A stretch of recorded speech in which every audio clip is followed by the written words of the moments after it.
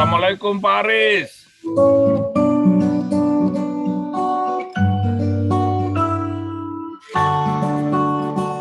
Pak Aris, Assalamualaikum. Gimana kabar? Waalaikumsalam, Pak Kemudin. Sehat ya? Tuh, sehat. Aduh, lama nggak ketemu nih. Iya, lama nggak ketemu nih, Pak Kemudin.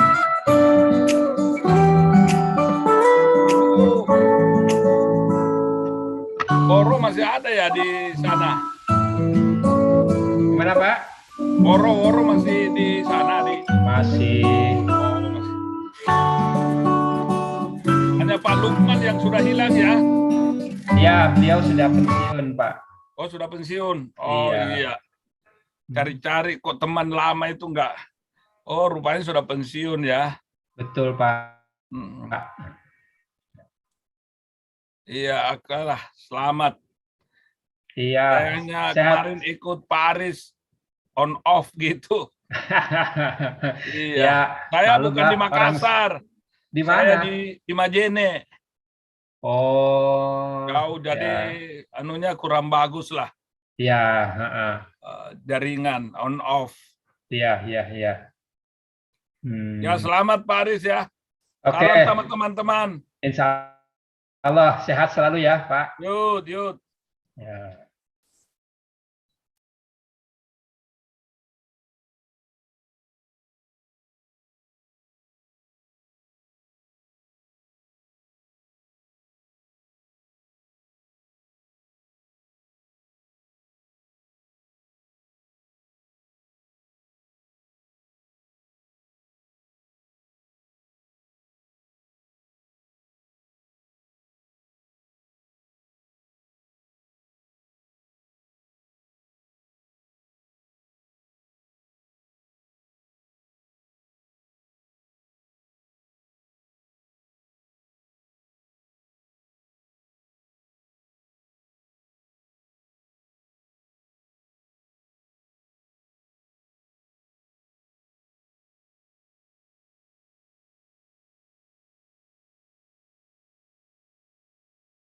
Gitu.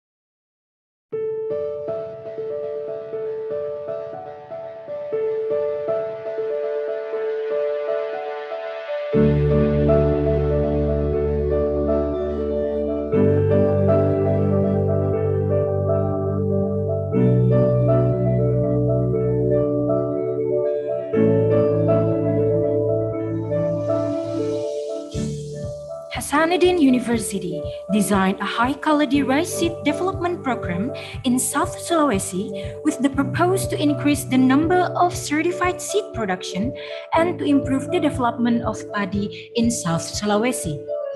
This program has three main objectives in its implementation, namely to develop seed technology innovations, supply demand for certified seeds in every growing season in South Sulawesi, and to monitor the Center of Excellence for Seed Production and Technology, Faculty of Agriculture, UNHAS.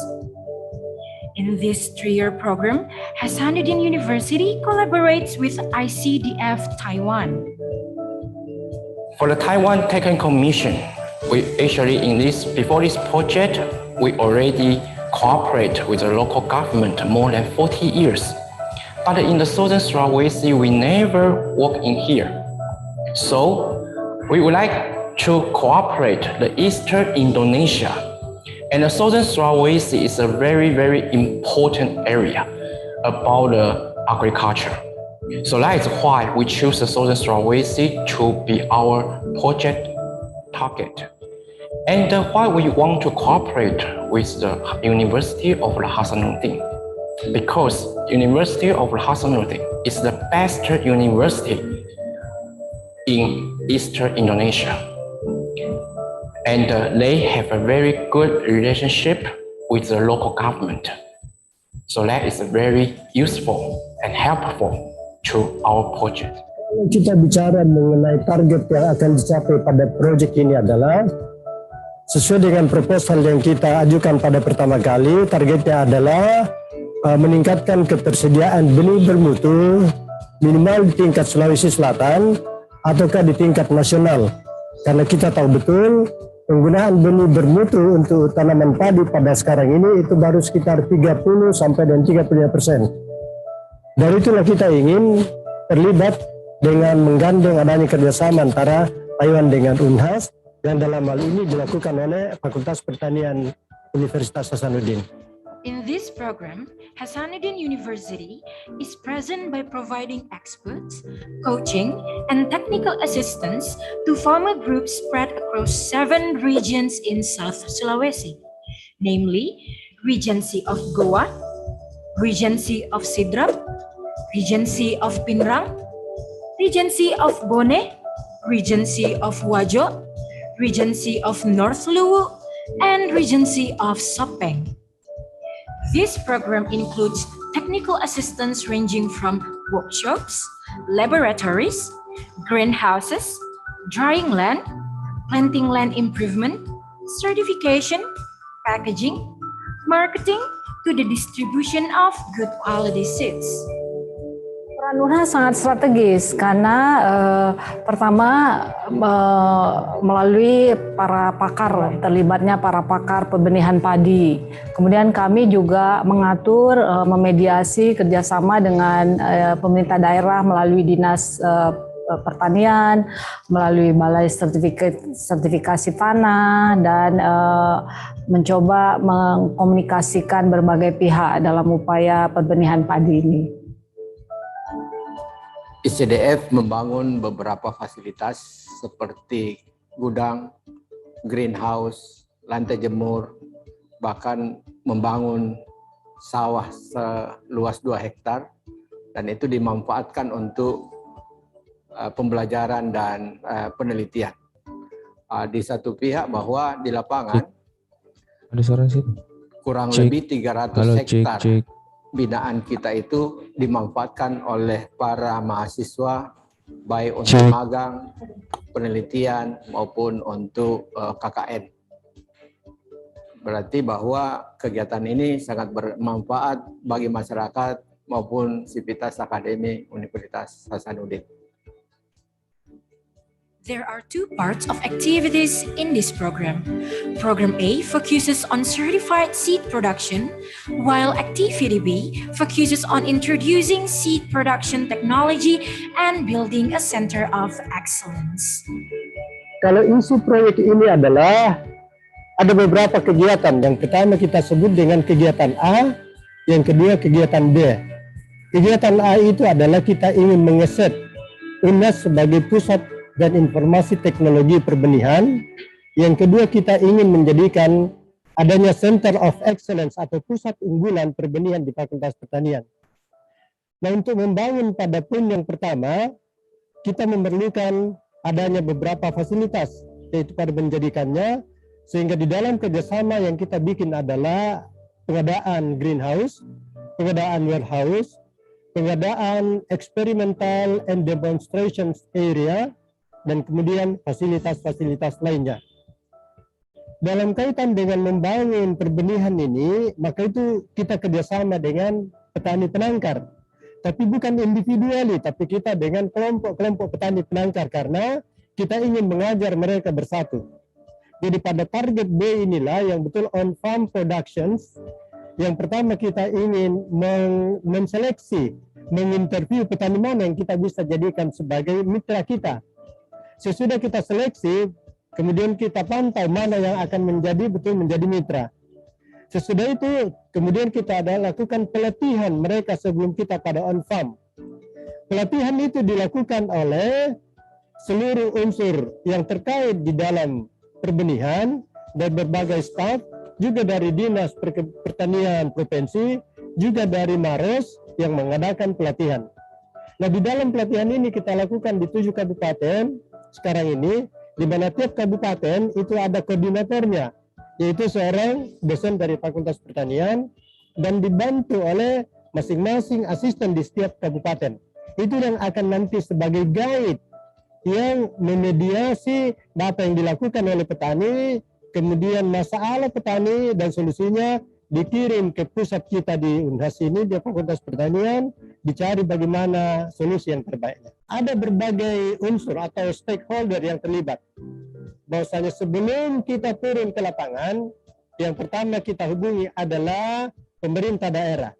Karena yang punya wilayah, yang punya petani adalah di setiap kabupaten. Jadi excuse pertama adalah pada bupati.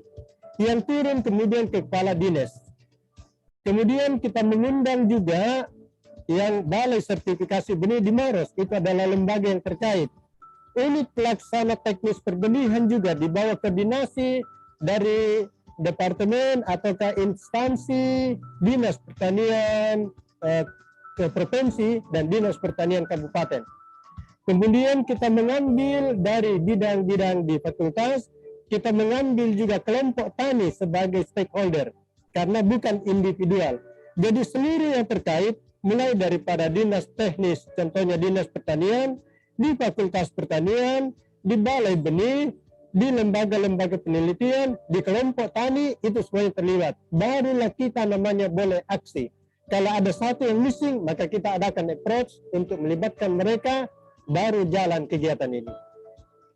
In these 7 areas, this program was developed and strengthened to establish a long-lasting relationship between Hasanuddin University, local government, seed farmers, seed industry, and farmer groups in certified seed production systems in their respective regions.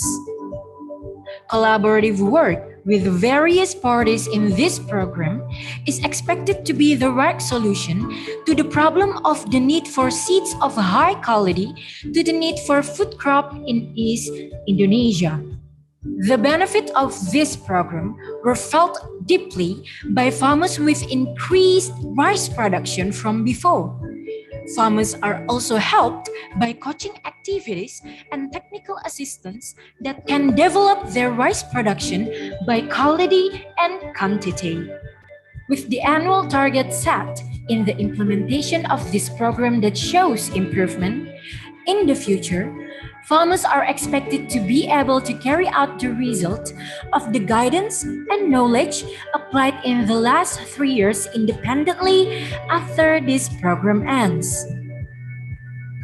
Nah, keberlanjutan tentunya kalau para petani sudah merasakan bahwa ada dampak secara kuantitas dan kualitas produksi benih yang dihasilkan dan kesejahteraannya bisa naik, maka tanpa kita ikut terus, ini triggernya, ini pemicunya. Kalau mereka sadar, maka dia akan melakukan kegiatan berlanjut tanpa kita lagi ikut terlibat secara aktif di dalamnya. Itulah keberlanjutan yang kita maui Kalau kita sudah tinggalkan kegiatan ini, program, karena bukan proyek, ya, program ini sudah berakhir, kita rencanakan pada 3 tahun pertama 2018, 19 dan 2020 pada Desember nanti berakhir.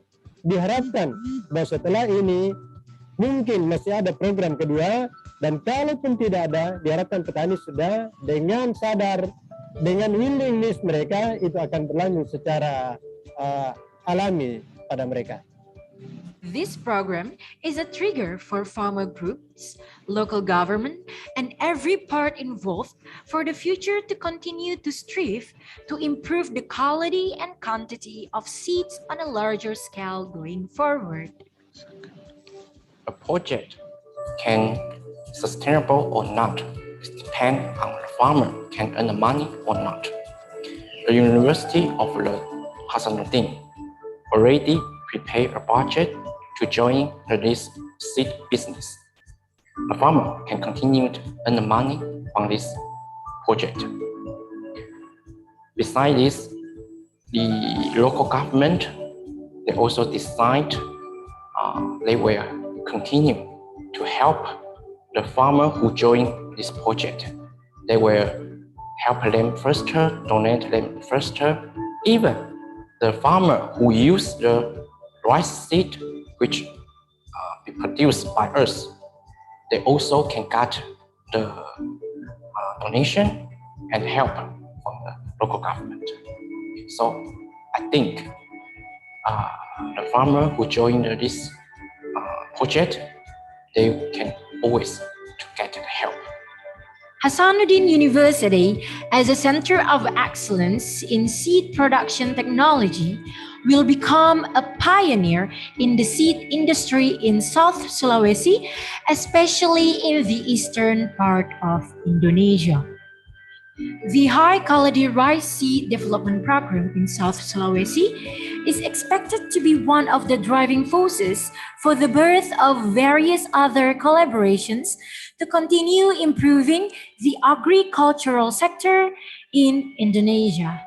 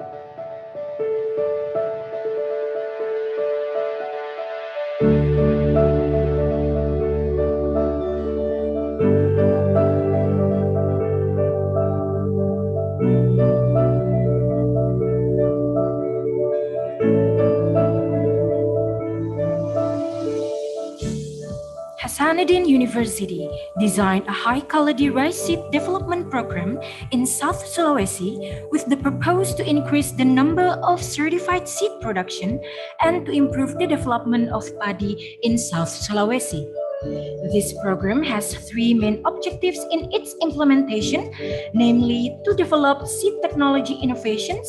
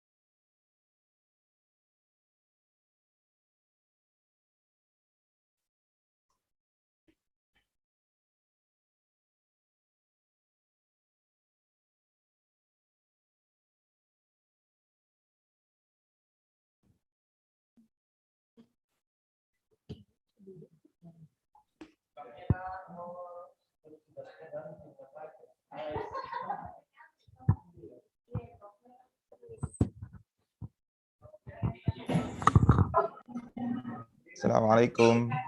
Selamat pagi. Pagi Pak Bowo. Selamat pagi.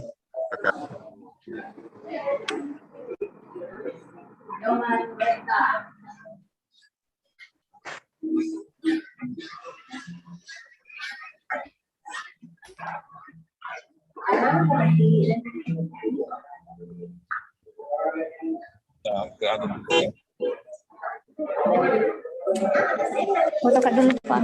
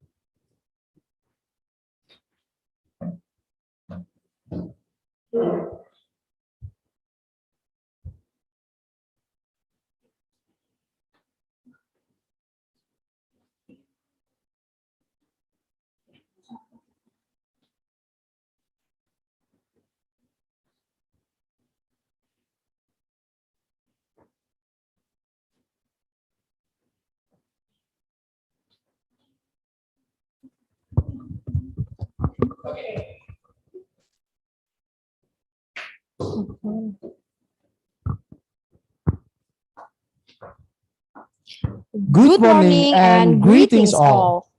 Welcome back again for the second day of International Workshop on Smart Farming 2021. With the theme, Implementation of Smart Farming Innovation Technologies in the 4.0 Era to Strengthen the Food Crop Production for Sustainable Food Security. This workshop is organized by Taiwan ICDF Taiwan International Cooperation and Development Fund, International Rice Research Institute, IRI Indonesia, and Center of Excellence Faculty of Agriculture, Hasanuddin University. This workshop also as part of 65th Dignitaries of Hasanuddin University. Today is the second day of International Workshop on Smart Farming 2021.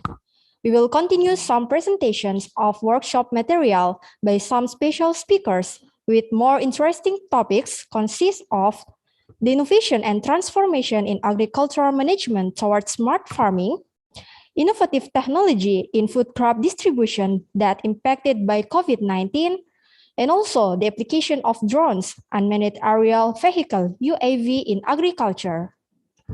For the ending of this workshop today, we are going to have a quiz and we'll give away souvenirs for the winners of the quiz. Therefore, we're inviting for all participants to join these events until the ending of the all workshop sessions. Dear all participants, please be advised, during the workshop session, all participants' mic will be muted by host and co-host. Regarding the certificate, a certificate will be given at the participant who has registered and attend the workshop by filling the attendance list link on the first and second day of the workshop. Link for the attendance list will be shared at the 10 a.m. the Middle Time of Indonesia and the 3 p.m. at the Middle Time of Indonesia. For all materials and certificates will be emailed to participants approximately 2 until 3 days after the workshop.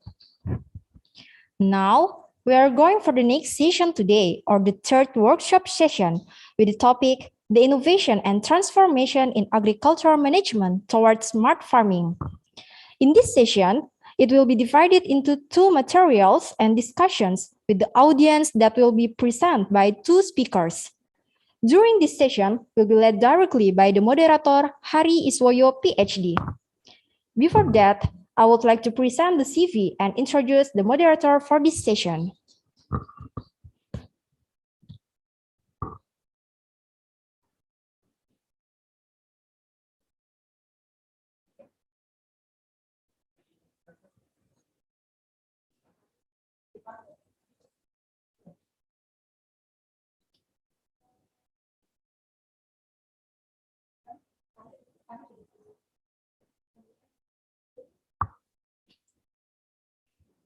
Hari Iswoyo, PhD, was born in Ujung Pandang, South Sulawesi on May 8, 1976, with current position as academic staff of Agriculture Faculty, Hasanuddin University.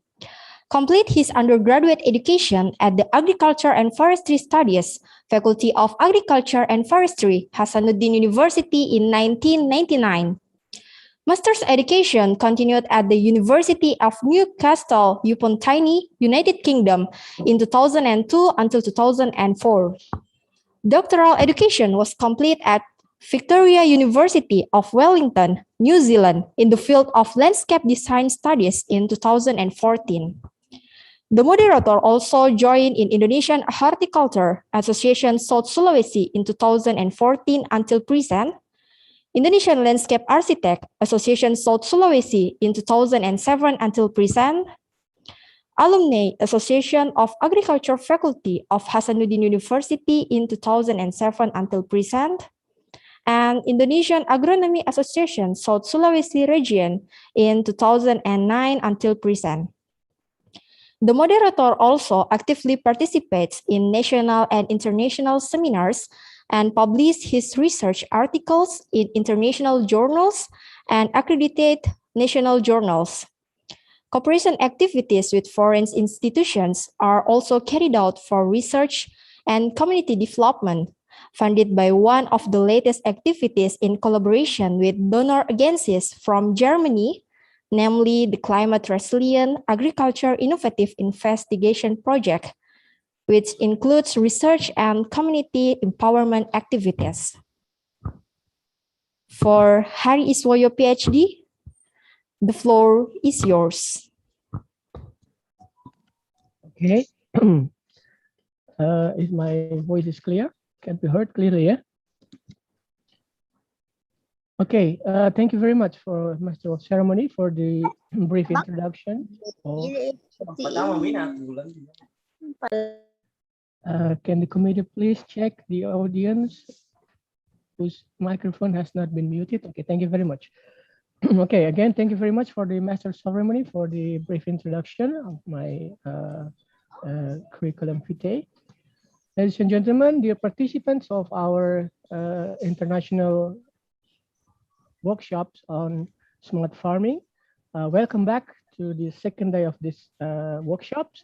And as the Master of Ceremony has introduced before, that we have another 2 or 3 sessions today, and we will start with the first session on the topic of the innovation and transformation in agriculture management towards smart farming. And as also has been informed by the Master of Ceremony, that in this session we will have 2 speakers, which they are Mr. Wahyu Wibowo, from Director of Operation of PT Earthline, and we will have Professor Dr. Tuala Sinarmata of the University of Pajajaran, who will deliver the presentation entitled "The Innovation and Transformation in Agricultural Management: Application of iPad Bio Using a Smart Farming Approach." Let me confirm that our speakers are already with us in this room meeting. Yes. Mr. Yes. Wibowo, okay, thank you. Yes. Thank you very much, Mr. Wibowo, for your presence and your time. And before we let the speakers to deliver their presentation, allow me to also read briefly of this curriculum vitae of the speakers. And for the first speaker in this session is Bapak Mr. Wahyu Wibowo. And Mr. Wibowo grabbed his BSc in Geodesy Engineering from Gadjah Mada University, Yogyakarta. And according to his employment history, he started his professional career as the GIS operator in 2003 at PT Exa International in Jakarta. And from 2003 to 2011, Mr. Wibowo became the survey manager for PT Earthline Jakarta.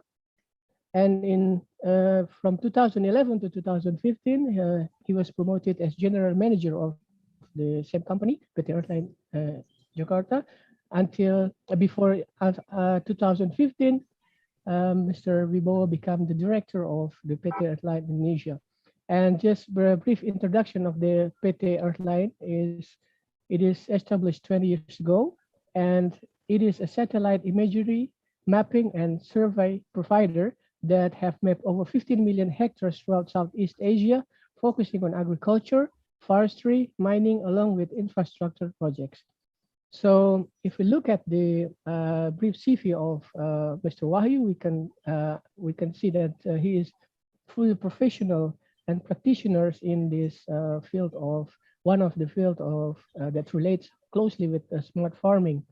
And we are very pleased to have Mr. Wibowo here with us to share his knowledge and his expertise regarding the application of the technology towards to support the application of smart farming. Okay, without further ado, I will give time and floor to Mr. Wahyu to start his presentation. And you have, Mr. Wahyu, you have 30 minutes for the presentation. And the Q&A session will be in separate sessions. So you have full 30 minutes to do your presentation. Okay, time and room is yours. Thank you very much, Pak Ari Iswoyo, PhD, for allow me to join this great session. And it's such a great honor for me to present. I would like to say as a experience probably, or as a kind of what we have done in the past, what we can share in the great session. Hopefully, we'll also introduce some new technology, but also to encourage participant here to elaborate further and hopefully will give a good impact to the session that we would like to address today. So can you see my screen, Pak Hari? Yes, it's there. Committee, please set it as the full screen presentation. Sure. Yeah. Okay. Yeah. Well, I would like to give a background on the technology that we already use for the agriculture, smart farming. That's actually basically start from many years ago. In 1999, NASA from USGS or US government actually launched a Landsat imagery. Landsat imagery, I believe many practitioners, researchers already familiar with the Landsat, which is very useful because it gives us a general picture of the land condition on the Earth surface with many different kind of purposes. For agriculture, it can give you forest cover information on vegetation density, water lake area, land coverage change over the time, going back as far as back from 1972. So 1972, we can get some imagery to see any historical condition of the land of the condition. However, since the technology getting better and better from time to time, then it's actually start from few years after that, starting from 2000. There are two big company, start from Digital Globe USA, now already changed into a new company called Maxar USA, which actually have a very powerful satellite, which provide us much higher resolution of imagery.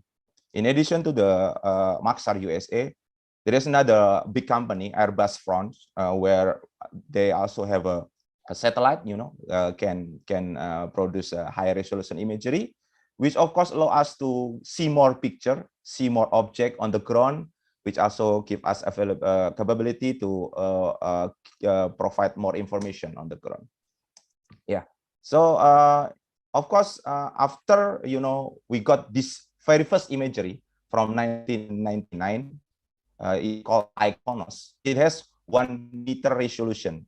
So every pixel of the picture represent 1 meter times 1 meter object on the ground, which allow us, to see trees, allow us to map the hectareage of the area, allow us to actually even count the palms or count the trees, coconut trees, palm trees, or many different kind of trees, crops, which actually visible from the satellite imagery. Of course, in those days, I remember during 2000, very few, company using this technology. Very new, still, a lot of companies still use terrestrial survey, using theodolite, using total station, using very big GPS, which is actually have a very low accuracy and very slow process. So this technology already give us a leap, to use a more remote sensing technique without needs to visit the area. We can get a picture and produce any different map required to improve the productivity.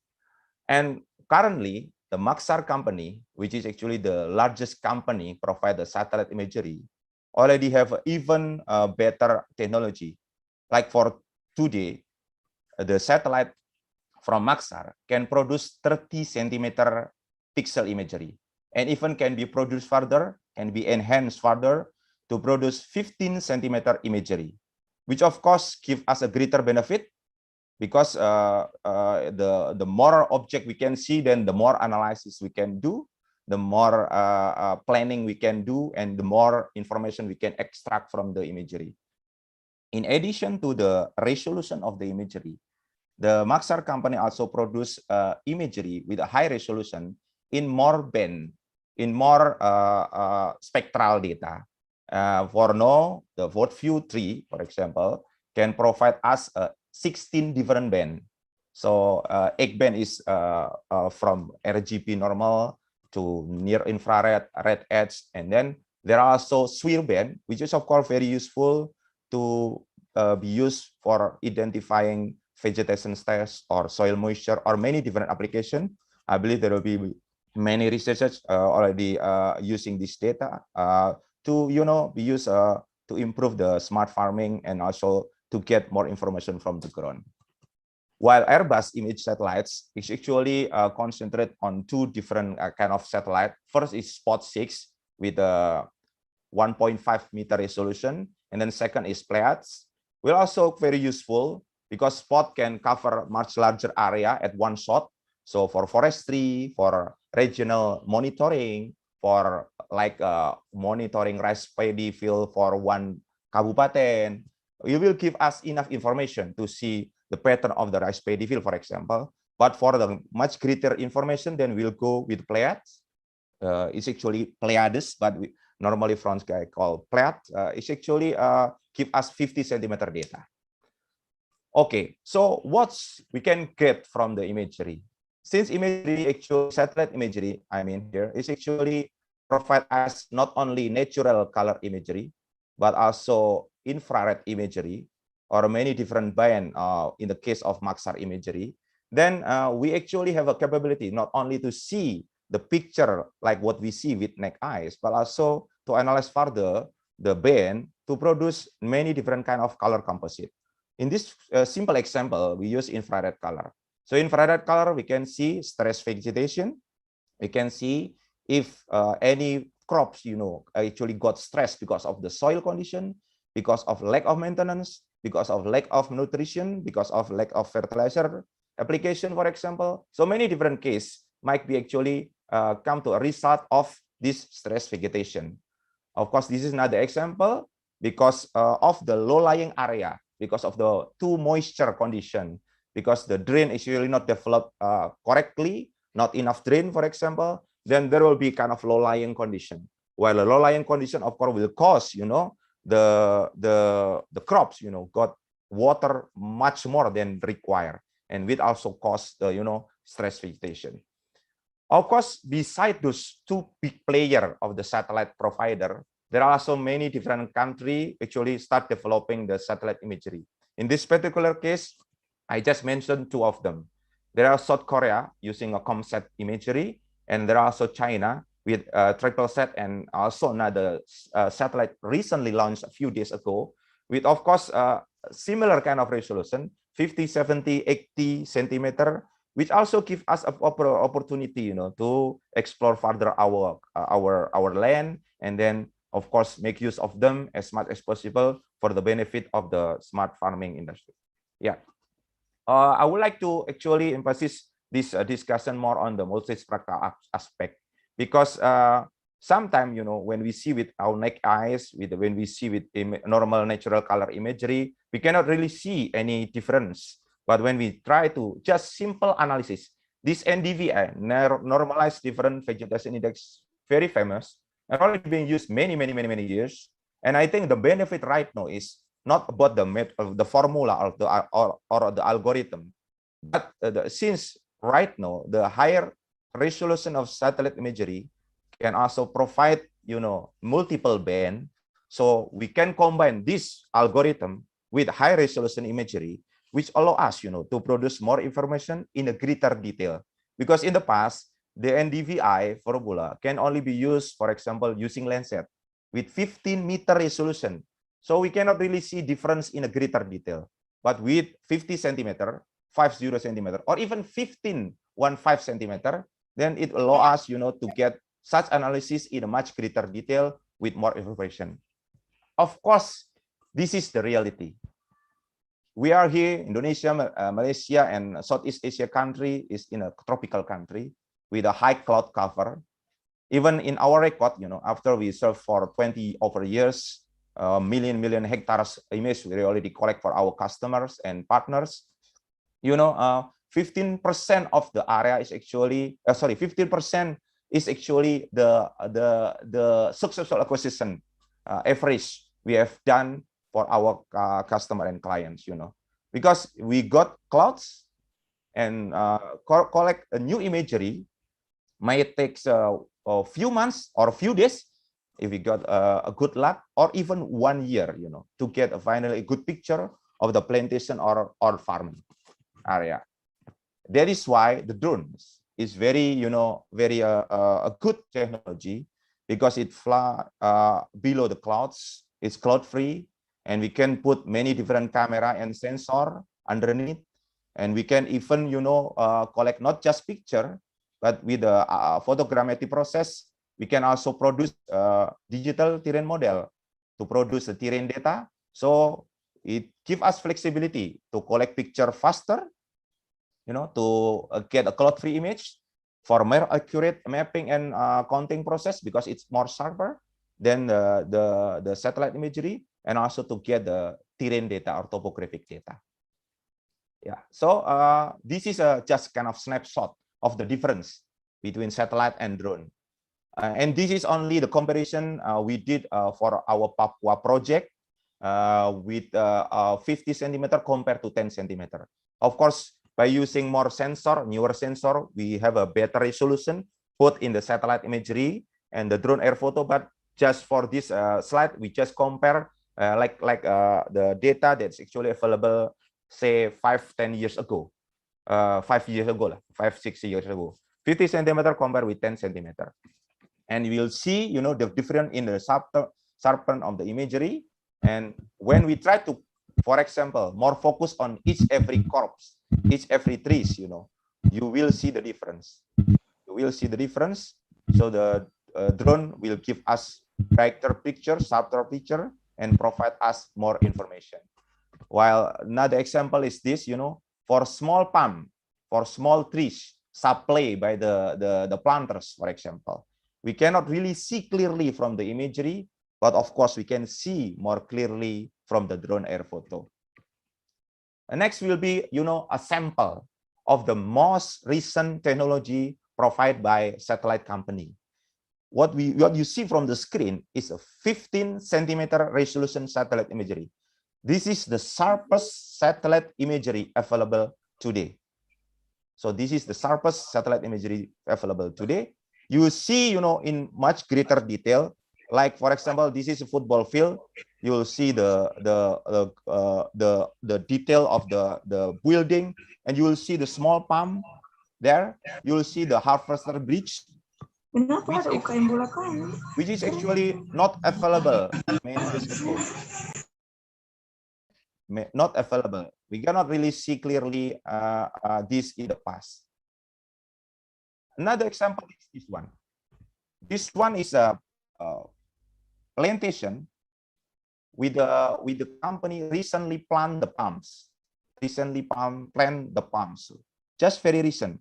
You can only see small dot, green dot, but this still available and possible for us to count and then to get how many palms, how many trees per hectare, for example, with this new imagery technology.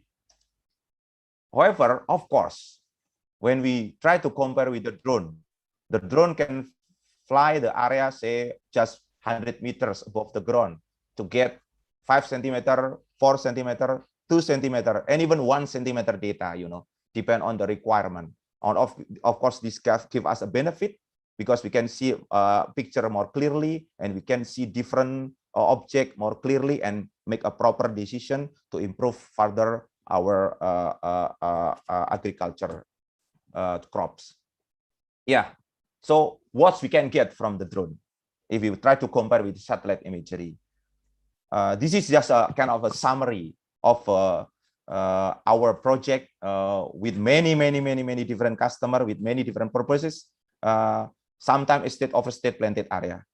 Sometimes plantation have low stand, and even some plantation have high stand, because there are actually companies that actually convert from forestry to oil palm plantation, for example, or coconut plantation. You just try to plant as much as possible, and just found out that after many years of maintenance, the yield is not actually as expected because too many palms there, too many trees there. There is a lot of cases like that. And also, we actually found that in average, with our customer, in most cases, we can find 5%, 10%, even 15% of the area is actually vacant.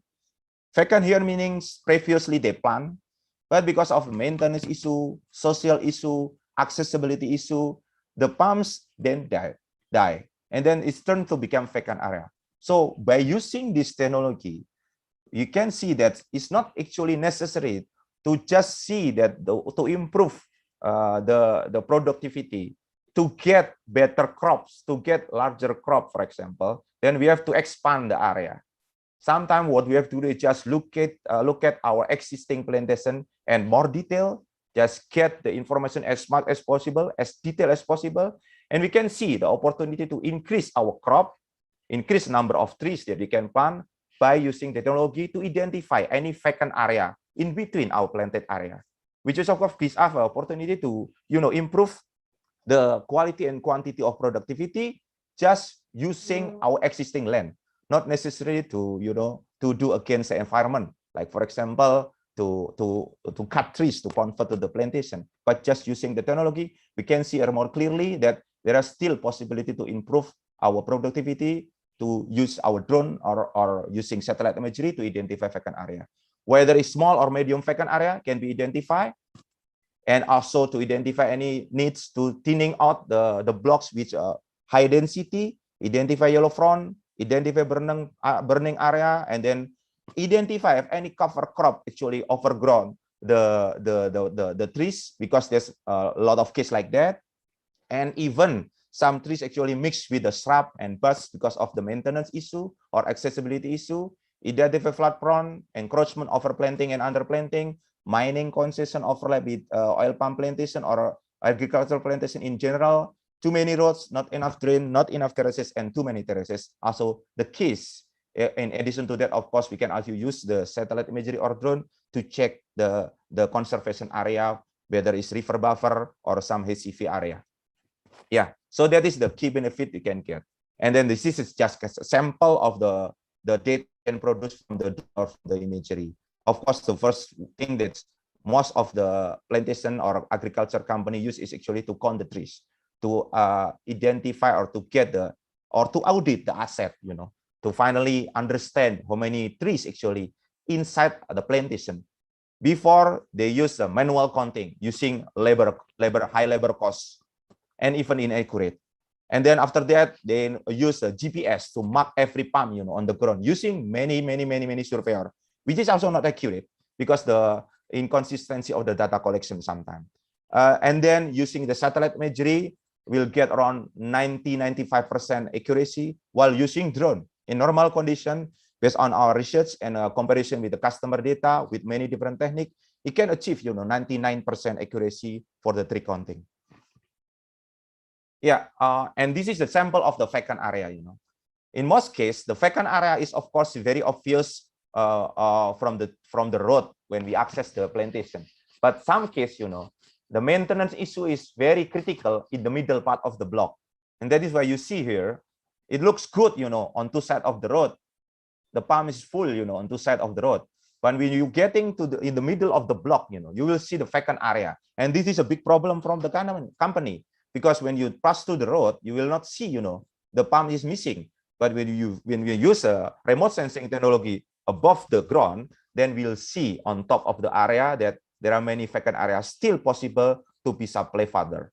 And this is just another sample of the yellow front palms with a low-lying condition, because the area is actually a bit like a bow, like a mangkok, So it shows that it's actually affect the condition of the trees and will actually stress the trees. In this particular case, is oil palm.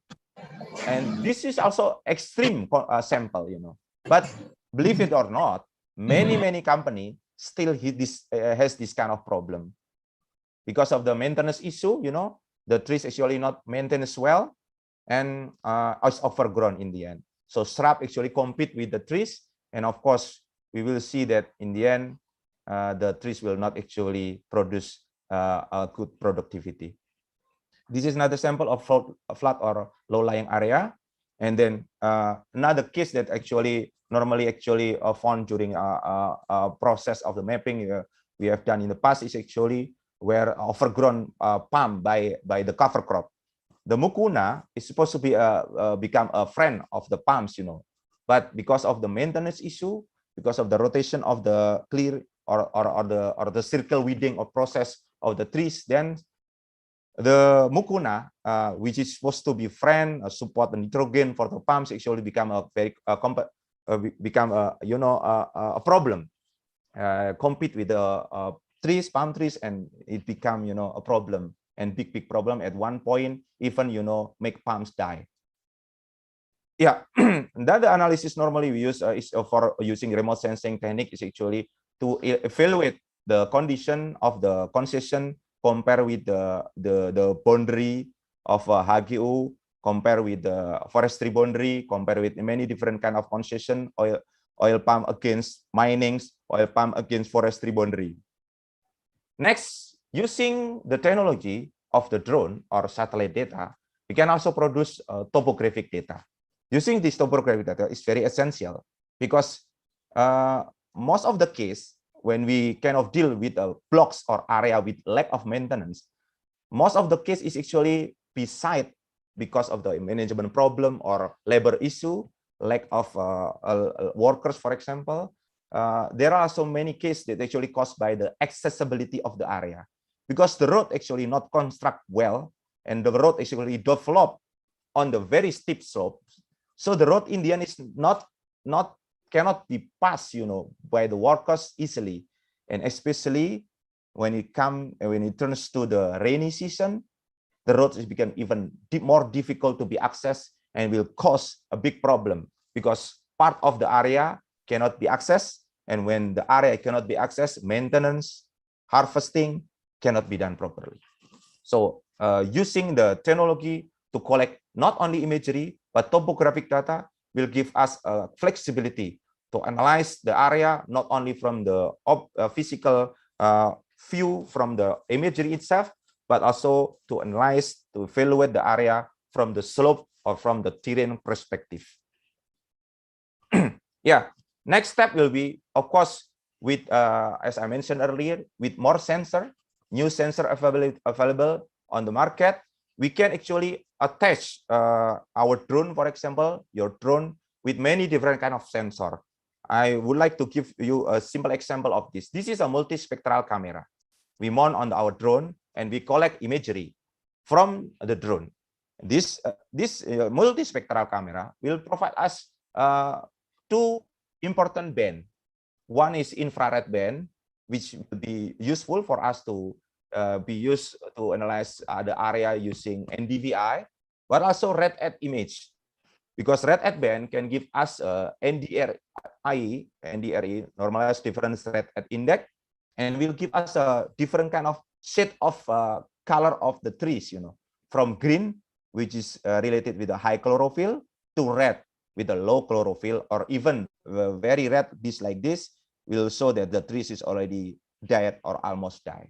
So this gives us a flexibility to analyze the trees, from the chlorophyll content, from very high, medium, very low, to, of course, classify further the points, into different kind of class. What, of course, this analysis will need to actually combine with the lab analysis, with agronomics knowledge, and of course field check to finally get a good breakdown. So that the company or the plantation or the planters can get proper information for further development or improvement of the area. Yeah.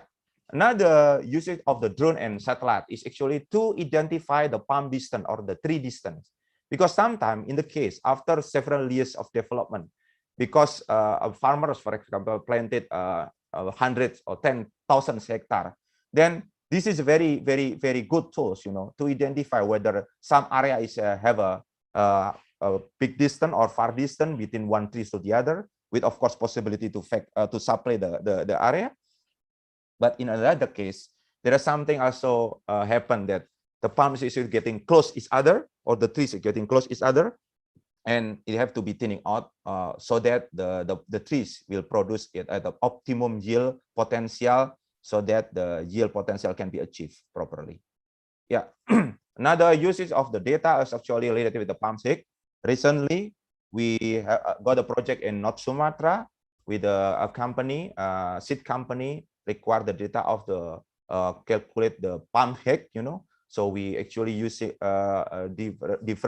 difference of the digital surface model and digital elevation model to give general information about the height of the tree, so that they can evaluate of many different kind of seeds with a many different kind of response on the related with the height of the trees. Of course, I would just like to quickly move to the next slide. This is the example of the image that used on several agricultural projects in the past. We working with some company from Australia to do the Bengawan Solo rice paddy project, and then we collect imagery along all the way of Bengawan Solo to identify the rice paddy field, which also be used by the company to plan the irrigation project. Another project is actually collect the data for a rubber, coffee, and actually several other crops using the natural color and also infrared color. This one is a banana project. We identify the banana plantation and try to classify between healthy and sick banana using NDRI and also NDVI algorithm. Sorry. This is also another project which actually use the drone, to monitor the many different crops here for many different kind of crops in West Java. We also use the red edge color image data to produce the different in between the crops, using the formula algorithm to identify high, medium, and low chlorophyll value. Another example is actually we use a drone to map the coconut plantation, pinang or chestnut plantation, cacao, and even many projects actually also we use to monitor the plantation against the mining concession to finally give a bigger picture of the plantation against another concession surrounding the plantation area. Last but not least, I would like to end this slide with two slides. This is the slide that we produce for our customer and partner, the type of data.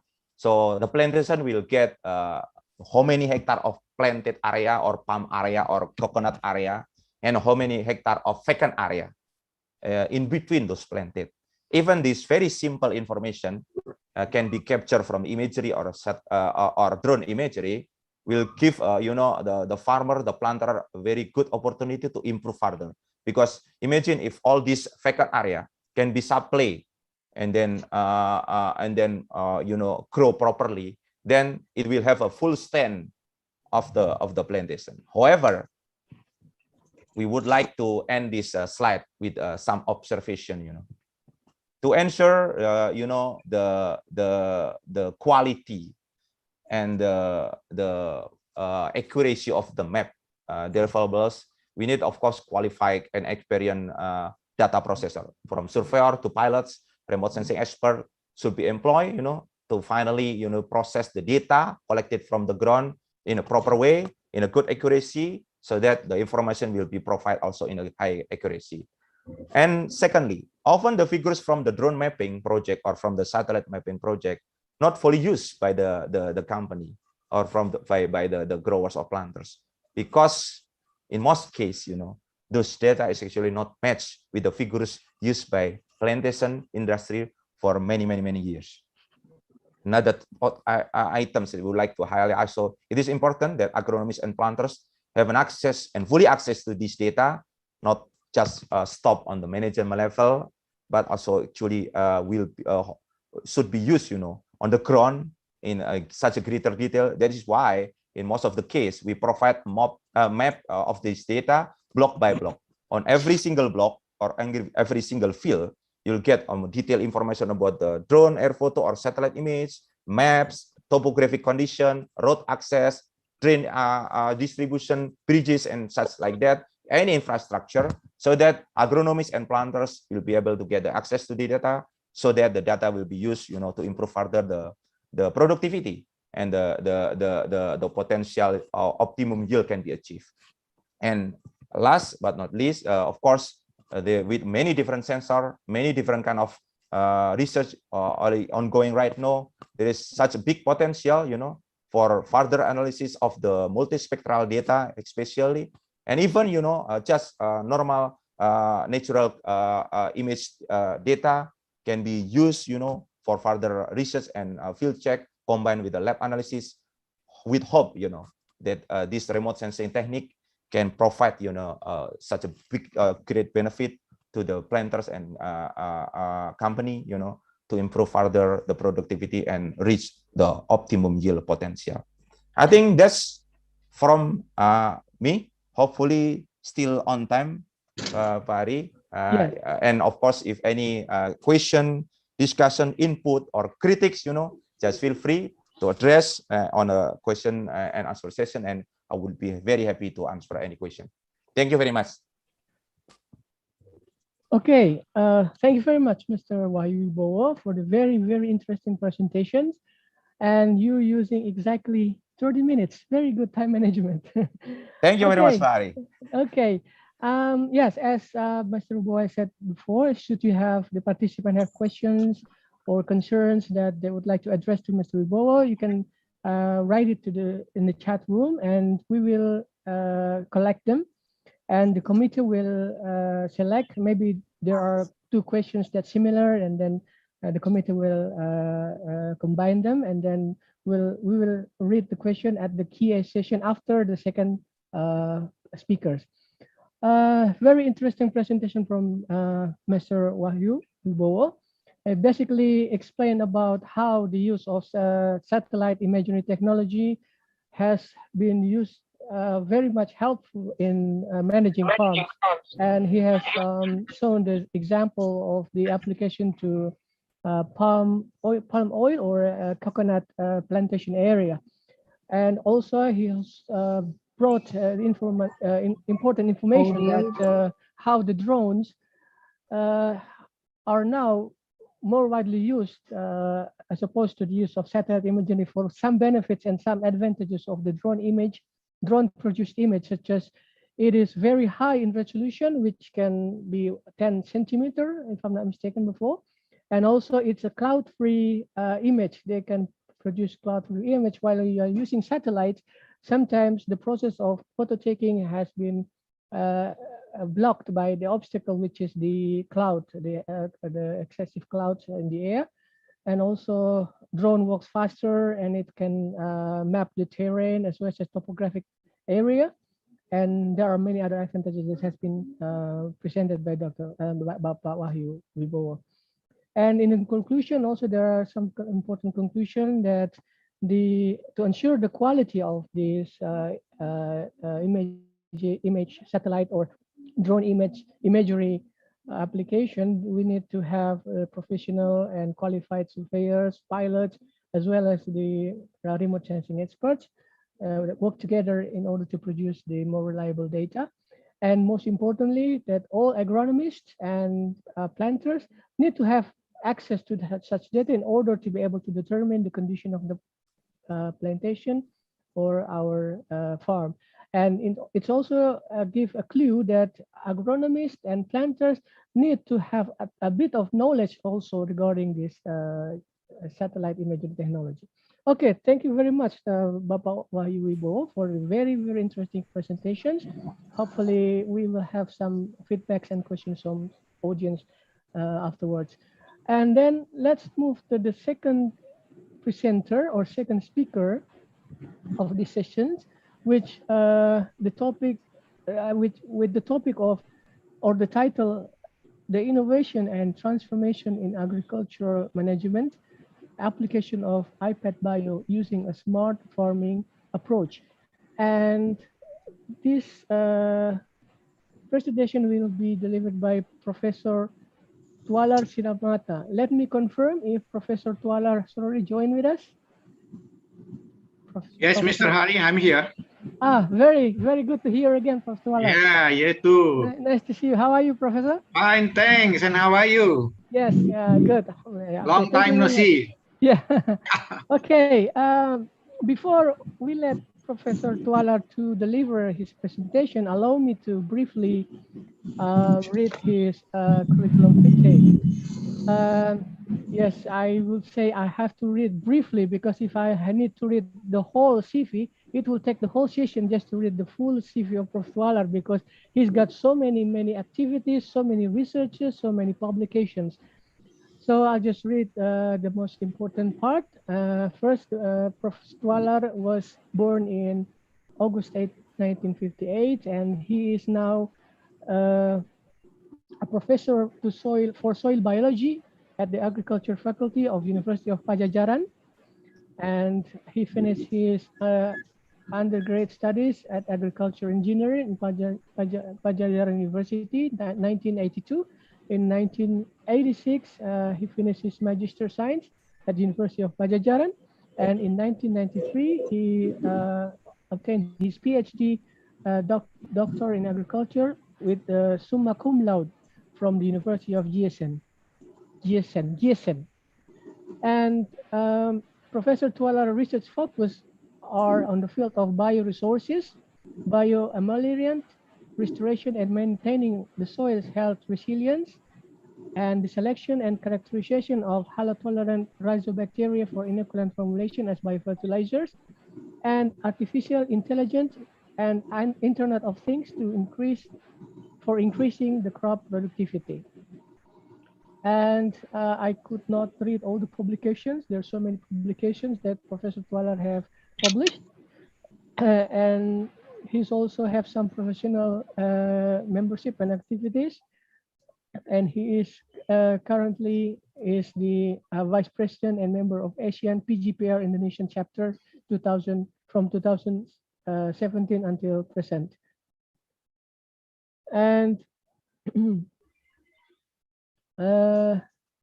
yes, and it's also important for me to provide information regarding the award that has been awarded to Professor Twalar. In 2014, he's been awarded as one of the 106 Indonesia Innovator Consortia of Unseen Creature, and it was awarded by the Ministry of Research and Technology of Indonesia. And in 2016, he is also awarded as a top 10 Indonesia Innovator with the Controlled Aerobic Rice Intensification, or IPET Bio. And it was awarded in Tangerang by the Business Innovation Center Indonesia. And also still in 2016, he also been awarded a 108 Indonesia Innovator in Bioamelioration and Soil Booster to restore the soil power and the health of acid soils. And also, Professor Twalar have already granted patent from 2012, and there were two patents in 2012 and one patent in 2019. So we can see that Prof. Twalar is very expert in this field, and also we are very pleased and we are very lucky to have him here with us today in the session. And without taking more time, I will give the time and room for Professor Twalar to deliver his presentation. Time and room is yours, Professor. Thank you, Mr. Hari. Allow me to share my screen, please. Yes, please.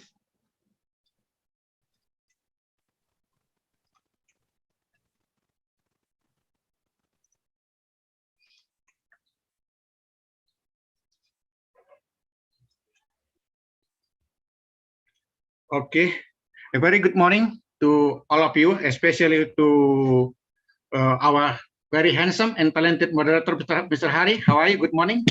Thank you. Good morning, Professor. And also special thanks to the Dean of Agriculture Faculty, Professor Baharudin, and also to the organizing committee for inviting me in this workshop. And secondly, special thanks also to the prominent speaker, especially to Dr. Wahyu Wibowo. Good morning, Dr. Wahyu, and also to all the participants. Ladies and gentlemen, the topic of my presentation today is artificial intelligence and digital dissemination of organic-based and water-saving technology, known as IPATBO, for increasing the rice productivity in Indonesia. As you know, the main concern of agriculture in Indonesia first is agriculture are forced to boost the food production to meet production and other agricultural products for rapidly growing population in Indonesia. The population in Indonesia now is around 270 million, then will be 500 billion by the year 2050. So as you see, more people, that means they need more food. If they need more food, that means the agriculture is more intensive.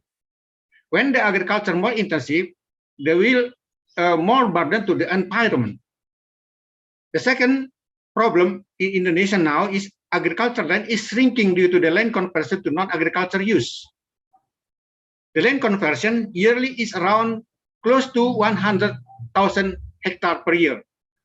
The third problem in Indonesia is degradation of soil health and quality goes rapidly due to the intensive and heavy use of inorganic fertilizer. And on the other side, rice cultivation actually is highly expensive. To produce 1 kg of rice, the grain rice, we need around 2,000 liters of water. So that means if the productivity 5 tons per hectare, we need 10,000 cubic meter of water. So 1 kg of rice need 2,000 liters of water. So you can imagine if you compare, if you buy the aqua, let's say costed with cost about 1,000 rupiah, multiply by 2,000, that means 1 kg of rice is highly expensive. Now we are facing water scarcity. Another problem in Indonesia is the farmers are aging. The young people are reluctant to become a farmer. We have a big problem. And the other issue is environmental and global climate change. Most people believe that agriculture is a victim of global climate change. Now we can see in across Indonesia the shifting of cultivation. The rainy season is shifting, dry season is shifting. And the other side, some people also believe that global climate change is a victim of agriculture. That's why the industry of oil palm in Indonesia gain more attention, more and more attention from the European country. And then now also Indonesia become a big problem, also dissemination and technological assistance. Mostly, we do the dissemination and technology assistance by conventional method. That means face-to-face, and then high cost. Because the Indonesia is a huge country, especially on remote area, it is highly expensive. So the promising method how to solve this problem is by adopting the artificial intelligence and digital dissemination. Ladies and gentlemen, here we can see the development of agriculture goes rapidly. Now everybody talk about agriculture 4.0, 5.0. And then if we ask, where is the Indonesian agricultural practice? Are they in 4.0, 5.0, or 1.0, or 2.0, or 3.0? So basically, I think most people believe that our agriculture is between 2 to 3.0. That means you see here, labor intensive, low productivity, inefficient, and also incompetitive. That's why we can see most of agriculture product from the other country are come to Indonesia easily, while the other country is already focusing or in agriculture 0.0. That means high innovation, high technology, competitive, and more productive, and also more added value. So that means our task is how to accelerate the transformation from labor-intensive agriculture to become innovation-based agriculture. Here we can see in this picture two actions, the same action, the same subject, but with different method, resulting a totally different result. On the top, you see here is the we call hard work, low productivity, no result, inefficient, high cost. The lowest one here is smart work. So smart work increase the productivity and competitiveness. So that's why I think we have to move, we have to accelerate to transform the hard work to become work smarter. So we do not discuss anymore hard work. I think we have to move to the work smarter. Let's see how is the transformation of agriculture technology and innovation in Indonesia. You see here, for 50 or 40 to 50 years ago, most of the agriculture depend on human force, and then transform to animal power, and then goes to small tractor. And now today, you see here, now some people in some area, especially in Sulawesi, they already use the tractor, big tractor. And then in the future, of course, in Indonesia, they use the tractor or the machinery without driver. That means driverless, robotic, and digital farming. So that means here you can see here the transformation from physical work here, muscle work, hard work, transform to work smarter. Here, so in this bottom here we can see that the role of digital farming or smart farming is become important. Here we can see also how the change in harvesting is manual. Mostly in Indonesia, in West Apa, traditional harvest to harvest the rice, it needs around 40 manpower. Now they change with combined harvester, and the future the combined harvester is run without driver. This means driverless and harvester. Here also transform from hard work to become work smarter. So that means less manpower. And also we can say in the change of planting method and spraying fertilizer and others also is changing. Manually transform to direct seeding method, transform using the rice planter, and transform using the rice planter without driver, so driverless. Also in spraying pesticide or fertilizer, you can see here. And nowadays there are a lot of Android based applications, free. You can just easily download. You can, there's Plantix, is made by Germany, Rice Doctor by IRI, also May Agri from Balista Lembang, and Rice Corporation also by IRI. So that means there is a lot of there are many applications that we can use adopted in smart farming. Here also the transformation by using the drone. Yeah, now in Indonesia they call that new era of agriculture 4.0 in Indonesia. So the drone they can use not only to take a picture as a camera or satellite, also can use to fertilize or also to use the pesticide, foliar feeding, and so on. So that means here is the hard work is transformed to work smarter by innovation on based farming.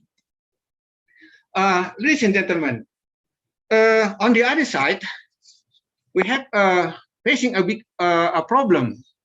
Agriculture soil in Indonesia is now already exhausted. So most of the agricultural soil is become degraded.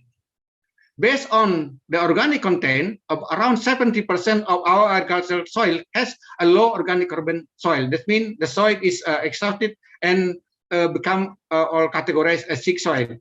Here you see the distribution of unhealthy, degraded, or exhausted of paddy soil in Indonesia based the organic carbon status only. Here you see most of our paddy fields here is actually stressing on the paddy fields are exhausted and degraded. And the other side here, you can see how expensive of rice cultivation. As I informed you before, that to produce 1 kg rice, it needs more than 2,000 liters of water. So you can imagine how much water we need. So that's why you have to make a good management of the water use. The consequence, our soil is become degraded, scarcity of water, and productivity is leveling off. So we need somehow innovation and technology to at least to promote, to remediate the soil health and to increase the soil productivity in sustainable way. One of the promising technology is what we call organic based and water saving technology known as iPad-Bowl. Here is the you see the performance of rice of iPad-Bowl here can resulted by 9 ton rice per hectare. The picture on the bottom, you see here the farmer. He hold the rice clump with 2 hands. That means that there's 2 possibilities. One is his hand is too small, so they need to hold with 2 hands. On the other side, the other possibility is the number of productive tiller is high. In this case, the productive tiller is around 50 to 60. That's why they need to hold with 2 hands. This rice is common rice. So simply, the iPad-Bowl here is a holistic rice production system by using and integrating soil biological power, plant, organic biofertilization, and water management by design. So you have to stressing by design. 2, 1, to restore, to improve, and to maintain the soil health. Agriculture, the key of success is depend on the soil health. The second, to increase the fertilizer efficiency by reducing inorganic fertilizer use. And the third, increase the growth and the rice productivity in sustainable ways. Is the iPad-Bowl. Here is the benefit. You see here, less water use. The water irrigation can be reduced by 30 to 50%. Less seed use. Normally, the seed we did around 20 to 30 kilogram per hectare. Now, by this method, only 50 kilogram per kg per hectare. Less inorganic fertilizer. The inorganic fertilizer can be reduced from 25 to 50%. Less pesticide use and improve and maintain the soil health and amazing growth. And it can produce around 8 to 11 ton per hectare. Easy practice, and you can see here less produce more. Normally, more produce more, but in this case, less can produce more. Best practice of iPad-Bowl is one is integrated soil organic matter and nutrient management. Apply 2 to 5 ton of composted straw incorporated during the land preparation. Apply the beneficial rhizobacteria or biofertilizer inoculant. Fertilizer output oriented management, and fill the nutrient deficit from inorganic fertilizer. So inorganic fertilizer is the last option. And nursery and planting, use the young seedling with wider planting space, 30 to 30 or 30 to 35, and adopting water saving technology management. Here is the planting method. Here is one seedling per one planting section. Here is twin seedling. So that means 2 seedling is 2 single seedling are planted on the planting section in line with distance around 5 centimeters. Here is the 2 seedling are planted in line with 5 centimeter distance of iPad-Bowl at every planting section, and plant density around 30 to 35 centimeter. Here is here, and when this rice will result in a big clump is around 40 to 60 tiller per clump at 50 days after transplanting. Here is the water management. So simply just put irrigated the land up to 2 centimeter high, and then when the allow the water table goes down, when the water table maximum 5 centimeter, and then re-irrigate it and repeat it again, and then we can save the water around to 30 to 50%.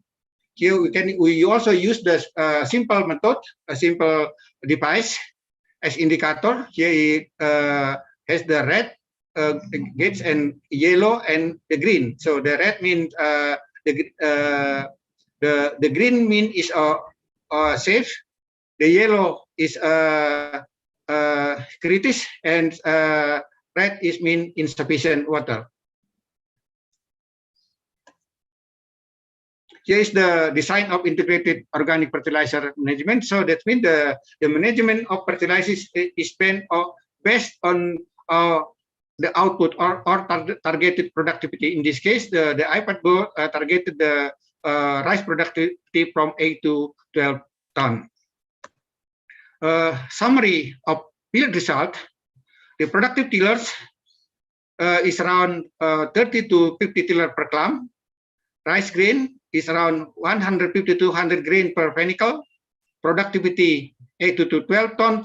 The increment of productivity compared to the conventional is around 25%, and the rendement of rice is range between 60 to 67. Here is the performance of the iPad rice. You see here the very good. Here on the other side, this one, the picture is was done in the Rice Research Institute in Sukamandi in 2008. Here we can see here the root system are 3 to 5 larger than conventional. So that's why we can easily understand that will be result of the higher productivity. Here is the field performance of iPad board for the year, around 8 to 11 ton per hectare.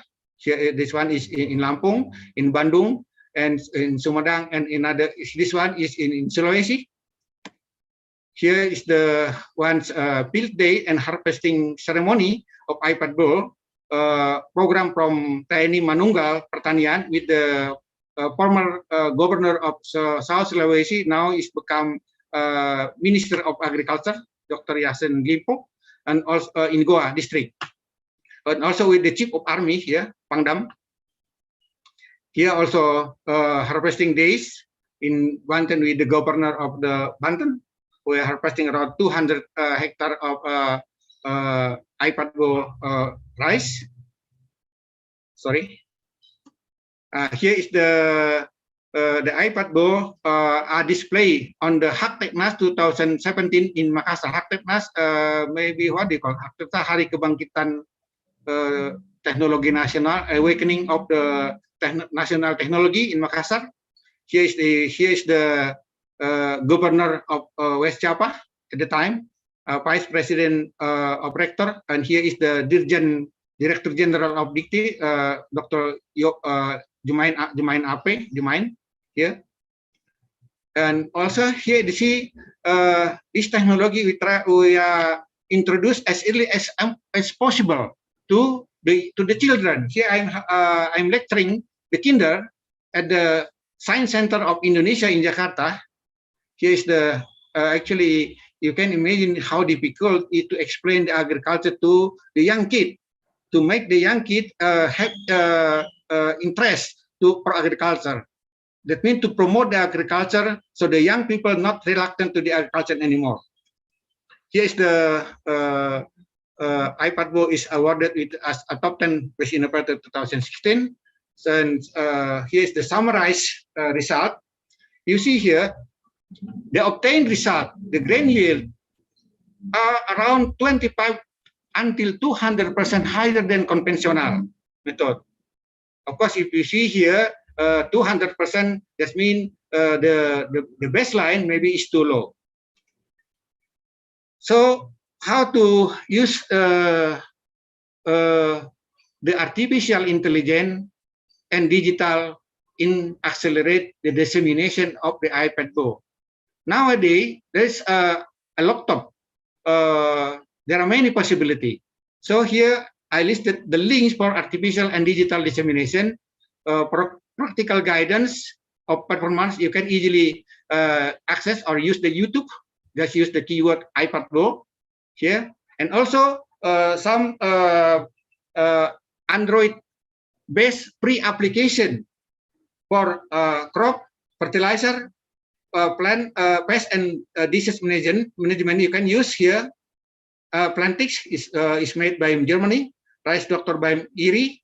My Agri is Balitza Lembang, especially for horticulture and rice crop and others. A lot of here the possibility. So now I think we can combine. We do not need to make our own application. We just use the available form. For me myself, I also use a lot of the IT-based and technical assistant based on WhatsApp to communicate and to guide them to direct to the farmer. It's easy and low cheap. So the conclusion, iPad Pro as organic-based and water-saving technology can be adopted to restore the soil health, increase the rice productivity, and to secure the food security in Indonesia. Second, dissemination of iPad Pro can be accelerated by using artificial and digital approach to promote the digital sustainable agriculture, or what we call smart farming. Digital farmer that who work smarter could transform the farming system, become less work and make more money. So less work, make more money. Normally, less work, no money, or more work, no money. But with digital farmer, with working smarter, they could transform and they make the agriculture become less work, make more money. So that means the young generation, the young people will attract to the agriculture. So promoting the iPad Pro combined with smart farming, artificial intelligence, and digital farming could attract more young farmers and accelerate the generation of farmer or digital farmer or smart farmer. The last one here is highly important. You see here the higher education, especially the university or institute or research institute, play an important role as problem solver, not a problem maker. Problem solver means by graduating a digital farmer, smart farmer, agro-technopreneur, and job creator, and finding the solution, the efficient technology, and promote the changing of mindset from work harder to become work smarter. So, ladies and gentlemen, it's not easy work to provide and to produce enough food for rapidly growing population in Indonesia. But believe it, if we are together, we can make it. I thank you very much for your kind attention. Okay, thank you very much, Professor Twalar, for the very informative presentation. And we can see from Professor Twalar's presentation that he's been working for a long time in order to be able to come up with this innovative solution for some problems regarding concerned agriculture in Indonesia, that Indonesia is have a very high increase, population increase that require more food for the whole people. And when at the same time, the field or the farm is shrinking due to the land conversion, and also the quality of soil is degrading year by year due to the excessive use of chemicals and conventional agriculture. So, and also the use of excessive water, and with all the problem that Professor Twalar has mentioned, he come up with this very important solution and very important innovation, which is the iPad Pro. iPad Pro has been tested and has been proven very effective in order to save water, in order to help to increase the quality of soil, and And basically, in conclusion, that the iPad bow technology use less water, use less seeds, less inorganic fertilizer, and it also use less pesticides, which is very good for our environment and in terms of environmental friendly farming. And also it's been proven to has improved the quality and maintain the quality of soil health. And also it has given higher good growth and higher yields based on the technology that has been tested and used in many places in Indonesia, as presented before by Professor Tualar. And in conclusion, that iPad bow is a water-saving technology that will restore soil health, that increase the rice productivity, and also, at the end of the day, it will help us to secure our food security. And most importantly, also as also a problem in Indonesia, that the young generation is now less interested in doing conventional agriculture. Hopefully with the application of iPad bow, which is part of the smart farming application, it will lead to the higher yield and higher income in farming, and it will eventually also interesting for the young generation to start doing the agriculture, to start working in agriculture, as now with the technology, from hard working or work harder become work smarter. Very interesting, Professor Tualar, for the presentation. Thank you very much. And we are now coming to the last part of this session, which is the question and answer session. And thank you very much for the committee for collecting some questions that has been written by some participants. And I will try to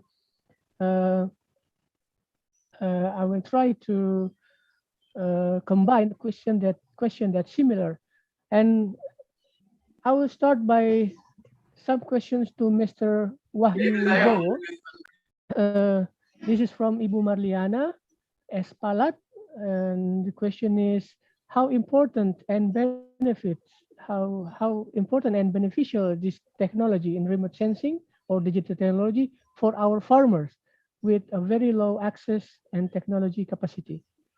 Maybe in other words, how applicable it is to our farmers with low access to technology. Yeah. For Mr. Wibowo. Yeah, thank you very much for the question, Bu Marliana. This is very good question because, for example, when we're talking about plantation, I would like to use oil palm plantation as example. In Indonesia, I think 70%, 60-70% is from the corporate plantation, but smallholders also give a very big contribution to the country in terms of the productivity of the plantation. And as it's such a big honor to be in the same panel with Professor Tualar, talking about rice paddy field. Rice paddy field, of course, give a very big impact to the food security, especially in this country, because we can say that the rice is the main food in this country, and of course, how make the drone accessible for the farmers is a very big homework for us. However, right now the drone is getting cheaper and cheaper, and it's more automatic, like what Professor Tualar already present. More automatic. We can just use drone and then just make a flight plan, let the drone fly, and it will come back at one point.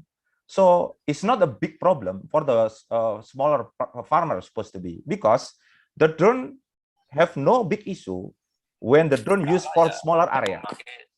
The main problem for the drone is actually, or the more advanced or high technical requirement for the drone is when we have to use the drone for such larger area. For example, we got one project in Papua recently, to cover the 25,000 hectare of plantation. 25,000 hectare of plantation, meaning if you're talking about using the drone, it will produce 75,000 frames of photo. So 1 hectare will capture by 3 frames of picture. We're talking about normal resolution, Pak Hari. So it's 8 centimeter or 10 centimeter data. Meaning, to combine 75,000 frame in one seamless picture is a big investment need. Like, for example, we need a good PC, we need say high-end software, we need a high-end or expert of remote sensing.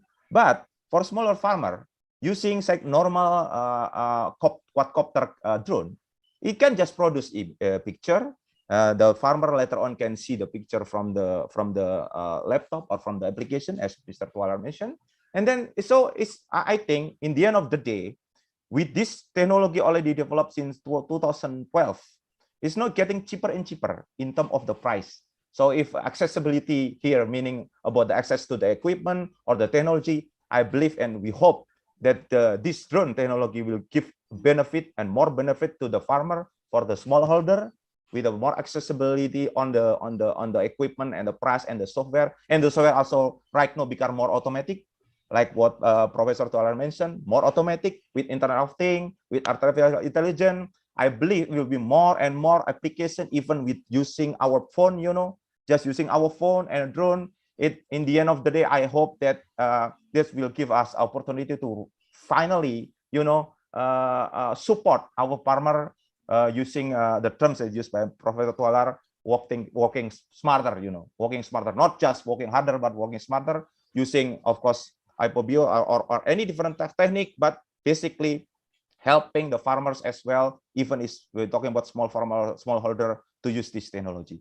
I am not really doubt that sooner or later this technology will be accessible to our farmer, I think, Pak Ari. Okay. Yeah, thank you, Pak Pak Ari, I would like to add a little to Pak Wibowo. You see, actually the drone is very cheap. It's no need owned by the farmer. They can operate or owned by farmer of group. Yep. So one drone is costed maybe 30 million. Even less. Even less. I think so. The price is peanuts. So the most important thing is how to organize or to operate. So I think the role of the organic farmer and the DINAS will be more important. Yeah. Correct. Okay. Thanks, Professor Tualar, to add more information on this. Thanks, Professor Tualar, also for the additional information.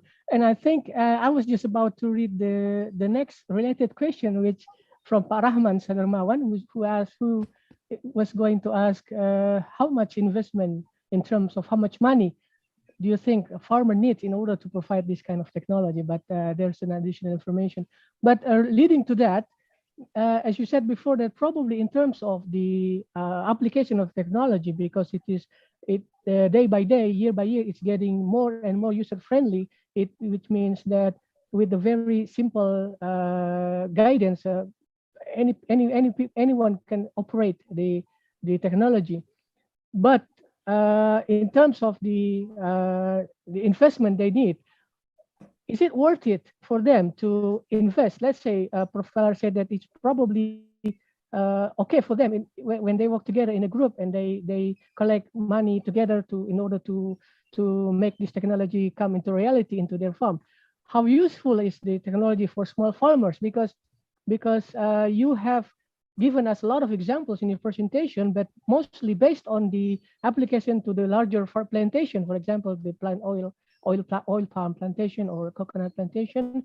What about the application of this technology for seasonal plants, for example? Because more example that you've given us in your presentation is based on the use of this technology to solitary plants like trees, palm trees. What about if we had to access all the seasonal plants, for example, the plants that grow in clumps, not a single plant, not the solitary plants? And because most of our farmers are based on these type of food crops, which is seasonal plants. That's also one of the questions. And also, if you can mention a number or a number of money, or how much money at least for the investment in order to be able to gain that technology, that minimum technology that the farmer can apply. Yeah, thanks, Pari. And of course, welcome for Prof. Tualar to add more information on this. I believe Prof. Tualar more expert on this, But I will just try my best, to answer this question. Very good question, because the reason why we use, our presentation more sample from the company is because, as I said, remote sensing technique will be a big challenge when we have to actually map such larger area, say 10,000, 5,000, 20,000 hectares. While for smaller farmer, the difficulty and the requirement of the technology even less, much less than that, Pak Hari. So to answer your question, I would say to just, for example, we use just normal like quadcopter drone that in the market. Let's mention DJI. DJI very famous, right? DJI drone is very famous. Prof. Tuaral mentioned 30 juta, and even less than that. We can get the DJI with 15 juta, even 10 juta, you know, can give us a picture of the plantation, of the farmers area. And of course, at first point, we can just use normal camera. Just use normal camera to see the difference of the yellowing paddy field, for example. Okay. Which part is actually low lying. Just normal camera first. That's still very useful. And believe me or not, when we see on the ground, we can see some of the area. But when we see above the ground, bird view, a picture, it's totally different perspective and view you can get from the drone. Believe me or not. And then just make a sample example, one group of farmer, or just individual farmer have 1 to 2 hectares. Just purchase very small drone, use the normal camera only, and you just upload the application free, produce picture for a smaller area, which is no problem, right? Because we do not have to worry about combining many different frame, you know, hundred of frame, you know, just very simple. In a matter of minutes, we're not talking about hours, Bahari. In a matter of minutes after fly, we collect the picture and then we get the picture. So on the laptop or a very simple PC or just application or just tap, you know, and then you will see, you will get the benefit. And of course, the next step is using multispectral camera. The reason why there are many paper research in Indonesia or outside there, which actually focus on using the remote sensing technique to monitor the rice paddy field, for example. Many paper. You just Google it and then you will find tons of paper research focus on that. And then by using simple algorithm or just using predefined algorithm, for example, NDVI, just using predefined, it's just a matter of click, you know, on the application, can produce set of red to yellow to green color. It will show you that this part of the file is actually have a high chlorophyll, this part of the field have low chlorophyll. That will be the next step. So I will say that in terms of the number, you can just invest for about 10 million, for example, or less than that, I believe, or just purchase a second unit of drone, you know, after used by some kind of hobbies. Normally they will change and switch to the newer version, but farmer can still use the, you know, the more affordable unit that hopefully will give a benefit to the farmers for better workflow and of course working smarter rather than working harder, something like that. Okay, thank you very much, Pak Wibowo. And yeah, because I know I also thought before that the cheap drone is also for selfie, not for doing stuff like what you have mentioned before. No.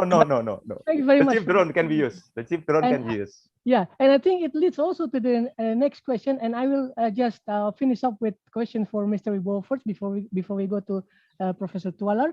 There is another question, Pak Wibowo, which relates also to your explanation before.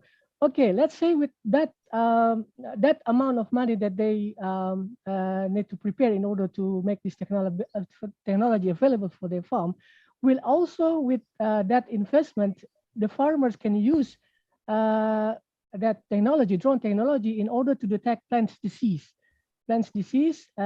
in their farm, for example, in the corns or in the paddy field. Because to my understanding, I have read a journal before. It's my personal experience reading journal that in order to be able to have the technology, aerial imagery technology, which identify disease or maybe investment of pests in such plantation area, it requires drones with higher technology in their camera. Will it be possible for smallholder farmers to use such a cheap drone technology in order to also detect the plant's disease or maybe the pest investment in their farm area? Yeah, thanks. Another question from Ibu Khairana and Pak Revinaldo. Okay. Thanks. Another great question. And this will be, you know, I believe it will be the next step. Currently, we work with the University of Nebraska and some researchers in Indonesia, you know, just, you know, to map several smallholder plantation using multi-spectral camera with the aiming, to identify the nutrient deficiency actually on the tree crops. But it's actually basically using the same technique and the same process, Pak Ari. Of course, when you're talking about a small farmer or just smallholder farmer or just petani, it will be, of course, will need investment on the multispectral camera. However, the price is getting down and down and down because with all this new technology. Remember that previously I would like to enlarge our discussion to talk about LiDAR. LiDAR is the next step of the technology in terms of mapping, because LiDAR using a SAR sensor. I believe it will be another topic about using SAR, because Prof. Josaphat also will be a speaker in this workshop right after later today, I think. So LiDAR will be a very, very, very detailed mapping and the most expensive mapping technique, for example. We're talking about remote sensing technique. However, LiDAR knows the sensor become smaller and smaller, and even more cheaper and cheaper and cheaper. So at this point, Pak Ari, yes, of course, to be able to identify the nutrient deficiency or planting disease or stress vegetation, it will require multispectral camera. We will require multispectral camera if we want to use a drone. However, we got another advantage because satellite imagery is much cheaper rather than drone. Of course, satellite imagery, just for your information, minimum order of satellite imagery is 25 kilometers square or 2,500 hectare. So imagine if a group of farmer in one district, kecamatan or desa or whatever, village or kecamatan or subdistrict or even kabupaten have a large area of rice paddy field, for example, for example Kerawang or whatever region, and then got say 1,000 hectare of rice paddy field, for example, can use a satellite imagery. But of course, as mentioned by Prof. Tualar, it will require attention from the government. That this technology is very beneficial to the farmers, not only to the company, to the farmer as well. However, if we're talking about a bit larger area, we have to actually group the farmer, purchase the satellite imagery using just very basic remote sensing technique and produce an NDVI, for example, on every 6 months or 10 months or 12 months, during the seasonal, crops, it's really depend, and then use that to analyze what is the improvement possible for the next season, for example. This is just kind of example. So for small farm, drone will be the trick. But for a bit larger regional farm area, then satellite imagery will be the option, I think. And by the time, I hope and I'm sure, the camera, the multi-spectral camera will be getting cheaper and cheaper and cheaper, and will be affordable and accessible to our farmer at one point, hopefully very soon. Thanks. Yeah. Okay. Thank you very much, Pak Wibowo. I think it also can answer the question by Pak Muhammad Lutfi regarding the application of this technology for undergraduate students. I think when farmers, the price is getting cheaper, hopefully also later at university, students can have in a very, very initial period of their study, they already been introduced with this technology because it's getting cheaper. Yeah, thank you. And I think for now, I need to go to a question to Pak Tualar first, and I see there is still coming question to Pak Wahyu, but we'll see if we still have time. We can read the question later, but to make it equal, I will need to deliver the questions first to Professor Tualar. The first question is from Ria Megasari. Prof, the issue of organic fertilizers have been discussed for a long period of time, and the application at the farmer level still very low, with the reasoning of very bulk, mass, and slow response or slow to see the effect. How can the IPAT-BO be accepted easily and can be proven as early as possible so that it is easy for a farmer to adopt it? That's the question, Prof. Tualar. Okay, thank you very much for a good question. So IPAT-BO is based on local availability resources. So that's why IPAT-BO belongs to the what we call LEISA, Low External Input Sustainable Agriculture. So we are talking about rice, planting rice. Actually, the main result the main harvested yield of rice cultivation is not rice itself, but organic fertilizer in form of rice straw and others. So if we say want to produce 1 ton rice, green rice, it'll be equivalent produce 1.5 ton of organic fertilizer.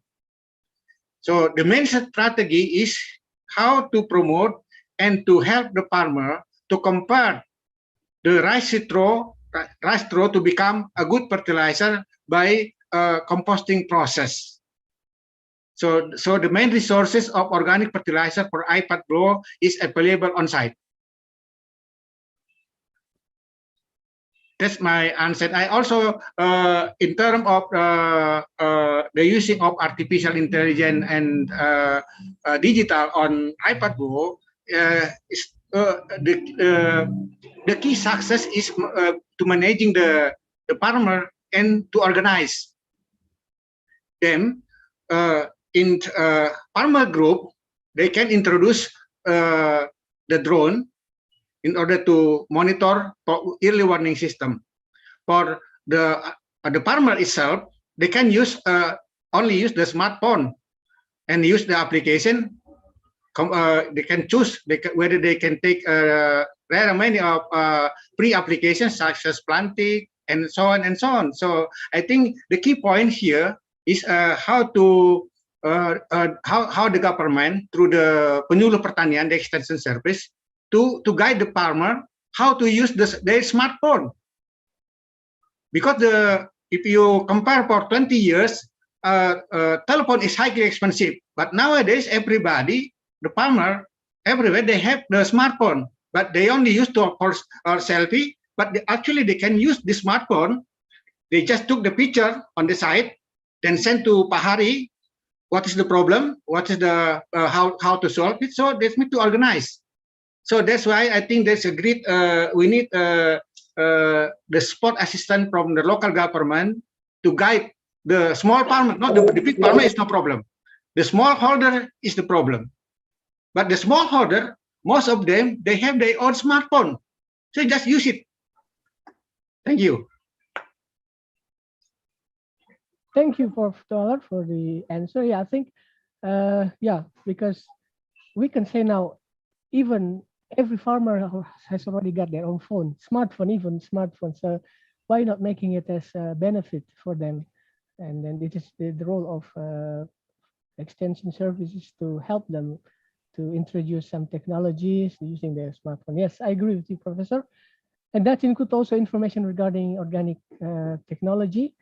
Then we need to encourage farmers to try to use the local resources, because if you think about trying to find resources in order to make compost, for example, it's not going to work, because farmer will think it's another additional work load for them.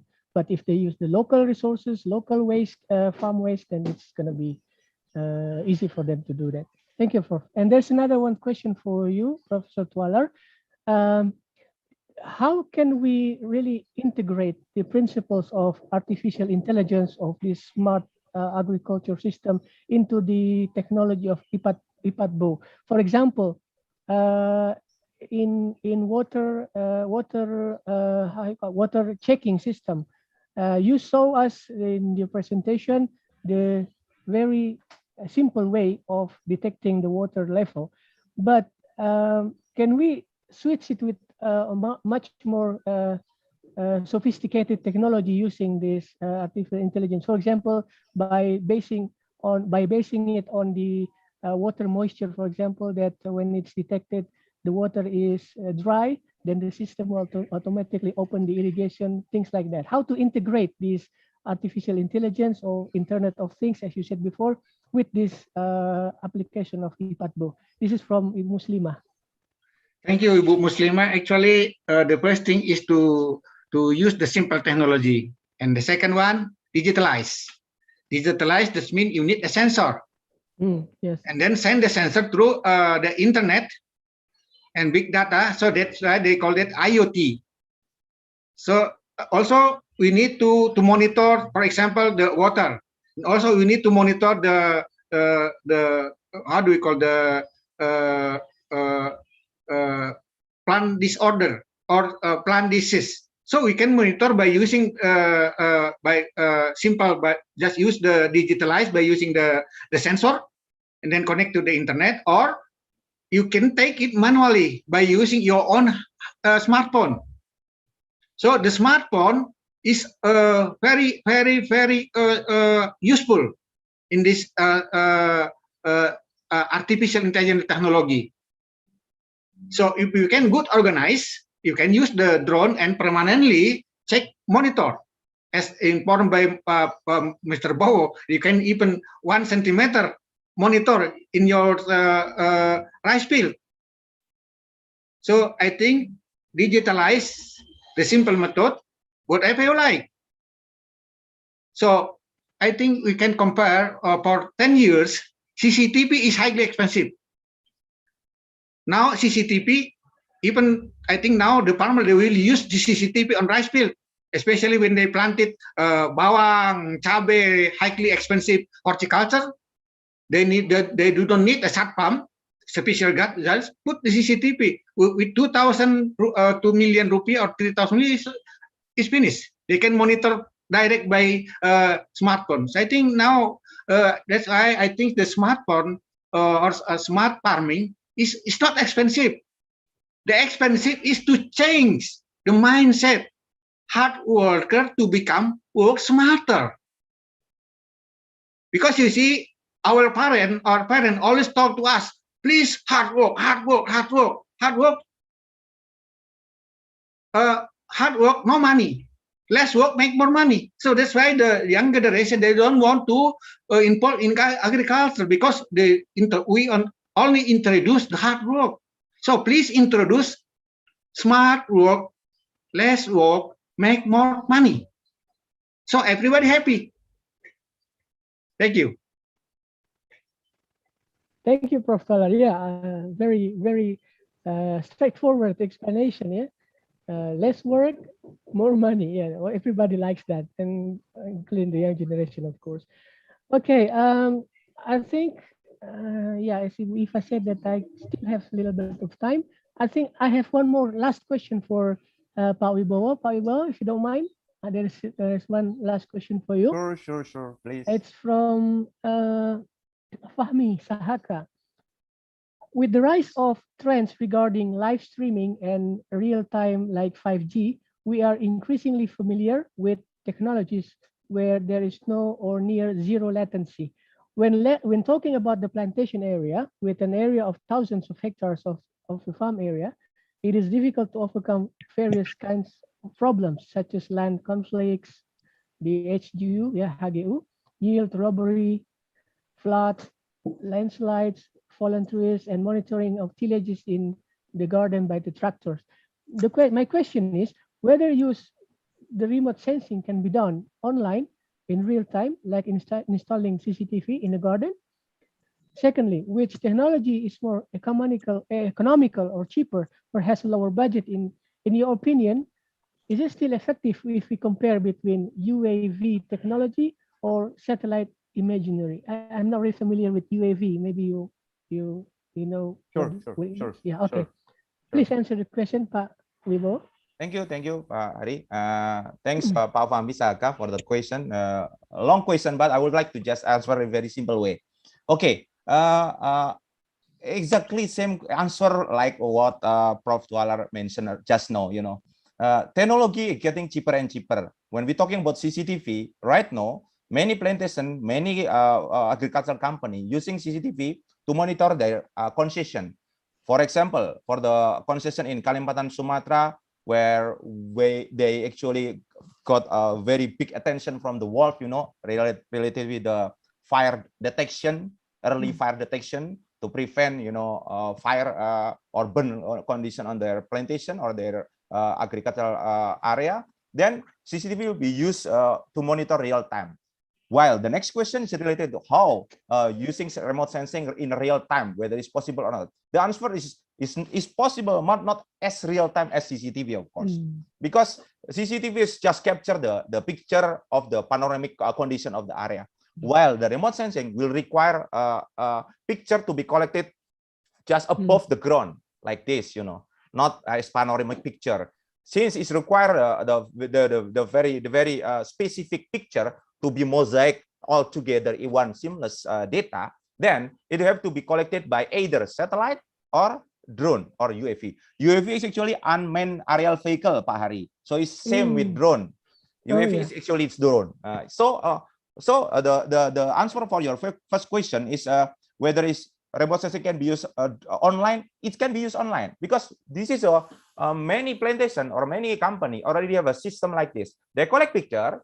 They collect picture on specific block where any development or any improvement. For example, they supply the trees or they just clear the area. For example, they collect the picture. They upload into their application. Those applications will be transferred to the head office. So head office will already have a kind of system. So everyone in the stakeholder on the company will get an access to this picture right away or near real time, not exactly real time. Because after we collect picture, it will take, for example, 1 day. So 1 day after collect picture, you'll get the data already available online. Everyone need the data, can access the data. That's the first question. Second question, which technology will be more economical? I would like to repeat this answer. The more economical way is, of course, satellite data. So on most of the case, when any party require the data, first thing first we have to check is whether any satellite data available on archive. Because when archive is available, meaning it is already collected, say a few weeks ago, few months ago, they collect satellite provider or they collect the data, which provide much larger picture, much larger area in more economical price, with the capability to still provide the same or at least similar information, still enough detail to monitor the trees, or still enough data to monitor the rice paddy condition, for example. Then satellite data will be of course more economical. However, if, for example, on this area, the satellite data is not available because of the clouds cover, then we go to the UAV or drone option technology. I think that will be the answer. Okay, thank you, Pak Pak Wahyu. I remember from a movie, maybe Pak Fahmi watched this movie, so that's why the idea comes. It's about if you want to get the real-time wider image, you need to use satellite, really, not drones, because I think it's the name of the movie is Enemy of the State. Yeah, basically very popular, Pak Ari. Correct. Yeah, there is no more place in this earth that we can hide. Then the government can basically see everyone. Exactly. They use satellite. Yeah. And even satellite. I just want to add a bit. Even satellite right now is the tools when you have to check the area without even access the area. For example, Prof. Tuaral want to purchase land in somewhere in Sulawesi. Just no indication of the area, but I would like to get the information that rather than go to the field because many social issue or many permit issue or something like that, just purchase imagery, because imagery right now also getting cheaper and cheaper. The reason why previously there is only one big player, USA, but after Airbus from Europe produced the satellite, no Korea, Japan, and then China produced the satellite imagery, and not only big satellite but also small satellite, like a micro satellite on the sky. It's getting cheaper and cheaper. So I just really hope, with this kind of introduction to this technology, people, whether it's actually big plantation or just smallholder, small farmer, more, leaning toward to use technology. As Prof. Tuaral mentioned, just work smarter, not just work harder, something like that. And also, also proposal Google is available 24 hours. Correct. Professor Google is support us every time we need. Correct, Prof. Tuaral. Correct. Thank you, Prof. Tuaral, for important additional information. Sure. Okay, I think we come to the end of our session, and very interesting to discuss about this topic. And I think this is a topic that has given a lot of interest to many people, that the use of technology in order to help us with our agriculture and our farm. And I think one of the most important as the issue as mentioned before, that one way also in order to attract young generation interest to get involved in farming, in agriculture, is by introducing them that farming is something fun, something cool, use technology, and so on and so on. So thank you very much, Wahyu, for the very informative, very important, and very interesting presentation of IPATBO. This is actually, I think, looking at your presentation and the documentation, it's been introduced a long time ago, but I think we need to keep introducing this, because I believe that there are still a lot of farmers who are not really aware of this innovation. And thank you very much for the committee of this event, that this is one of way in order to socialize and in order to disseminate this important information like this. Thank you very much. And but with the answers of the two speakers to all the questions, and I'm sorry, maybe not all the questions were answered because we have limitation in time.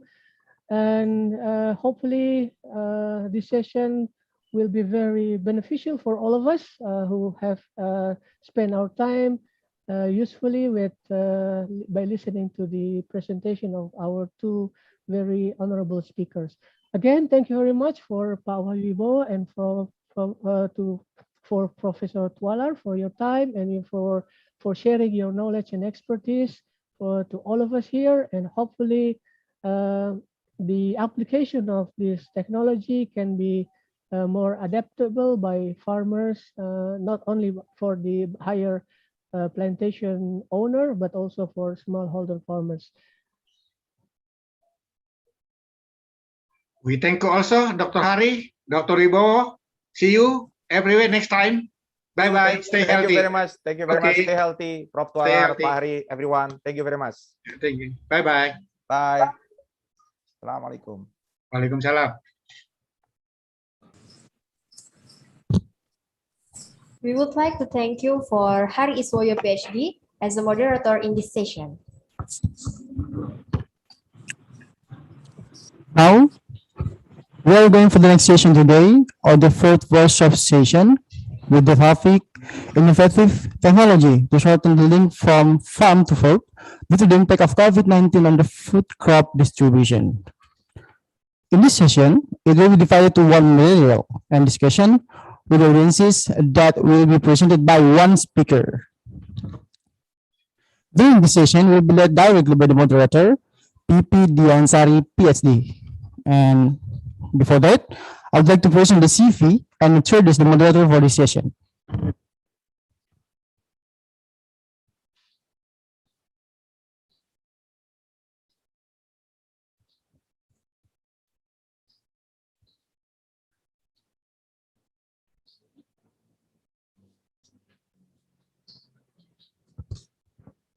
PP Diansari, SE, Master of Science, PhD. With the personal information, you are able to see that our screen and date of birth, Ujung Pandang, August 29, 1975. And now current position as expert assistant at agribusiness at Hasanuddin University. With educational background, a bachelor's degree in economic science, Hasanuddin University, 1993 until 1999. And economic research at master program, Hasanuddin University, 1999 until 2001, with the PhD program in the agricultural research economic at Kyushu University, Japan, in 2011 until 2014. And also our moderator with all of the publications. We're ready to see that our screen for the first marketing of innovative product for environmentally friendly small and medium enterprises at IUP conference at an environmental science 2019, and also for the next specified food security status, a case study of household in North Luwu, Indonesia at the Nutrition and Food Science Journal 2015. And next, relationship between diversity and specified food security status in Indonesia, a case of household in the North Luwu of South Sulawesi province at the Journal of Agriculture 2014. And next, determinant of food security in Indonesia, a case of household in the North Luwu of South Sulawesi province at the Japanese Journal of Rural Economic 2014 and also manual. So we're able to see that our oral presentations here for our moderator. And for the first, narrow your land use with hydroponic technology in order increasing viability and consumption healthy vegetable for family-owned seminar National Penelitian and Pengabdian Masyarakat 2017, and also management and processing improvement, small-scale perfume-making business West in Makassar City at TMB Business Case Study in Industry Technique National Seminar 2016, and also many more. So, and now the moderator is here with us. So for PP Diansari, PhD, the floor is yours. Okay, thank you very much for MC for introduce me. And then now, okay, Bismillahirrahmanirrahim. Assalamualaikum warahmatullahi wabarakatuh. Good morning, everyone. Yeah, I hope all of you still continue to enjoy and faithfully wait until the end of the event. Okay. Respectable the all participants in this work, I am again introduced PP. I am PP Diansari, the moderator for this session, and I'm very pleased to meet you here and welcome to all of you to this workshop. Okay, in this session we have no, maybe Prof. Didi already here, maybe, yeah. Okay, thank you. Yeah, yeah. Prof. Didi will talk about use of information technology of agricultural product distribution in COVID-19 pandemic era. And before Prof. Didi present, maybe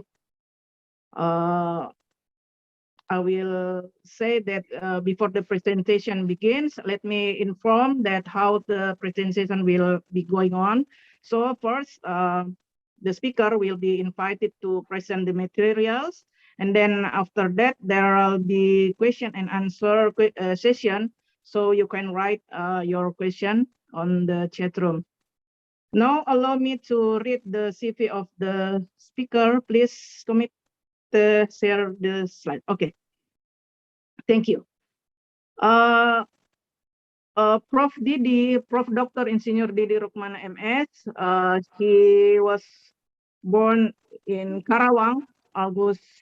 Oh, just last yeah, August 15, and then in 2005-4, and then yes, in office in agriculture Hasanuddin University, and then current position is agricultural lecturer and at Hasanuddin University. His education background is agricultural statistics in IPB University, and for applied statistics also in IPB University, and then natural resource economics in Colorado State University, USA in 1987 till 1992. So now, Prof. Didi, please, maybe now time is yours.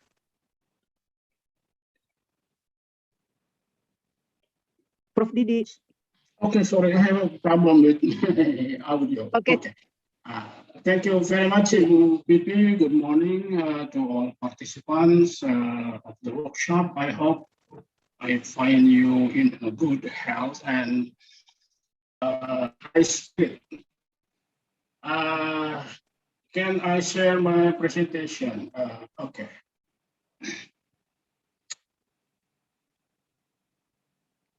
Let me start.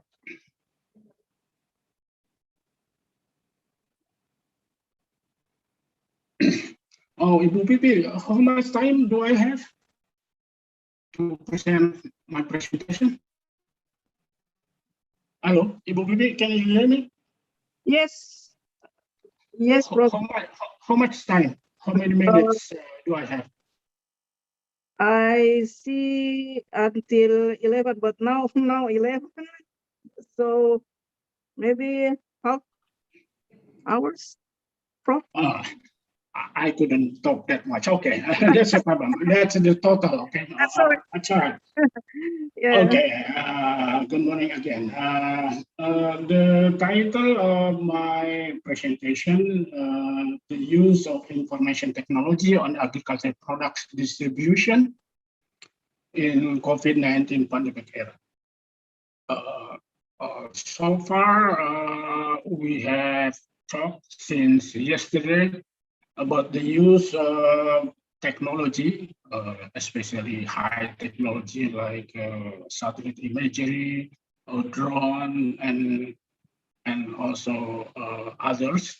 But mostly we are talking about plantation. We are talking about on-farm activities, how to use inputs in more efficient ways, using all the information collected by gadget or by apparatus automatically or inputted by human. Now, let's see the topic of the discussion. When we already produce the products, what we will do with that? Of course, if we have a lot of products, we could not, or the farmers could not use them all or eat them all, but they have to be sold to consumers who need the products. So, talking about farm activities and planting, planning, it's important, but that's only one side of the story. The other side of the story is how to distribute or to market it, to market the product that's already produced by farmers. Okay, that's the main idea of what I'm going to talk about this morning. So let's start with the basic. Let's go to the basic. What is the ICT? I took this definition from publication of the FAO, Food and Agriculture Organization of the PBB or United Nations. So the information and communication technology, or ICT, is a broader term for information technology, which refers to all communication technologies, including the internet, wireless networks, cell phone, computer, software, middleware, and all. For what? So all the technology that can be classified into the hardware, software, and networking is to access, retrieve, store, transmit, and manipulate information in a digital form. So far we have talked about handphones,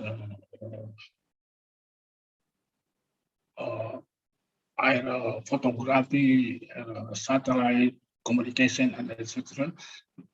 So the idea is, when we are using the ICT, is how to collect the data.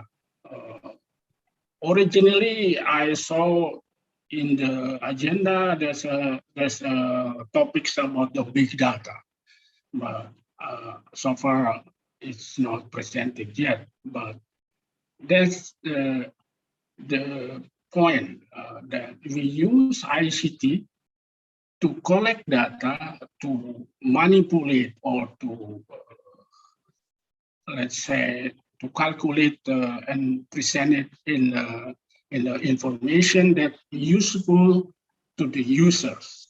That's the idea of the information and communication technology. So the key point is information, usually coming from the data we collected, and communication. Communication is happened among the apparatus, among the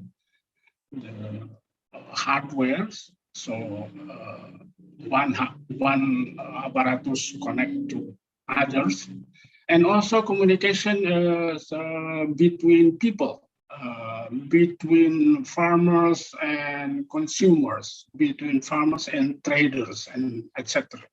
So, as I said, that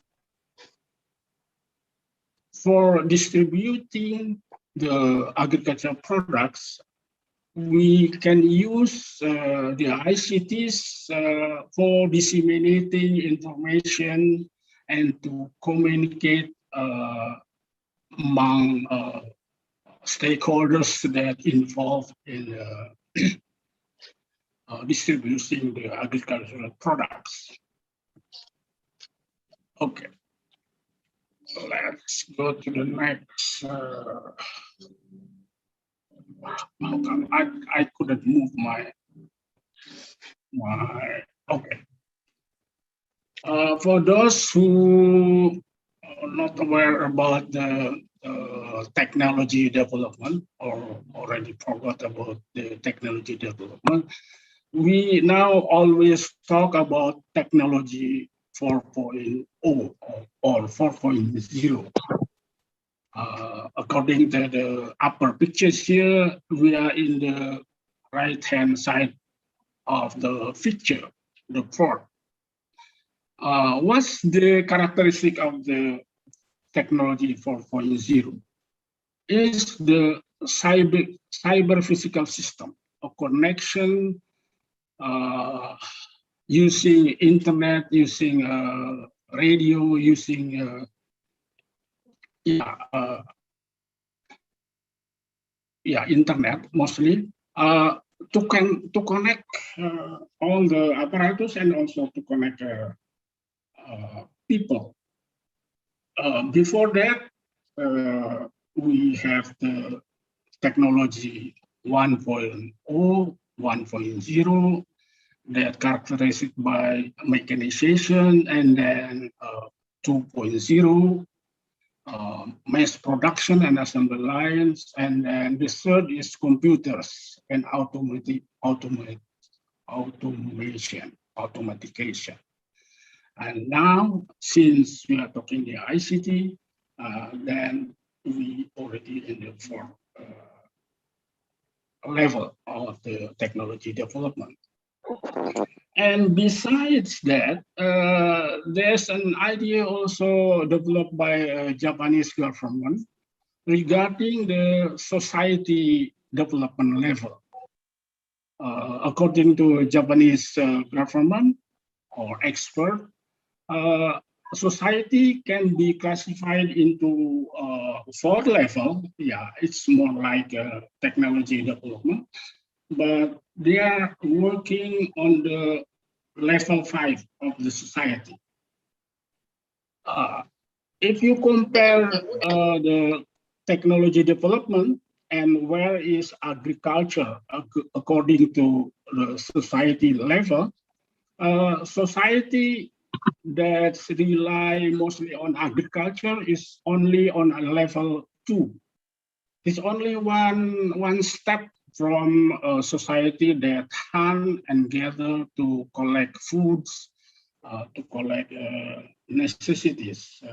Then agriculture try to introduce a culture, how to make use of intervention from the human so that we can intervene into the growth of the plant or animals. Then the next is a society level 3 or 3.0 is industrial society. And then society 4.0, information. We use connection, internet, etc. And also this level is parallel with the technology level 4.0. And this morning, I just heard from a professor from UNPAD that agriculture also can be classified according to several levels. And since we now try to incorporate high technology, advanced technology into farming activities, so this morning I read that agriculture also can be, right now the condition of agriculture is agriculture 4.0. Okay. ICT has many benefits, as already talked since yesterday on agriculture. But in general, ICT also affect people, how to behave, how to conducting business.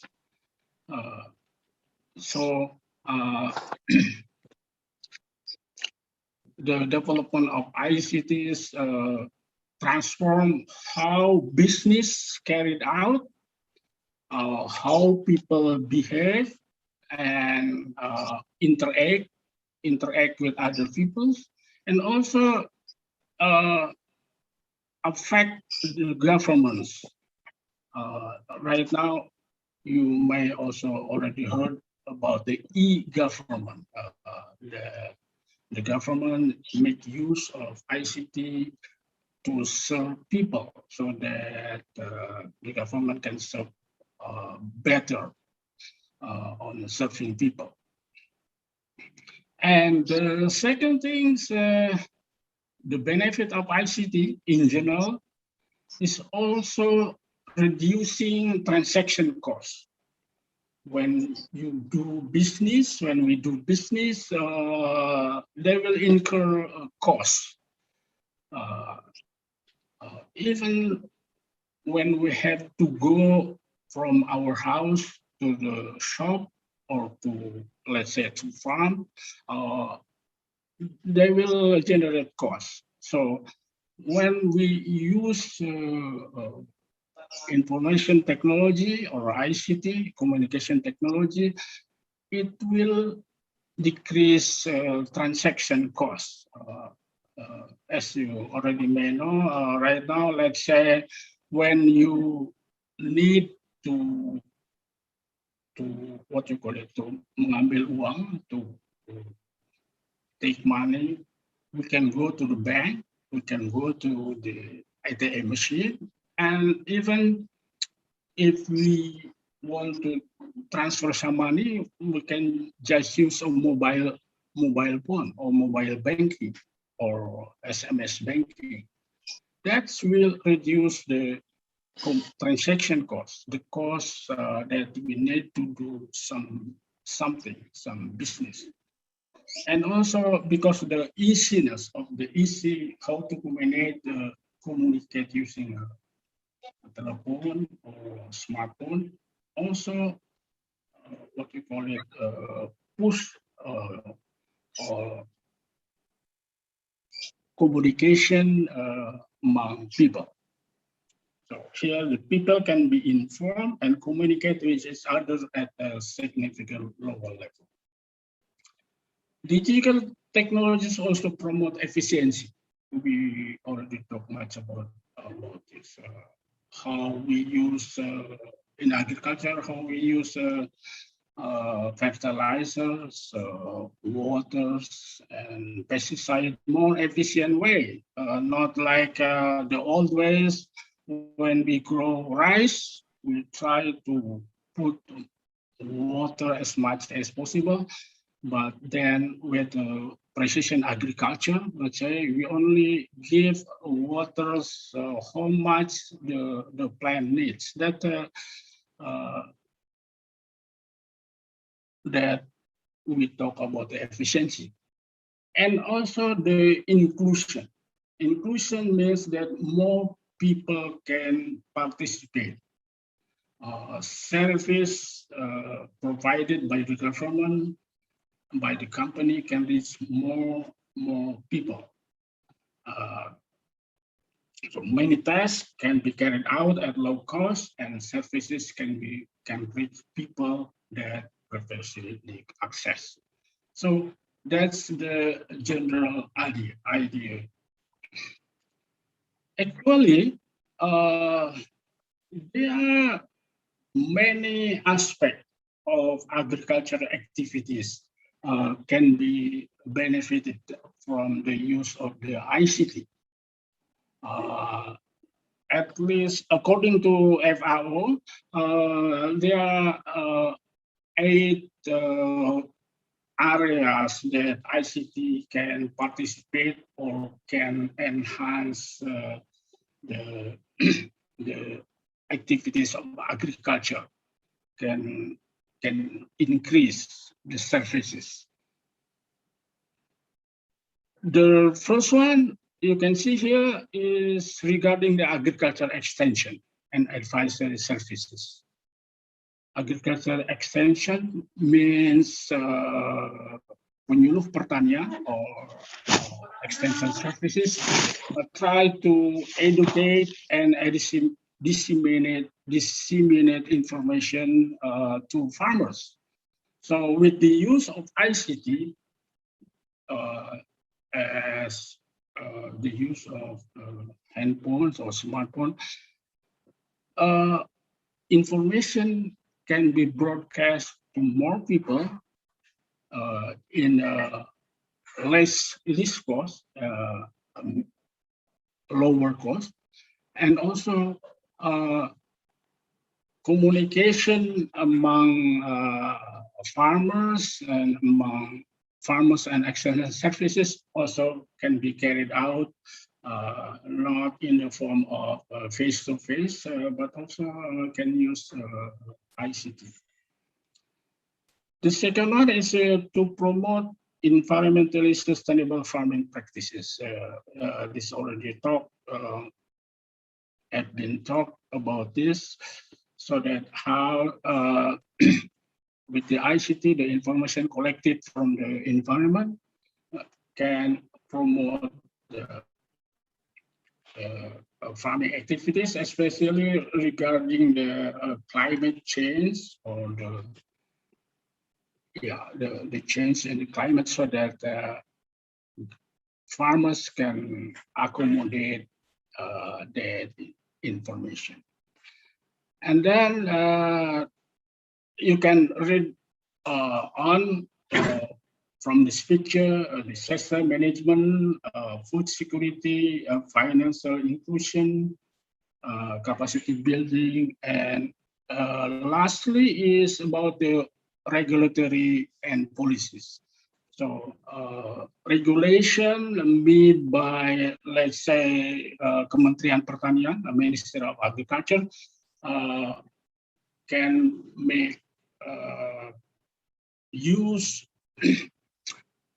of the information collected by our new technologies, so that the government knows better what is the problem faced by the farmers, what policy needed to develop or to generate, so that can help the farmers. And relating to my topic of presentation, yes, the part that ICT can play into role, that is the enhanced market access. Traditionally, farmers sell their products through marketing channel, starting from the local village collector traders, and then move next to the next traders, a bigger one, and until the last one to the retailer, and the retailer goes to consumers. But then with the use of the information technology, communication technology. So the channel can be shortened. Information regarding the price of the products can disseminate or can be accessed more easily using the ICT. So not only marketing the product, but also farmer can more information regarding the inputs also. So these are in general what the ICT can role and make better agriculture activities in general. So as we talk about the technology 4.0 and agriculture 4.0, so right now they are what you call it, a popular term in agriculture. Many years ago, we never heard of this term, or we already talked about the smart farming. We already talked about the precision farming or precision agriculture, so that we can use input more efficient ways, and also e-marketing or digital marketing. This is the one I want to elaborate about digital marketing or e-marketing. That's specific activities in distributing agricultural products from farmers to consumers. Here are the benefits specifically regarding ICT and marketing. So what is the benefits of the use of the ICT on marketing? The first one is regarding the price signal, opportunities to producers. As I already mentioned before, that usually farmers have information about the product from the local traders, from the local collectors. Therefore, the power of the local traders is more comparing in determining the price of the product. So farmers in a weak position regarding the price of the product. So, but since the information regarding the price from market can access, farmer can access directly through the handphone or other apparatus, then the bargaining position between farmers and the local traders is more balanced. So not depend solely on the local traders. So price signal is the first important benefits for farmers, so that they know how much the price of beras mandi, or how much the price of cabe in Pasar Terong. I'm talking about the market in Makassar. And also consumers. Consumers also can benefit from the ICT. So the consumer can have information regarding the products. What is available products? How much is the price? And how much the price between sellers, between traders or shop.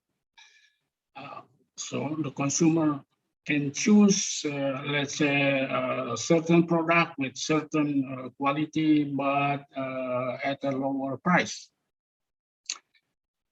And also, traders also can be benefited from the ICT. When we are talking about the supply and demand, and traders work in between to deliver the products, traders also can benefit from the ICT. Let's say there's an excess demand, and then traders can focus to the area where the product is demanded more. More consumer need this product. And also when there's a certain area harvested certain products, and then traders knows where to go to buy or to collect the products, the agricultural products. That's the first one. And the second one, the farmers and the traders also can know the changing in consumption patterns. What is the trend of the products needed by the consumers? What kind of products needed by the consumer? So when that information collected or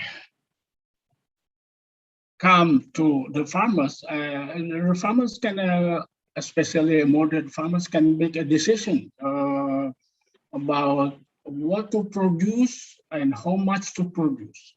Let's say right now, consumers need or prefer organic products, and then that information can be used by farmers so that they can change the growing patterns of growing activities so that they produce more organic products, more than others products.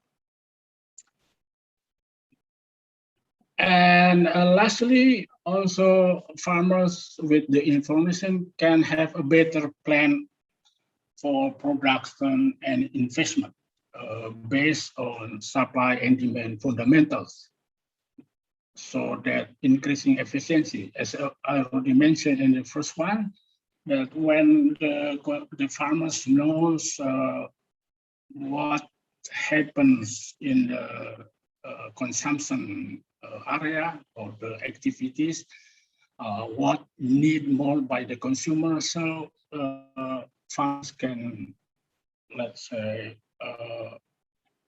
move or change the production plan so that more suitable to what need by the consumer.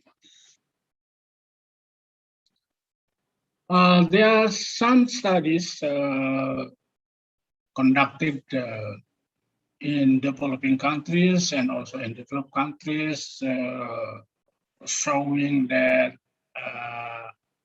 the benefit, how farmers can be benefited from the information technology. So here I quote some example published by the FAO in 2017. It's rather many years ago. According to one research in Uganda, in Africa, the use of information technology resulted in 15% increase in farm gate prices for maize. As I already mentioned, that usually traders or local traders decide about the price for the product, let's say mines. But since farmers already have the information about the price of the mines, then the bargaining position of the farmers become increased. So that, okay, if you don't want to buy certain price, I cannot sell my mines to you. I can sell to others traders. And similar effects also suggested by researchers in other countries, such as Peru in Southern America and also in the Philippines. From this FAO publication, there's no information regarding farmers in Indonesia. Maybe there are some information. Actually, I read some publication regarding the use of e-marketing or digital marketing in some areas. So here's the definition about digital marketing. We intuitively already know. So what is the digital marketing? Digital marketing means we use the ICTs, information and communication technology, to market our product. So the technology can be used by farmers, by traders, also by consumers. Of course, consumer is not to marketing their product, but to find out what is product needed and where to get it, in what price. So digital marketing is promotion of brands, promoting what we have, what product we have, and to connect with potential customers using internet. So we can use many media to use to promote our products. Before the era of internet or ICTs, company try to promote their products, what you call it, traditionally. They use radios, they use newspaper or even flyers. What you call it? You put it in public areas so that people can read what product you have, what price, etc. So the digital marketing or e-marketing include all type of electronic media, social media, web-based advertising, but also text. So,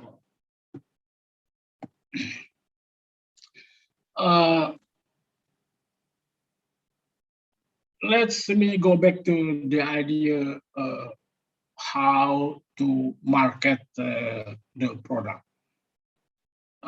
This is the principal concept of the marketing strategies.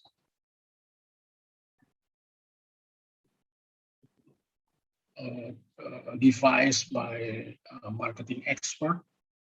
And these strategies is already there, even before the ICT's technology. We call it 70s marketing strategies or marketing mix strategies. Originally, there's only 4 P's: product, price, promotion, and place. So product, we talk about what we want to sell, so what the farmers produce. But sometimes what the farmers produce is not in the form of the consumers needed. There's a little bit or much processing activities. Let's say farmers produce gabah or rice, gabah in bahasa Indonesia, but the consumers needed beras. But in English, it's also called rice, but this is a different rice or husk rice. We have to have a product to be marketed, to sell or to deliver to the consumer. Of course, we have to have things to sell. Then the second thing is regarding prices. As we already know that usually consumers need the product with a lower price, but it's depend also on the quality of the product. If we assume that the product is in the same quality, and then consumers will choose the product with lower price. So the price is the second strategy in marketing. And then the third one is promotion and place. The fourth of the strategies is I call it consumers oriented. Mostly we focus on what the consumers need. And then the last three, mostly companies oriented. What I mean company oriented is this strategy about the people, about the process, about the fiscal is mostly concerned about the company.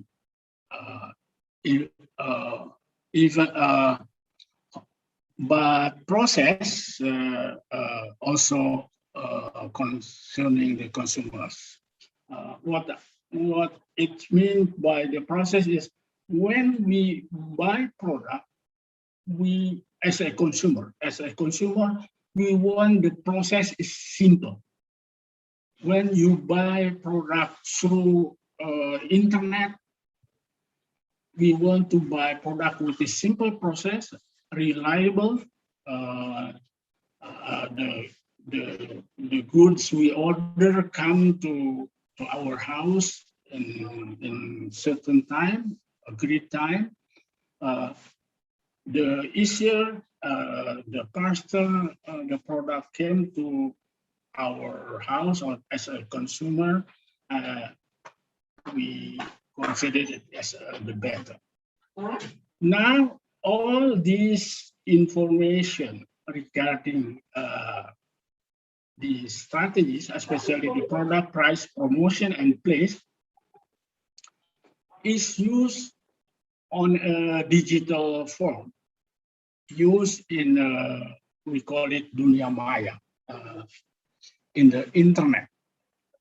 We put the information, we put the price, and we promote through digital technology. Oops, next,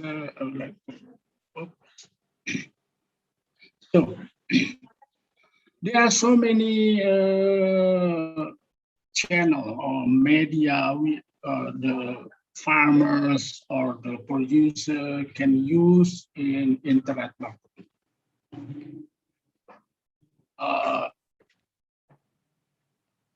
The first one is about the website.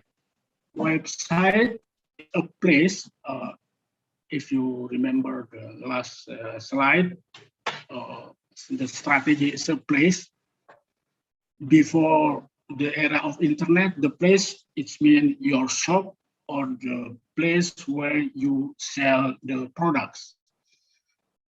But in the internet era, a website can be a place to promote your company, to promote your product. I mean, here is the producers. to put information how to, let's say, to contact contact person in the company, etc. So all the big company use a website. If your company, big or small, is not the is if you don't have a website, then you don't exist internetly or in dunia maya.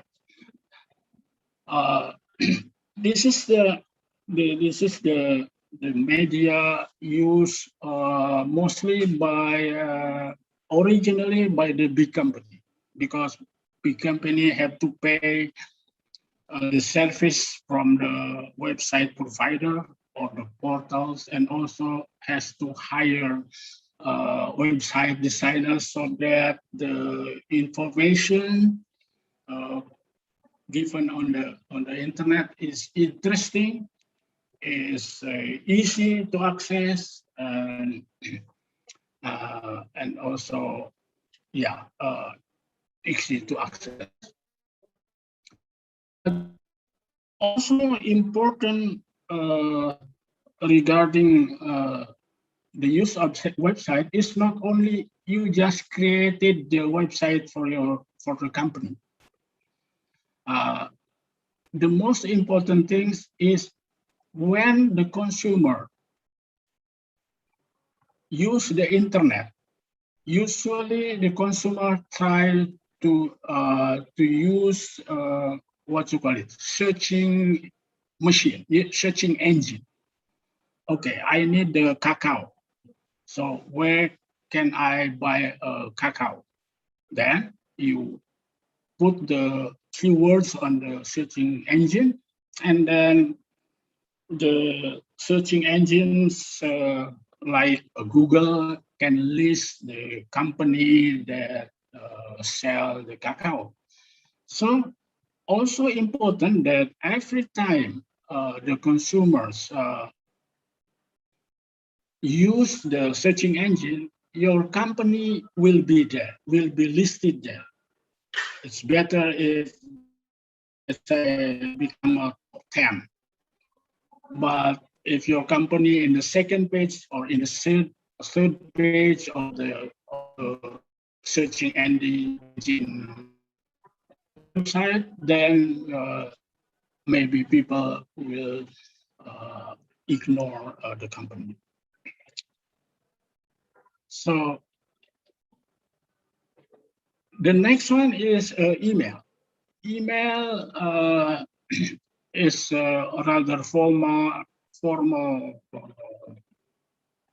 media to connect between the representative of the company, or what you call it, customer services, and the company and the customers.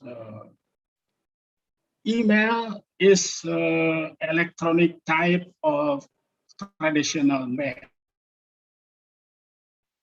Maybe it's not user. It's not the habits company in Indonesia to send magazine, to send flyers through email. But before the internet era, in overseas, like in the United States, if you have a mailbox, the content of your mailbox mostly, we call it junk email. Junk email is mean mostly advertising magazine or flyers or mail that promotes something. Now, since we are in the internet era, so we can use email. Even though maybe this email is not very popular in Indonesia, except in university or in, let's say, government or big company. Farmers usually very hard to use these two types of media for promoting the product. But since the popularity of the smartphone, there are other media can be used by general farmers or general small traders. You already know the YouTube. YouTube, you can put a video on the YouTube regarding the product you produce. There are many information you can get from YouTube, and then farmers can use, or gabungan farmers, gabungan petani, kelompok tani, they can use to put their information on YouTube. Even some people in Indonesia get money, become a YouTuber to promote something. And then Facebook. Facebook also can be used to promote your product or farmers' product. Facebook can be used by a company, but also can be used by individual. You can have, as an individual, you can have an account, but also some company or government institution like University of Hasanuddin has a Facebook account, so the group. And then we have Instagram.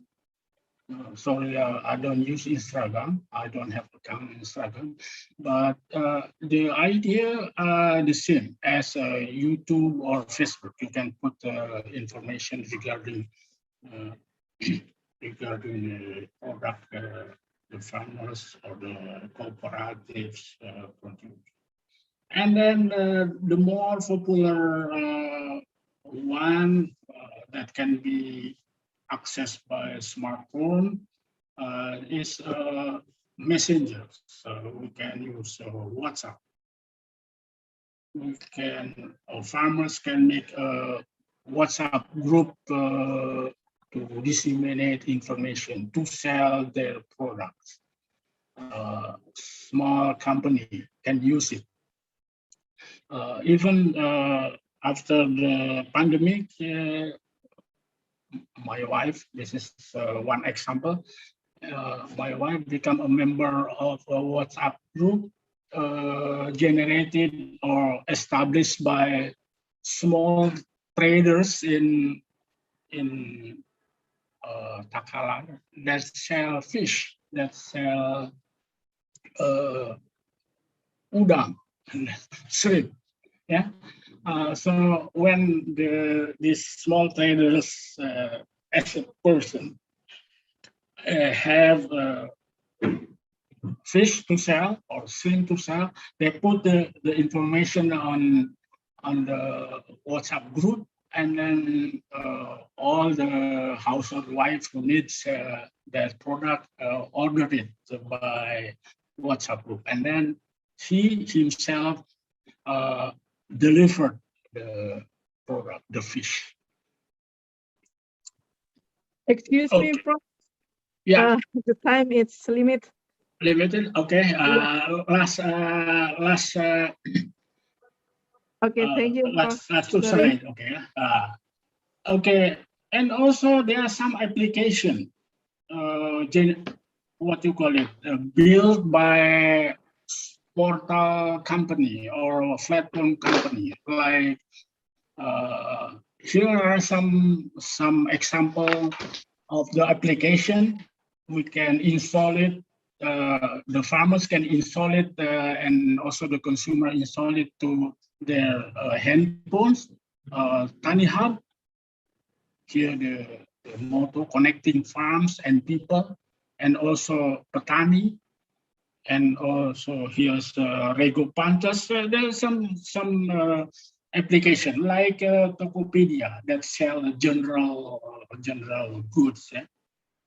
So in conclusion, when we're talking about the use of ICT to deliver or distributing agricultural products, we know that since we are talking about the physical product, the product itself should be delivered physically from the seller, from the farmers to the consumer, or from one trader to other traders. But what we can use about the ICT technology is to deliver the information. So we use that technology to deliver information and also to gather the information. And thank you very much for your attention. Thank you, BPP. Sorry if my time is rather over your limit. Okay. Thank you very much, Prof. Didi, for giving us such informative and interesting presentation. In general, maybe I can conclude that so many benefits for use technology, ICT here in agricultural.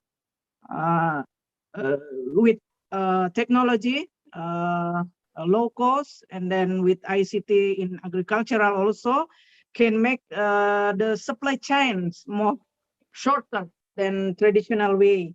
And so many other benefits if we use ICT on agricultural system. And then here we now come to the question and answer session. And from chat room, I got 3 questions. First, from Ibu Muslimah. How the method then has been explained can cut the food product distribution from farm to consumer? How, if there is abundance, such as panen raya, can informative system help? Direct answer, or I have Okay, to let me okay. answer one by one before Okay. before I forget the question. Okay. So Okay, Prof. the question is interesting.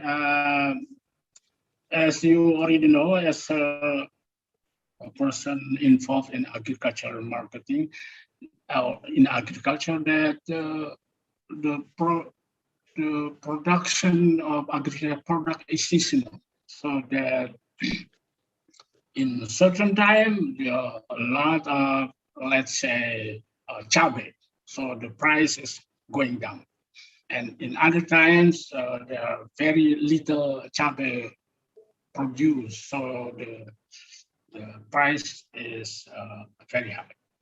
And then how we can use the ICT to solve the problem? Maybe the ICT itself could not solve that problem. We can only use the information. Let's say in a certain area, the products is abundance, a lot. And then traders, if the information is already on the internet, or everybody knows, then some traders can make use of the information, so that traders from far away area can contact the farmers so that the traders can buy that products. With that information, the farmers could sell the products to other traders who offer a higher price.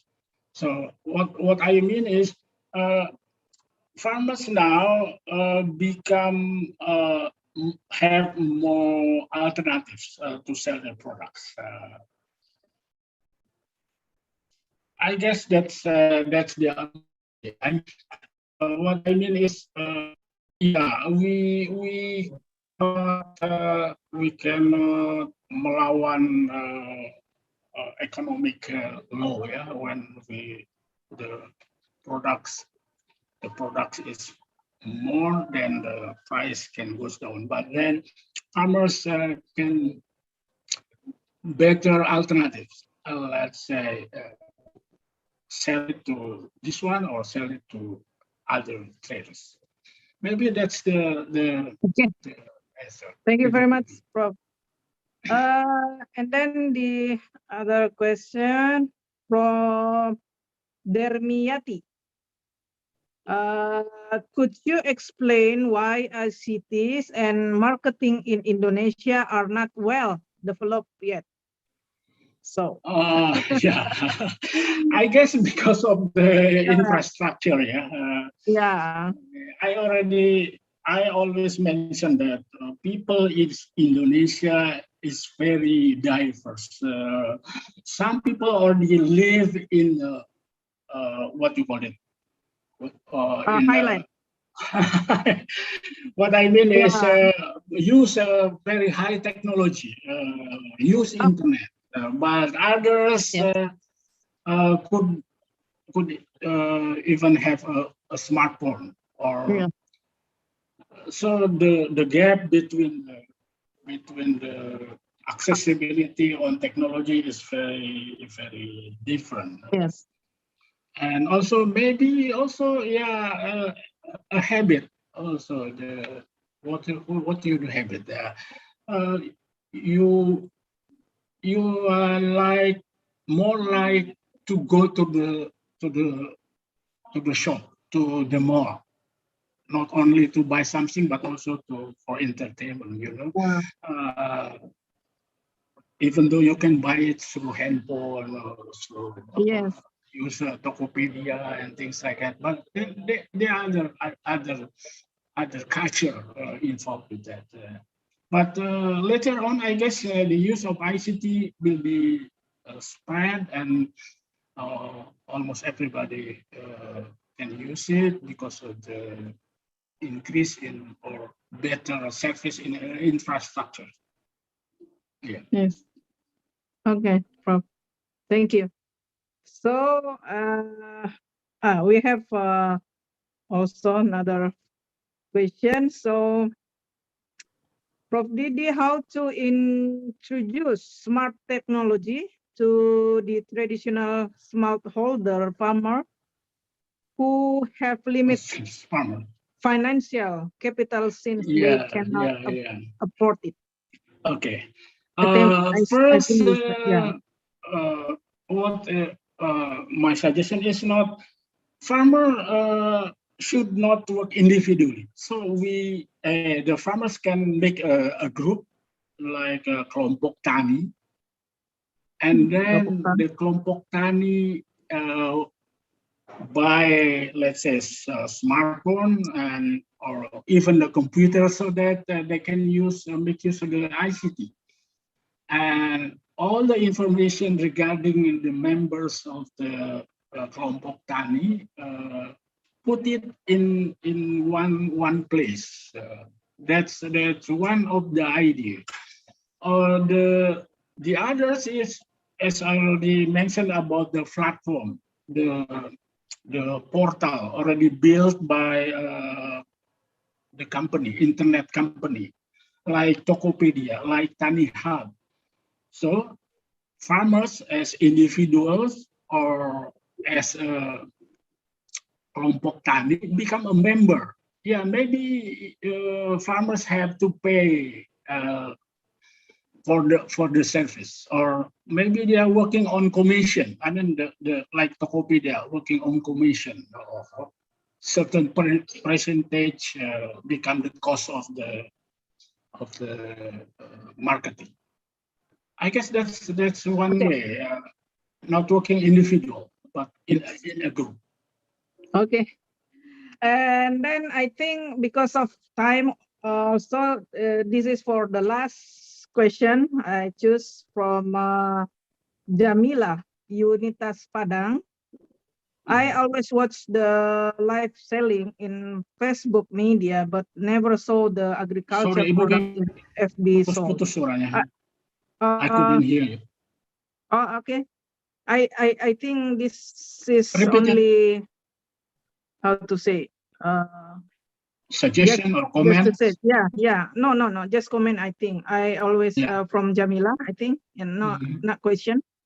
So I think this is the last comment I choose because of time also. So for another question and maybe comment, suggest, I think, thank you for that. And then I think this is the last, and finally, I would like to thanks to the speaker, is Prof. Didi, for the informative and interesting presentation, and then all of the presentation for a very active presentation participant here. So thank you very much again, and then have a nice day. I back to MC. Okay, thank you very much, audience. Thank Thank you. you for your attention. Assalamualaikum warahmatullahi wabarakatuh. Waalaikumsalam warahmatullahi wabarakatuh.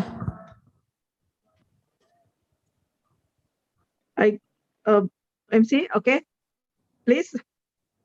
Thank you.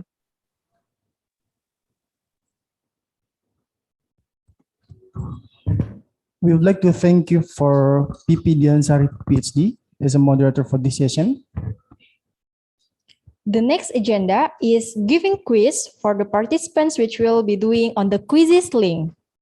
We will choose the 3 winners who are entitled to get the special souvenirs from the committee, and will be announced at the end of this event. Okay. Before doing that, I would like to inform you all how to use the quizzes. Okay, let me see the first. The operator will send the quizzes link on the chat column. So we ask for all participants. Let's see the link under your chat column first. Okay. After that, participants can use the link to fill your personal data, and furthermore, answer all questions directly.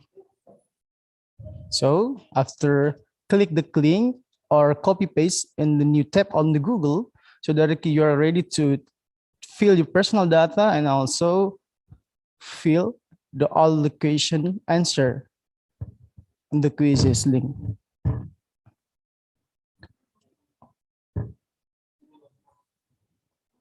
Okay. After that, this quiz consists of 10 questions. Okay, 10 questions, and it will be given only 45 seconds for one question. Okay, solely 45 seconds for answer one question, and just 10 questions.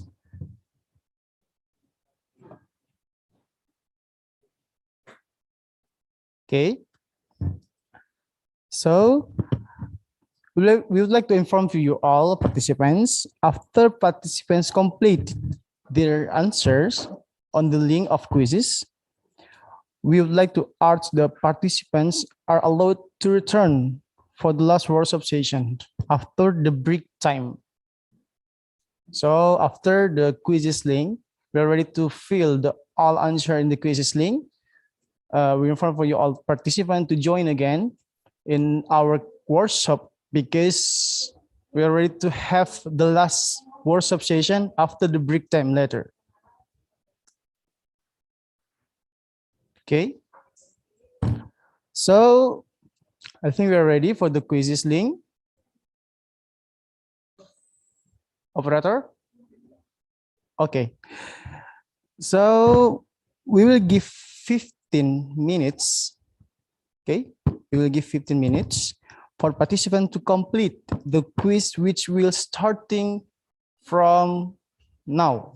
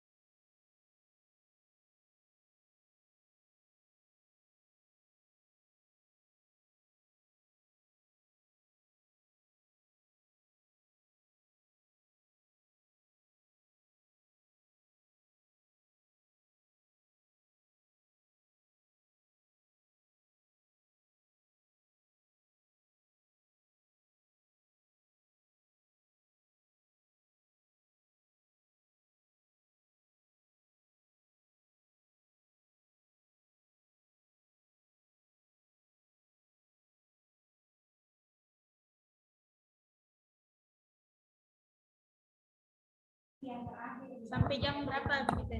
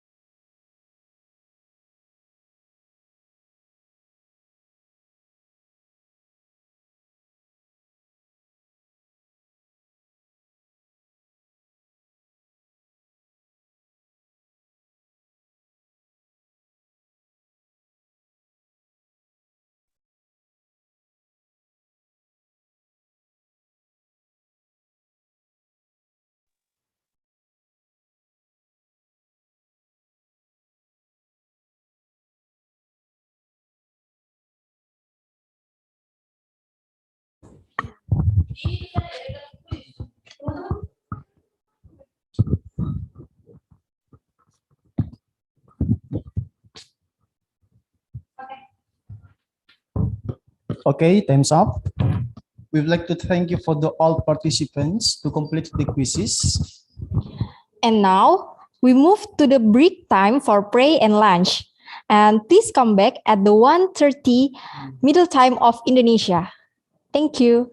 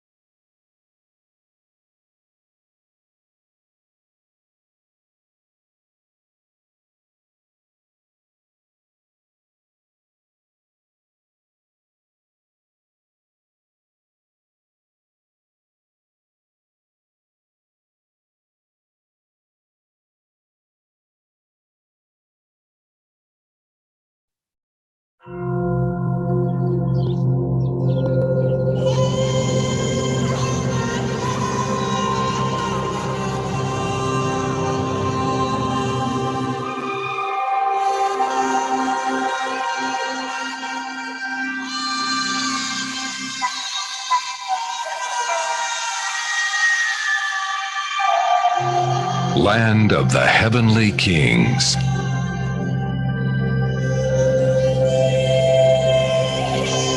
Enigmatic. Beyond transcendental. Toraja.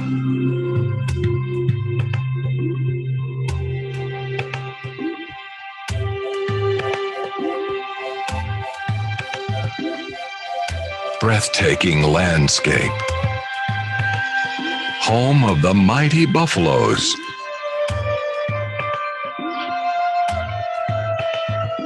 Picturesque villages. Untouched by modern life. Upholding old traditions.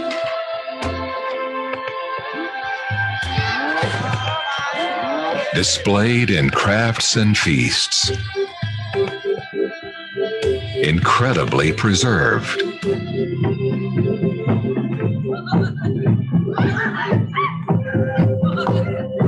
Remarkable funeral rites.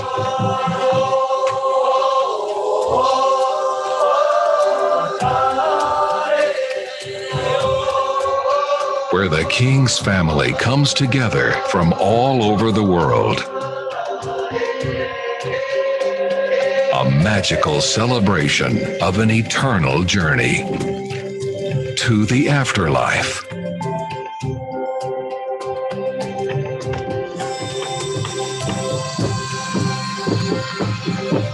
An ancient way of life celebrated.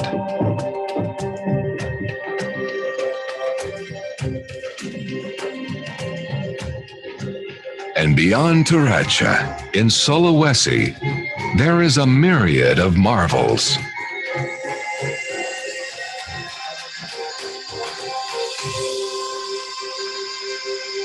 From prehistoric megaliths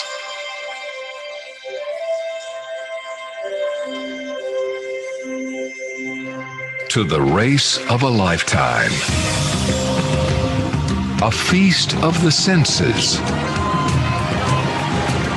endless stream of excitement, a never-ending adventure in Sulawesi, wonderful Indonesia.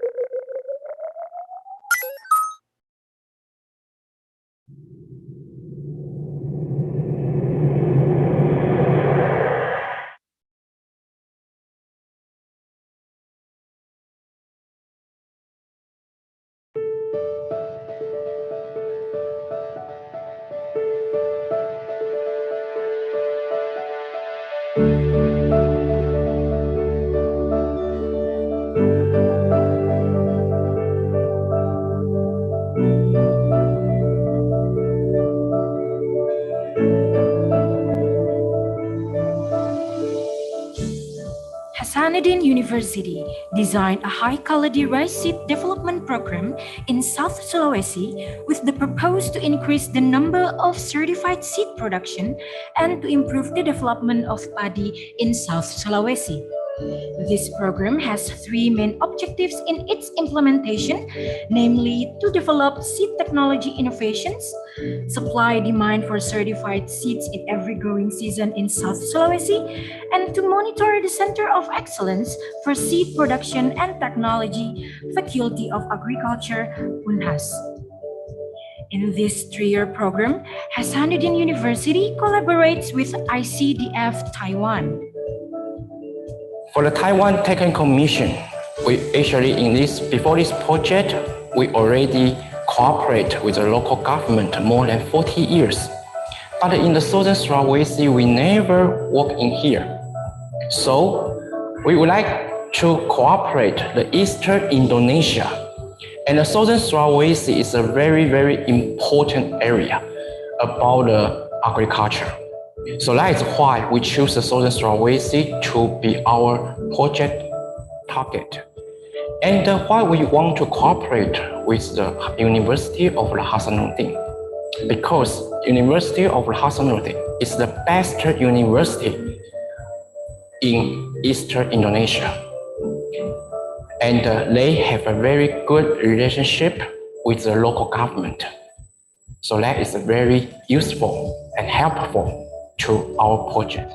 Kita bicara mengenai target yang akan dicapai pada proyek ini adalah sesuai dengan proposal yang kita ajukan pada pertama kali. Targetnya adalah meningkatkan ketersediaan benih bermutu minimal di tingkat Sulawesi Selatan ataukah di tingkat nasional. Karena kita tahu betul penggunaan benih bermutu untuk tanaman padi pada sekarang ini itu baru sekitar 30 sampai dan 35%. Dari itulah kita ingin terlibat dengan menggandeng adanya kerjasama antara Taiwan dengan UNHAS yang dalam hal ini dilakukan oleh Fakultas Pertanian Universitas Hasanuddin. In this program, Hasanuddin University is present by providing experts, coaching, and technical assistance to farmer groups spread across 7 regions in South Sulawesi, namely Regency of Goa, Regency of Sidrap, Regency of Pinrang, Regency of Bone, Regency of Wajo, Regency of North Luwu, and Regency of Sopeng. This program includes technical assistance ranging from workshops, laboratories, greenhouses, drying land, planting land improvement, certification, packaging, marketing, to the distribution of good quality seeds. Peran UNHAS sangat strategis karena pertama melalui para pakar, terlibatnya para pakar pembenihan padi. Kemudian kami juga mengatur, memediasi kerjasama dengan pemerintah daerah melalui dinas pertanian, melalui balai sertifikasi tanah, dan mencoba mengkomunikasikan berbagai pihak dalam upaya pembenihan padi ini. ICDF membangun beberapa fasilitas seperti gudang, greenhouse, lantai jemur, bahkan membangun sawah seluas 2 hektar, dan itu dimanfaatkan untuk pembelajaran dan penelitian. Di satu pihak bahwa di lapangan kurang lebih 300 hektar binaan kita itu dimanfaatkan oleh para mahasiswa baik untuk magang, penelitian maupun untuk KKN. Berarti bahwa kegiatan ini sangat bermanfaat bagi masyarakat maupun sivitas akademik Universitas Hasanuddin.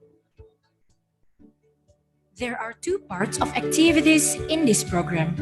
Program A focuses on certified seed production, while Activity B focuses on introducing seed production technology and building a center of excellence. Kalau isi proyek ini adalah ada beberapa kegiatan. Yang pertama kita sebut dengan kegiatan A, yang kedua kegiatan B. Kegiatan A itu adalah kita ingin mengeset UNHAS sebagai pusat dan informasi teknologi perbenihan. Yang kedua, kita ingin menjadikan adanya Center of Excellence atau pusat unggulan perbenihan di Fakultas Pertanian. Nah, untuk membangun pada poin yang pertama, kita memerlukan adanya beberapa fasilitas, yaitu pada menjadikannya, sehingga di dalam kerjasama yang kita bikin adalah pengadaan greenhouse, pengadaan warehouse, pengadaan experimental and demonstrations area, dan kemudian fasilitas-fasilitas lainnya. Dalam kaitan dengan membangun perbenihan ini, maka itu kita kerjasama dengan petani penangkar. Tapi bukan individuali, tapi kita dengan kelompok-kelompok petani penangkar, karena kita ingin mengajar mereka bersatu. Jadi pada target B inilah yang betul on-farm productions. Yang pertama kita ingin menseleksi, menginterview petani mana yang kita bisa jadikan sebagai mitra kita. Sesudah kita seleksi, kemudian kita pantau mana yang akan menjadi mitra. Sesudah itu, kemudian kita lakukan pelatihan mereka sebelum kita pada on-farm. Pelatihan itu dilakukan oleh seluruh unsur yang terkait di dalam perbenihan dan berbagai staf, juga dari Dinas Pertanian Provinsi, juga dari Maros yang mengadakan pelatihan. Nah, di dalam pelatihan ini kita lakukan di 7 kabupaten sekarang ini, di mana tiap kabupaten itu ada koordinatornya, yaitu seorang dosen dari Fakultas Pertanian dan dibantu oleh masing-masing asisten di setiap kabupaten. Itu yang akan nanti sebagai guide yang memediasi apa yang dilakukan oleh petani, kemudian masalah petani dan solusinya dikirim ke pusat kita di Unhas ini, di Fakultas Pertanian, dicari bagaimana solusi yang terbaiknya. Ada berbagai unsur atau stakeholder yang terlibat. Bahwasanya sebelum kita turun ke lapangan, yang pertama kita hubungi adalah pemerintah daerah. Karena yang punya wilayah, yang punya petani adalah di setiap kabupaten. Jadi excuse pertama adalah pada bupati. Yang turun kemudian ke kepala dinas. Kemudian kita mengundang juga yang Balai Sertifikasi Benih di Maros, itu adalah lembaga yang terkait. Unit pelaksana teknis perbenihan juga di bawah koordinasi dari departemen ataukah instansi Dinas Pertanian Provinsi dan Dinas Pertanian Kabupaten. Kemudian kita mengambil dari bidang-bidang di fakultas, kita mengambil juga kelompok tani sebagai stakeholder, karena bukan individual. Jadi seluruh yang terkait, mulai daripada dinas teknis, contohnya Dinas Pertanian, di Fakultas Pertanian, di Balai Benih, di lembaga-lembaga penelitian, di kelompok tani, itu semuanya terlibat. Barulah kita namanya boleh aksi. Kalau ada satu yang missing, maka kita adakan approach untuk melibatkan mereka, baru jalan kegiatan ini. In these 7 areas, this program was developed and strengthened to establish a long-lasting relationship between Hasanuddin University, local government, seed farmers, seed industry, and farmer groups in certified seed production systems in their respective regions. Collaborative work with various parties in this program is expected to be the right solution to the problem of the need for seeds of high quality to the need for food crop in East Indonesia. The benefit of this program were felt deeply by farmers with increased rice production from before. Farmers are also helped by coaching activities and technical assistance that can develop their rice production by quality and quantity.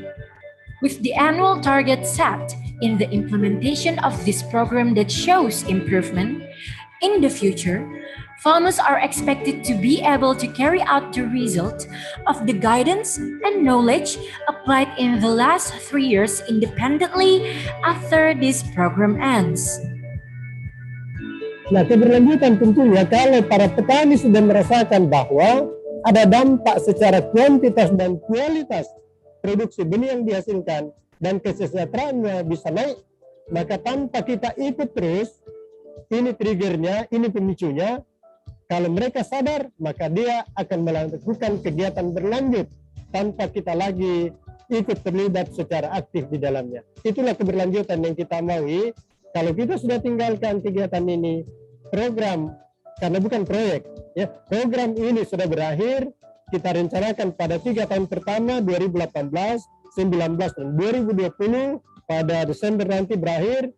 Diharapkan bahwa setelah ini mungkin masih ada program kedua, dan kalaupun tidak ada, diharapkan petani sudah dengan sadar, dengan willingness mereka itu akan berlanjut secara alami pada mereka. This program is a trigger for farmer groups, local government, and every part involved for the future to continue to strive to improve the quality and quantity of seeds on a larger scale going forward. A project can sustainable or not depend on the farmer can earn the money or not. The University of Hasanuddin already prepared a budget to join this seed business. The farmer can continue to earn the money from this project. Besides this, the local government, they also decide they will continue to help the farmer who join this project.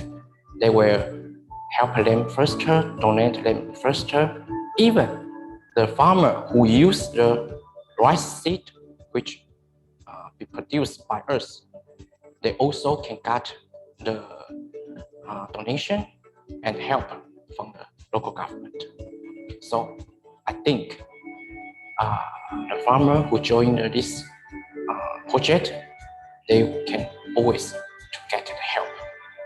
Hasanuddin University, as a center of excellence in seed production technology, will become a pioneer in the seed industry in South Sulawesi, especially in the eastern part of Indonesia. The high-quality rice seed development program in South Sulawesi is expected to be one of the driving forces for the birth of various other collaborations to continue improving the agricultural sector in Indonesia.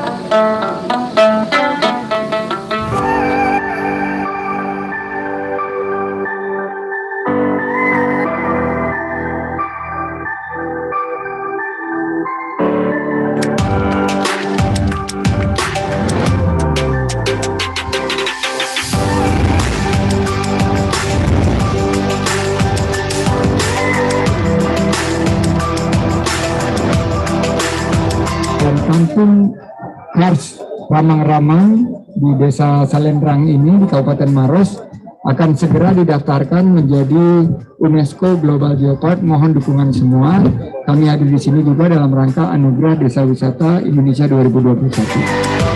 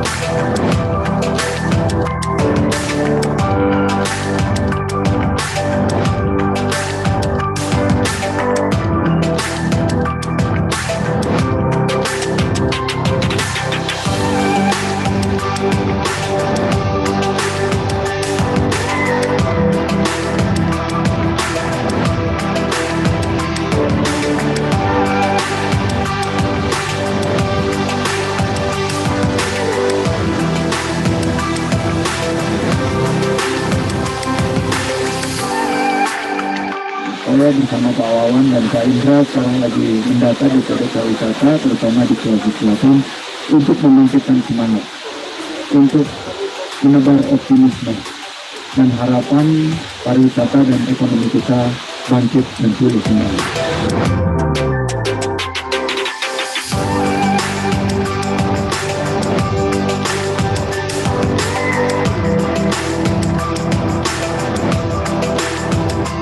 Terbang ke Sinjai, jangan lupa mampir ke Desa Barania. Desanya indah, banyak pilihan wisata alamnya. Bapak Ibu, kalau Parekraf ingin pulih segera, jangan lupa terapkan protokol kesehatan dimanapun kita berada.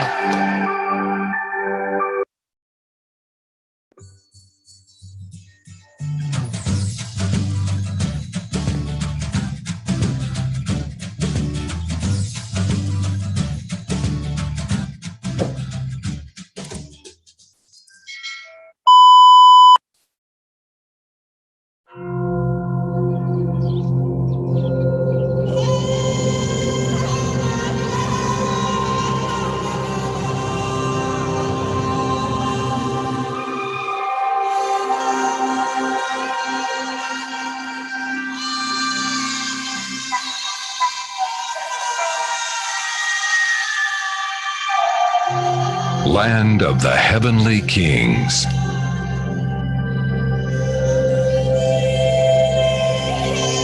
Enigmatic. Beyond transcendental. Toraja.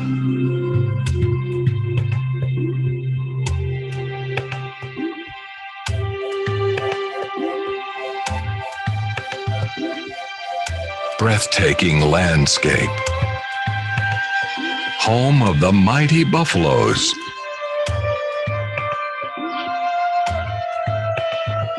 Picturesque villages. Untouched by modern life. Upholding old traditions.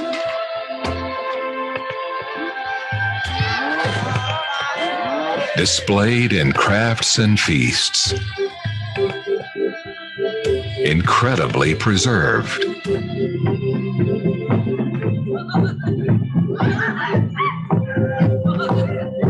Remarkable funeral rites.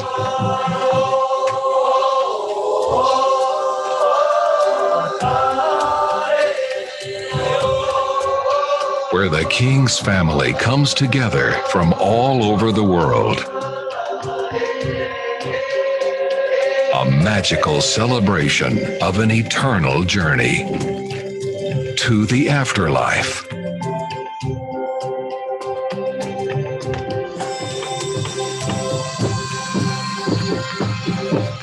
An ancient way of life celebrated.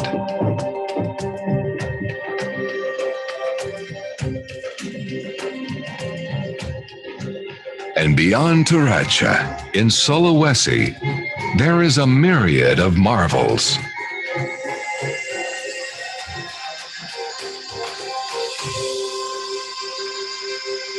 From prehistoric megaliths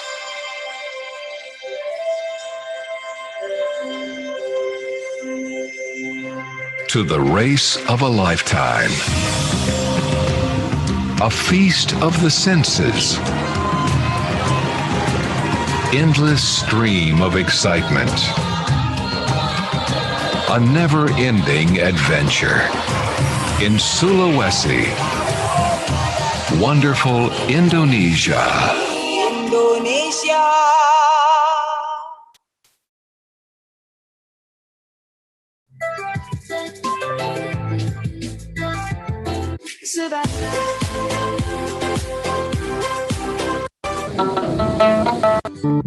Memilih ke pasar, ditujui tongtonganan, tu saroa takalupa, batumi angin mamiri.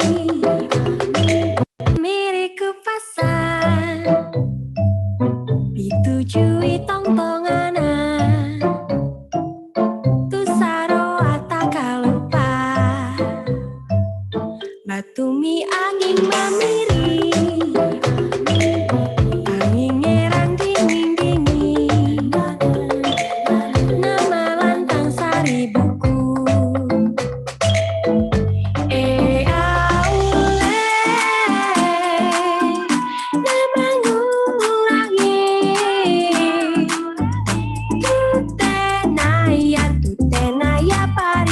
asinan.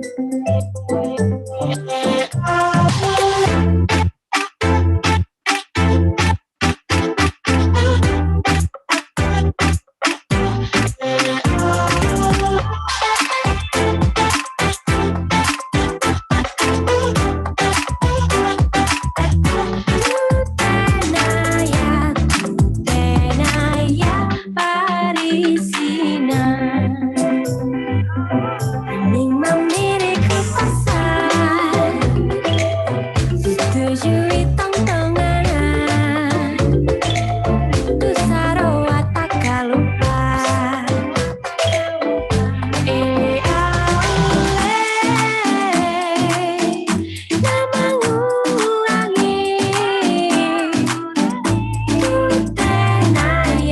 Tenaya parisinan.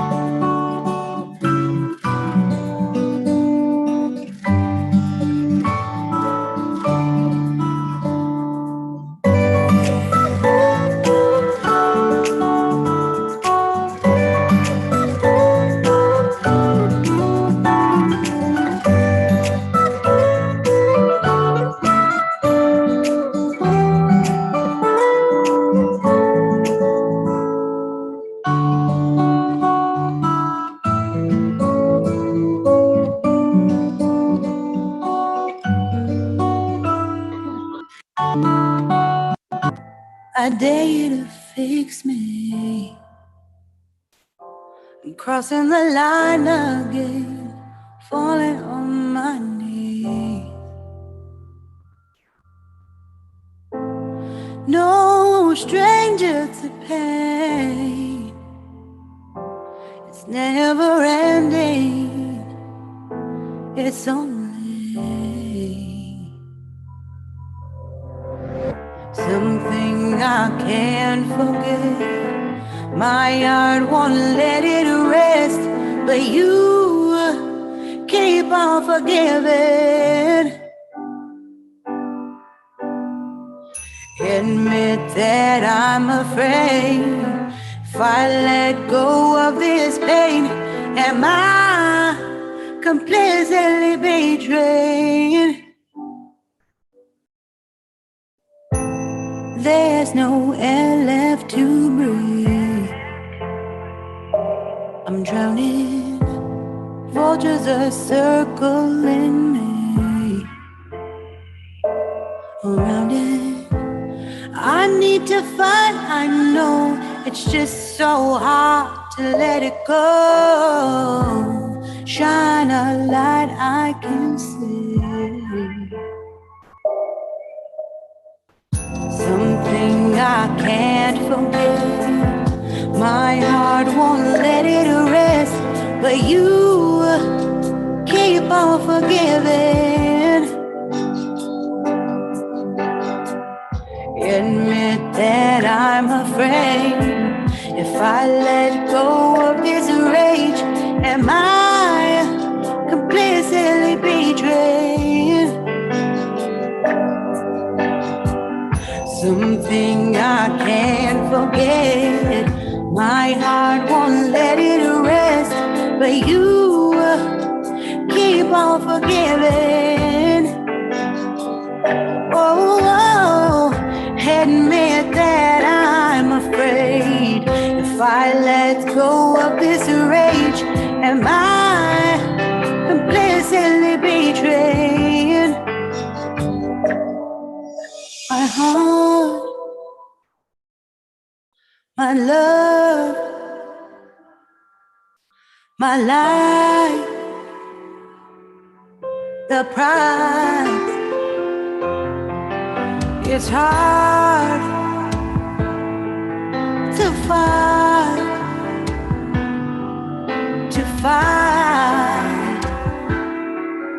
goodbye.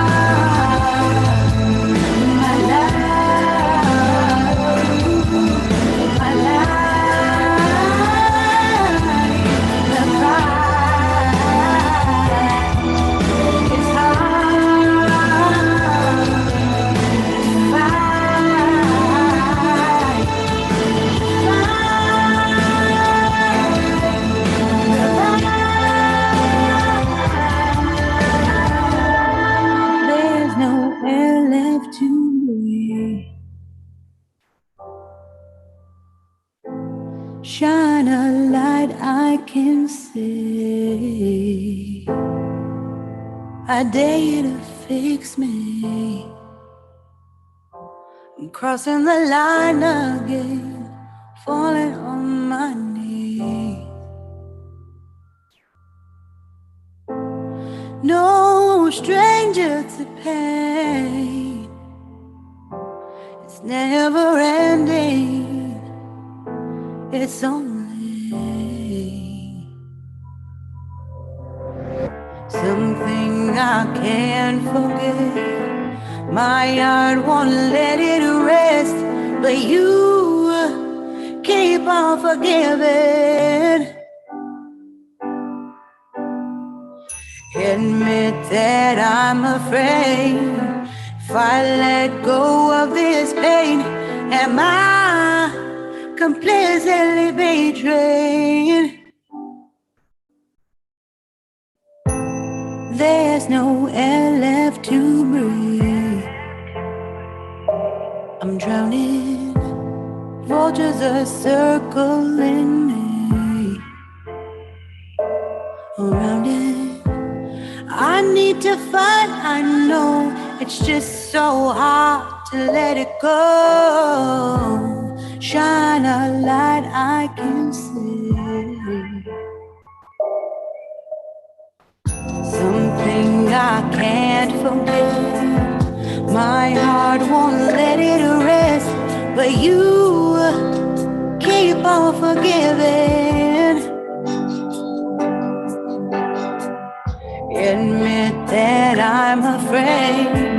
If I let go of this rage, am I completely betrayed?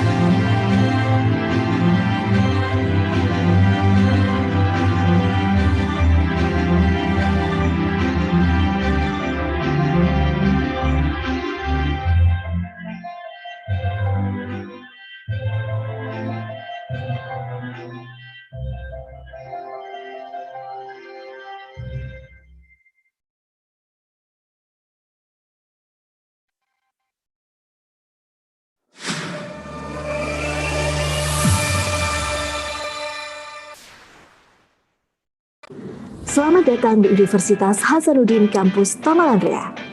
Yuk, kita jalan bareng-bareng dan keliling untuk melihat apa aja sih yang ada di sini. Mulai dari pintu utama atau yang dikenal sebagai pintu 1, kamu akan bertemu dengan taman teras yang nyaman dan juga sejuk. Juga ada masjid kampus atau biasa disebut sebagai Neskam.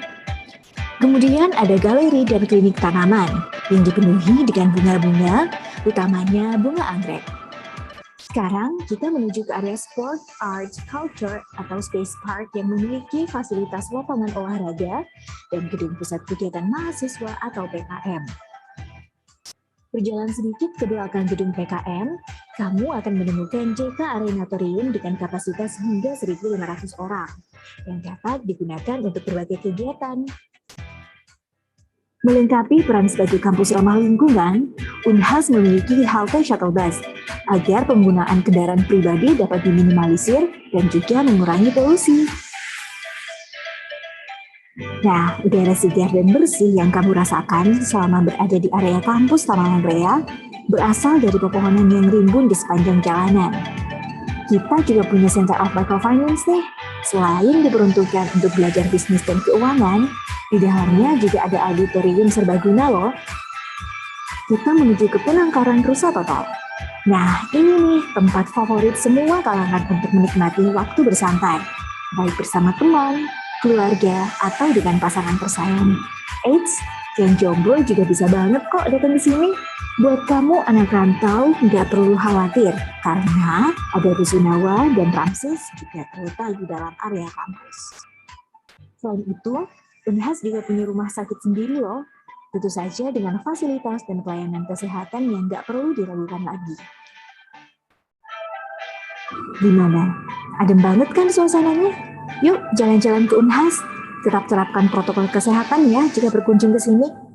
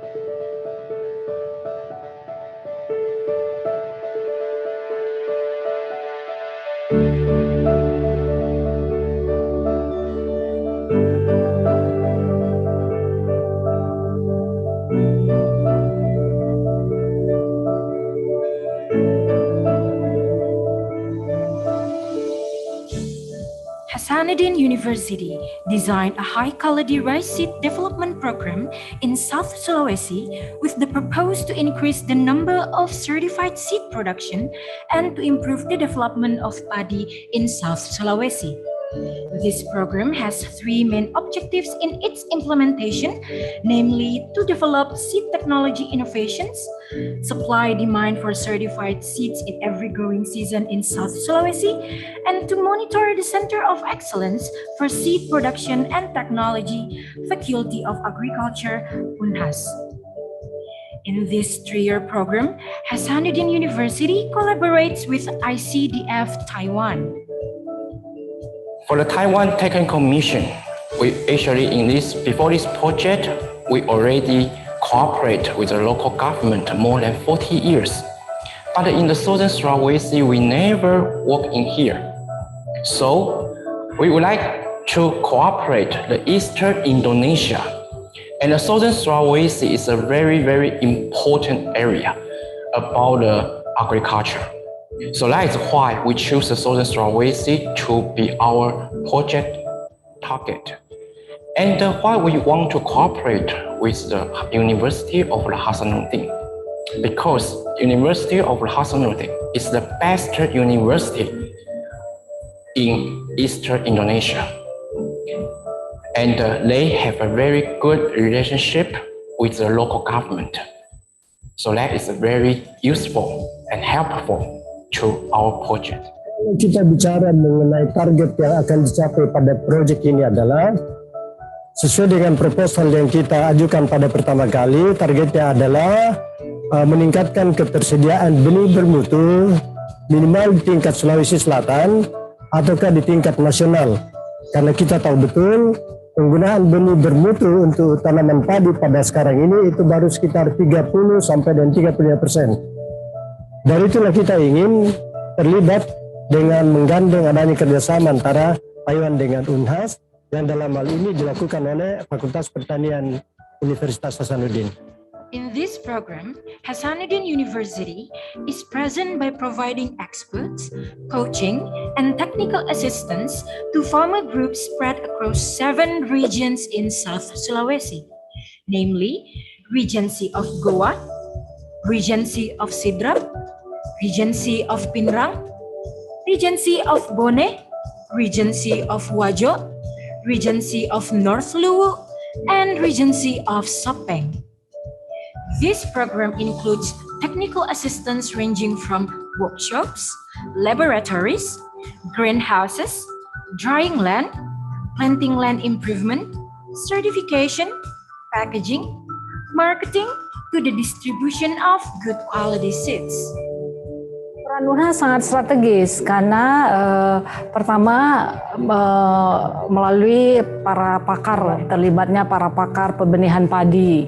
Kemudian kami juga mengatur, memediasi kerjasama dengan pemerintah daerah melalui dinas pertanian, melalui balai sertifikasi tanah, dan mencoba mengkomunikasikan berbagai pihak dalam upaya pembenihan padi ini.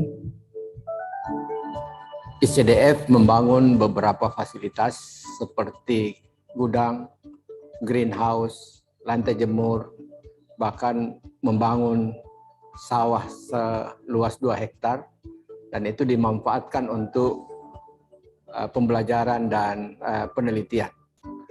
Di satu pihak bahwa di lapangan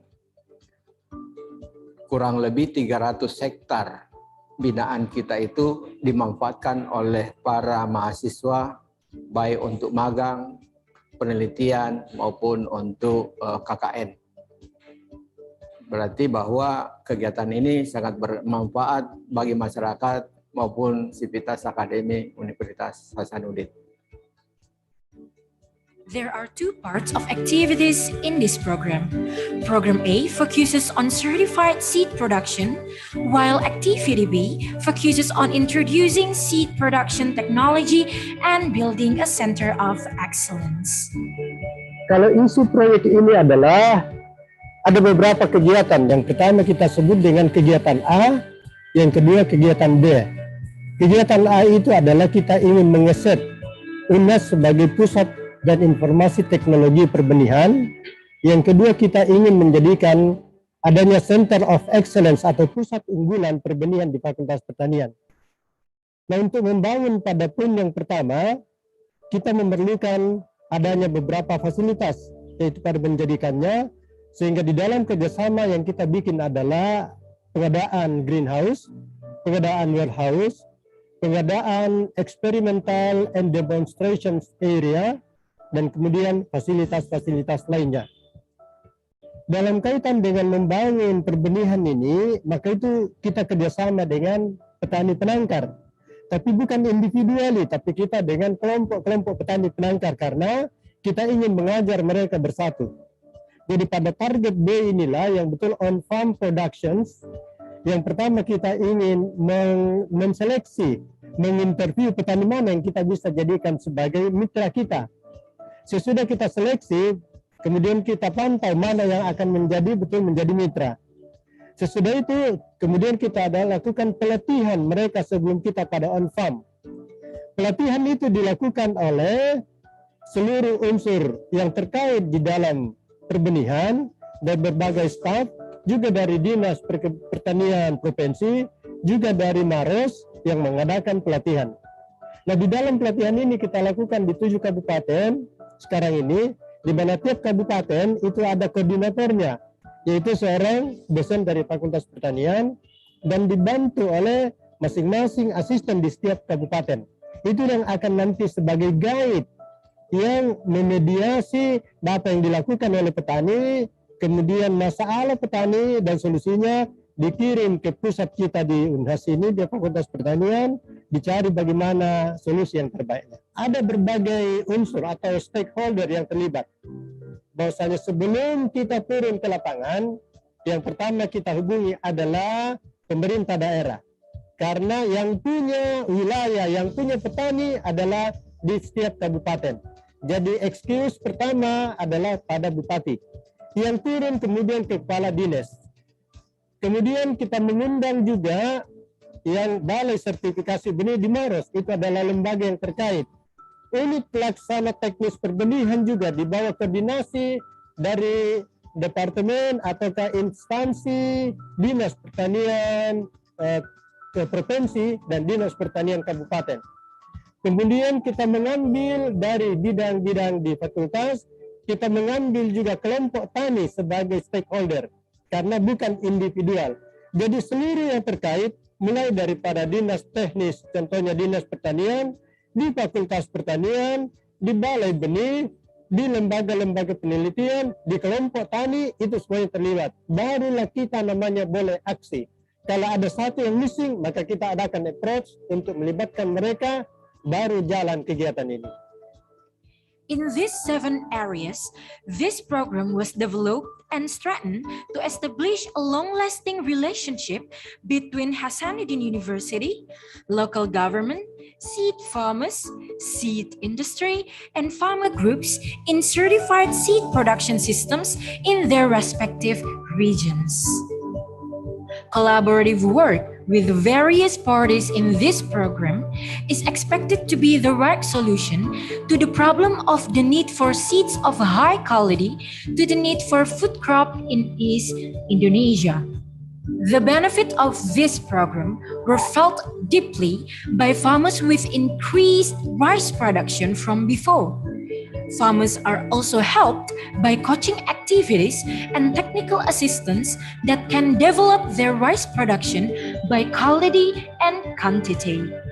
With the annual target set in the implementation of this program that shows improvement, in the future, farmers are expected to be able to carry out the result of the guidance and knowledge applied in the last 3 years independently after this program ends.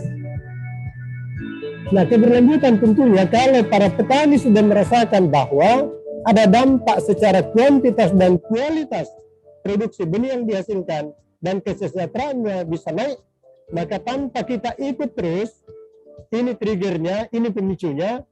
Kalau mereka sadar, maka dia akan melakukan kegiatan berlanjut tanpa kita lagi ikut terlibat secara aktif di dalamnya. Itulah keberlanjutan yang kita maui kalau kita sudah tinggalkan kegiatan ini, program, karena bukan proyek, ya, program ini sudah berakhir, kita rencanakan pada 3 tahun pertama 2018, 19 dan 2020 pada Desember nanti berakhir. Diharapkan bahwa setelah ini mungkin masih ada program kedua, dan kalaupun tidak ada, diharapkan petani sudah dengan sadar, dengan willingness mereka itu akan berlanjut secara alami pada mereka. This program is a trigger for farmer groups, local government, and every part involved for the future to continue to strive to improve the quality and quantity of seeds on a larger scale going forward. A project can sustainable or not depend on the farmer can earn the money or not.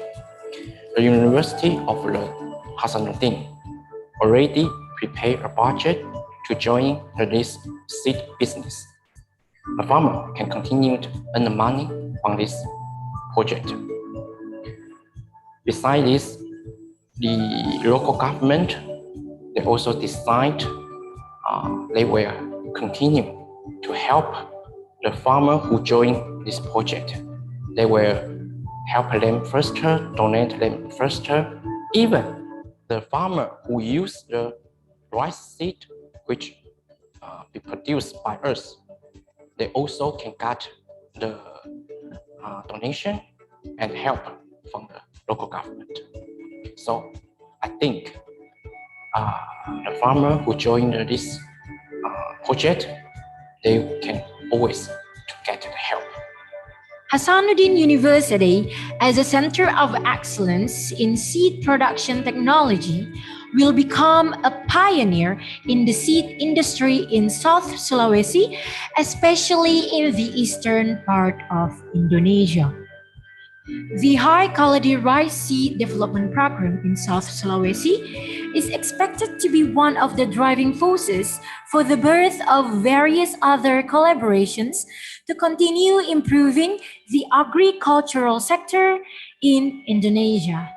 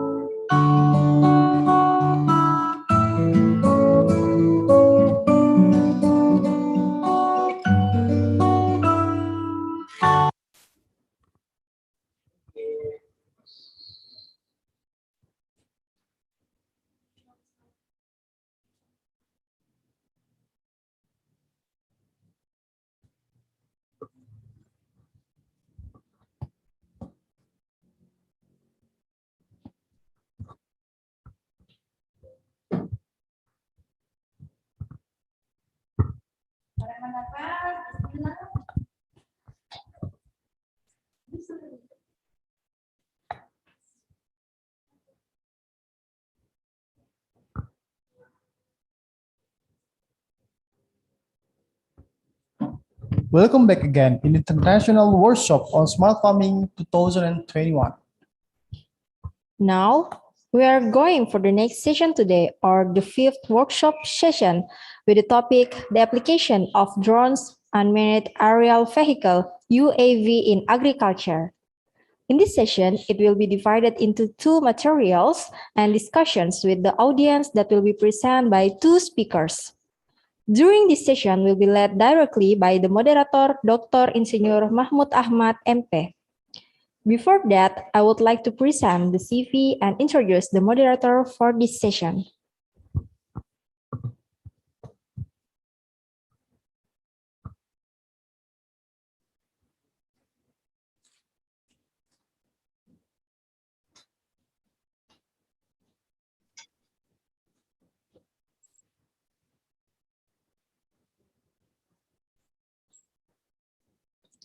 Dr. Mahmud Ahmad was born in Sengkang, June 3, 1970, with the current position as a lecturer and researcher at Faculty of Agricultural Engineering, Hasanuddin University. He was complete his undergraduate education in Agricultural Engineering, Faculty of Agriculture, Hasanuddin University, 1995. Master of Agricultural Engineering, Faculty of Agriculture, Gadjah Mada University, 1997, and doctoral education was complete in Department of Agricultural, Civil, and Environmental Engineering, Faculty of Engineering and Surveying, the University of Southern Queensland, Australia, 2010. The moderator also actively in publications are predicting the impact of land use changes on soil erosion rates in the 3 small sub-catchments of Larona catchment in the 3rd IFSSIR in 2021, predicting the impact of land use change on soil erosion rate in Usu sub-catchment area and sedimentation yield in Malili River in IOP Conference Series, Earth and Environmental Science in 2020, Water Quality Model for Reservoirs predicting the effect of mechanical destratifiers using DIRSM CDM model in Lombard Academic Publishing in 2014 and etc. And about employment history, as a senior lecturer or researcher at the Faculty of Agriculture, Department of Agricultural Technology, Hasanuddin University in 1994 until recent, internal auditor ISO Hasanuddin University in 1994 until recent, researcher development of knowledge management system for operation and maintenance of Bantimurung irrigation system, Maros Regency at 2018, and etc. And for Dr. Mahmud Ahmad, the floor is yours.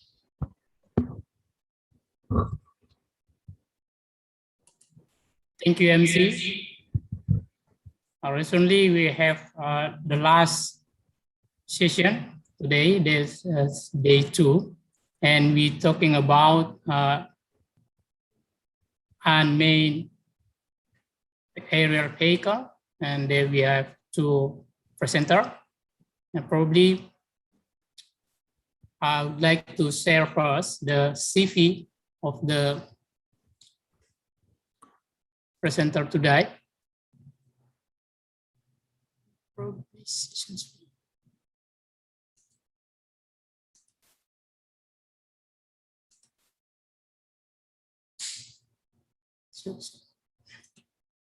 Okay. Yeah, we have session 3 now. The speakers would be Professor Dr. Renat Junun Saltohadi from Department of Soil Science, University of Gadjah Mada, entitled Implementation of Drone Technology in Rice Plant Mapping. And the second speaker is Professor Josephat Cetuko Sri Sumantio from the Center for Environmental Remote Sensing, Chiba University.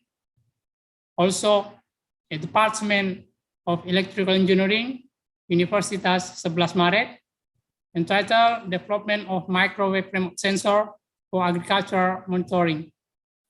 Each presenter could be have time about 30 minutes. And after that, we have discussion session.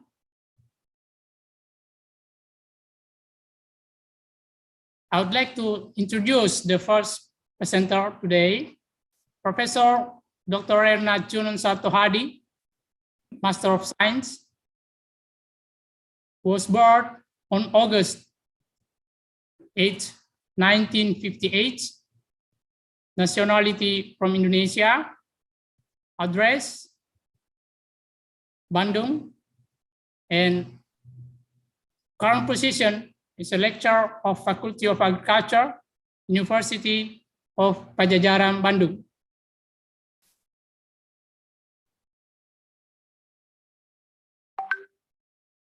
And education background,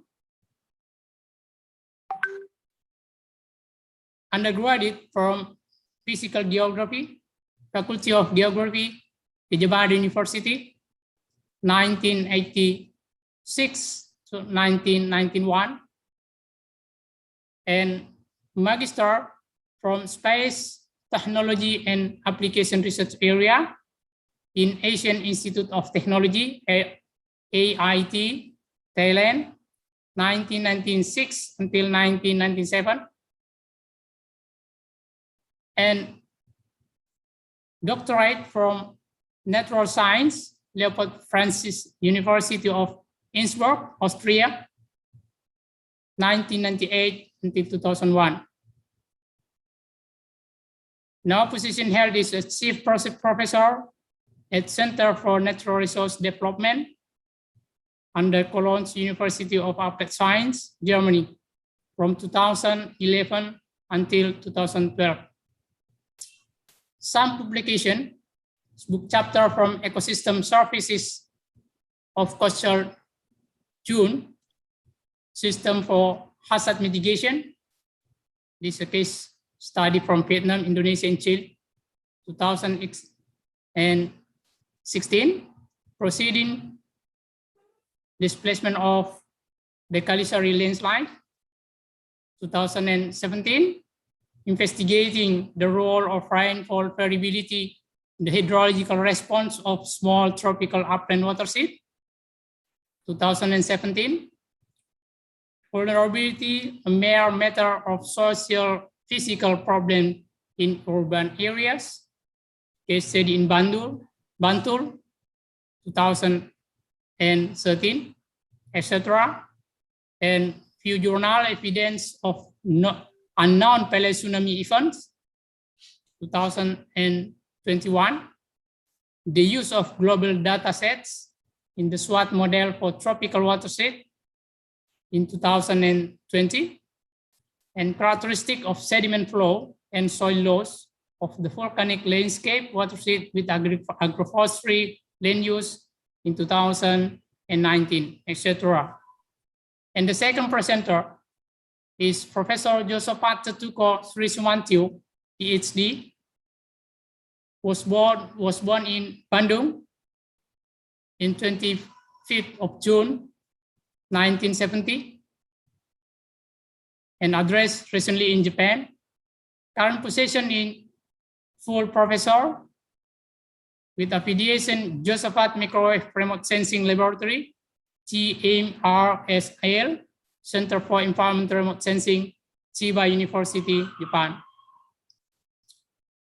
The education, Bachelor in Engineering in Electrical and Computer Engineering from Kanazawa University, Japan, 1995.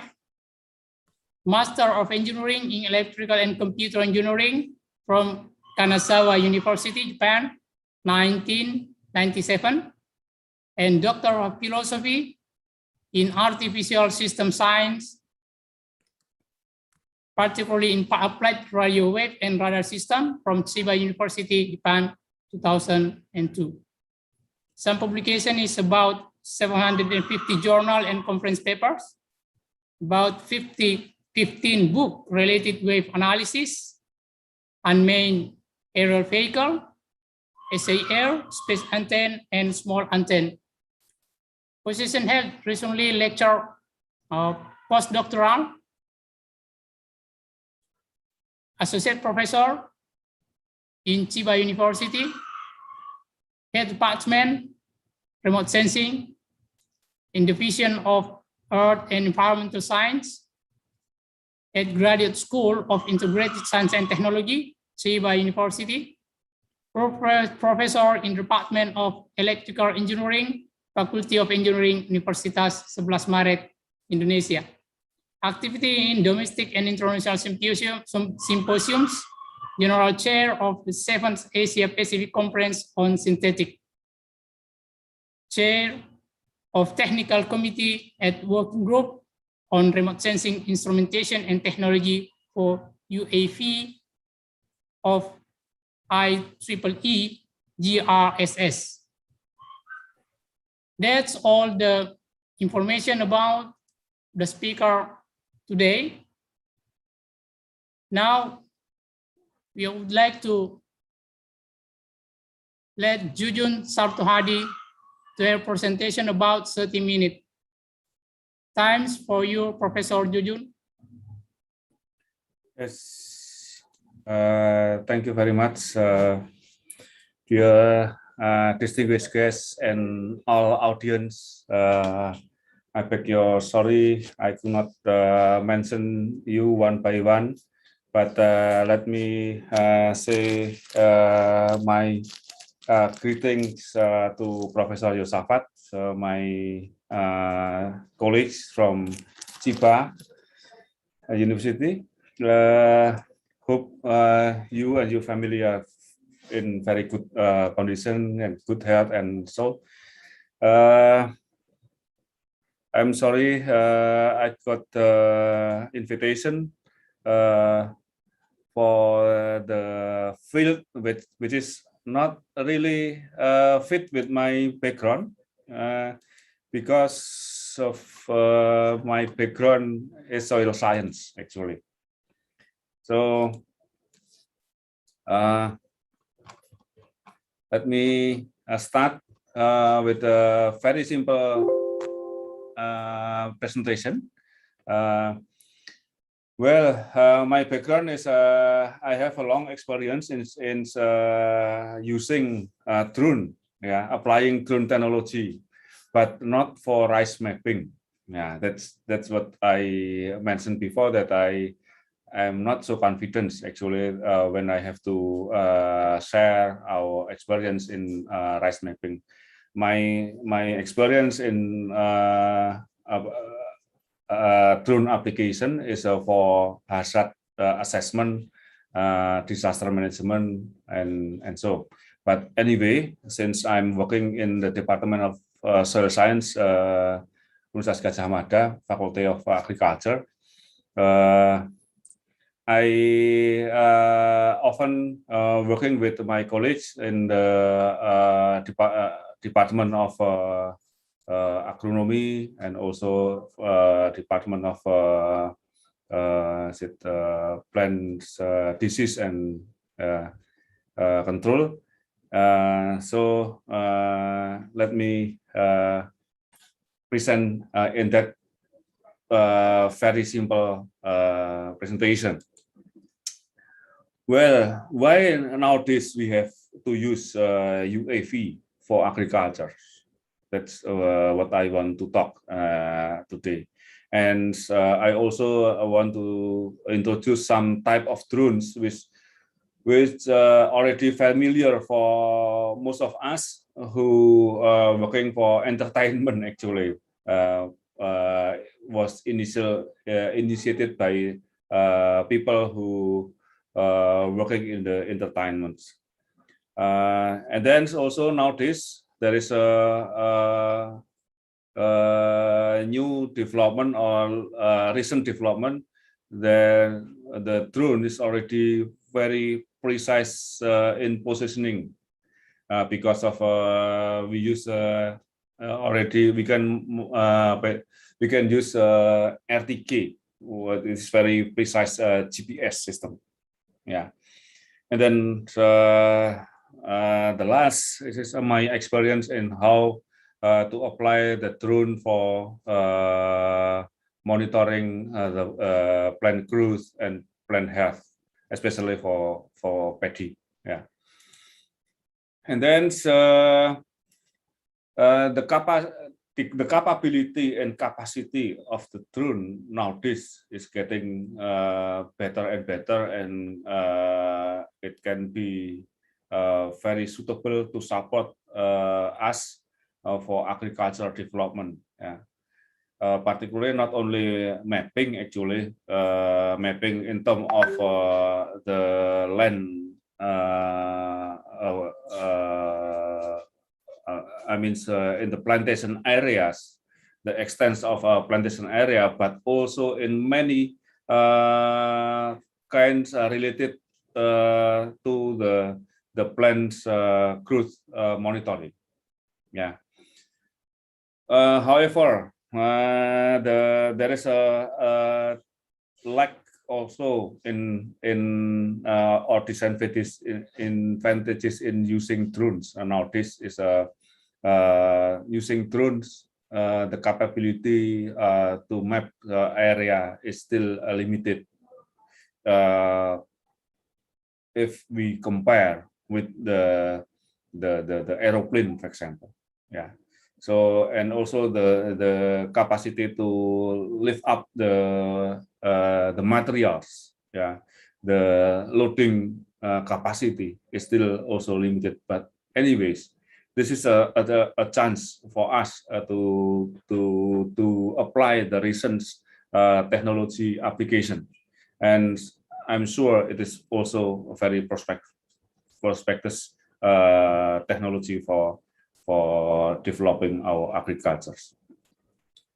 And then the other advantages of why we have to use drone actually is the real-time digital data, which presenting the real situations. And then we can make precise decisions to do something. Yeah. This is the most important things actually in agriculture perspectives. And then, yeah, that means the drone technology nowadays is becoming a powerful quick response tool. Yeah, when we are facing a problem in our region, means when we manage an area of agriculture, there is a problem of many things related to our plants. We can make a decision and doing real actions on certain on exact location. Yeah, and on exact location. That's the most important things. And as you know, nowadays we have two types of drones, yeah, which called as a fixed wing, is a fixed wing and copter. Nowadays in the markets, we can buy easily for copters, but for agricultures maybe it's not sufficient using for rotary wings, yeah. But maybe we have to use the hexacopters. Therefore, the capability to lift up tools or equipments is much higher. Yeah, those two kind of drones have their own advantages. Using fixed wings, the area coverage is maybe much larger than copters. Yeah, but in terms of precision, when we have to do something to do an actions, copter is more precise, because we can control the speed, and we can control the location, the position exactly. But using the fixed wings, where it flies very fast, we are not really control the position and locations. The fixed wing, it's very good for mappings, but not for doing something related to precise location and position for doing action. For example,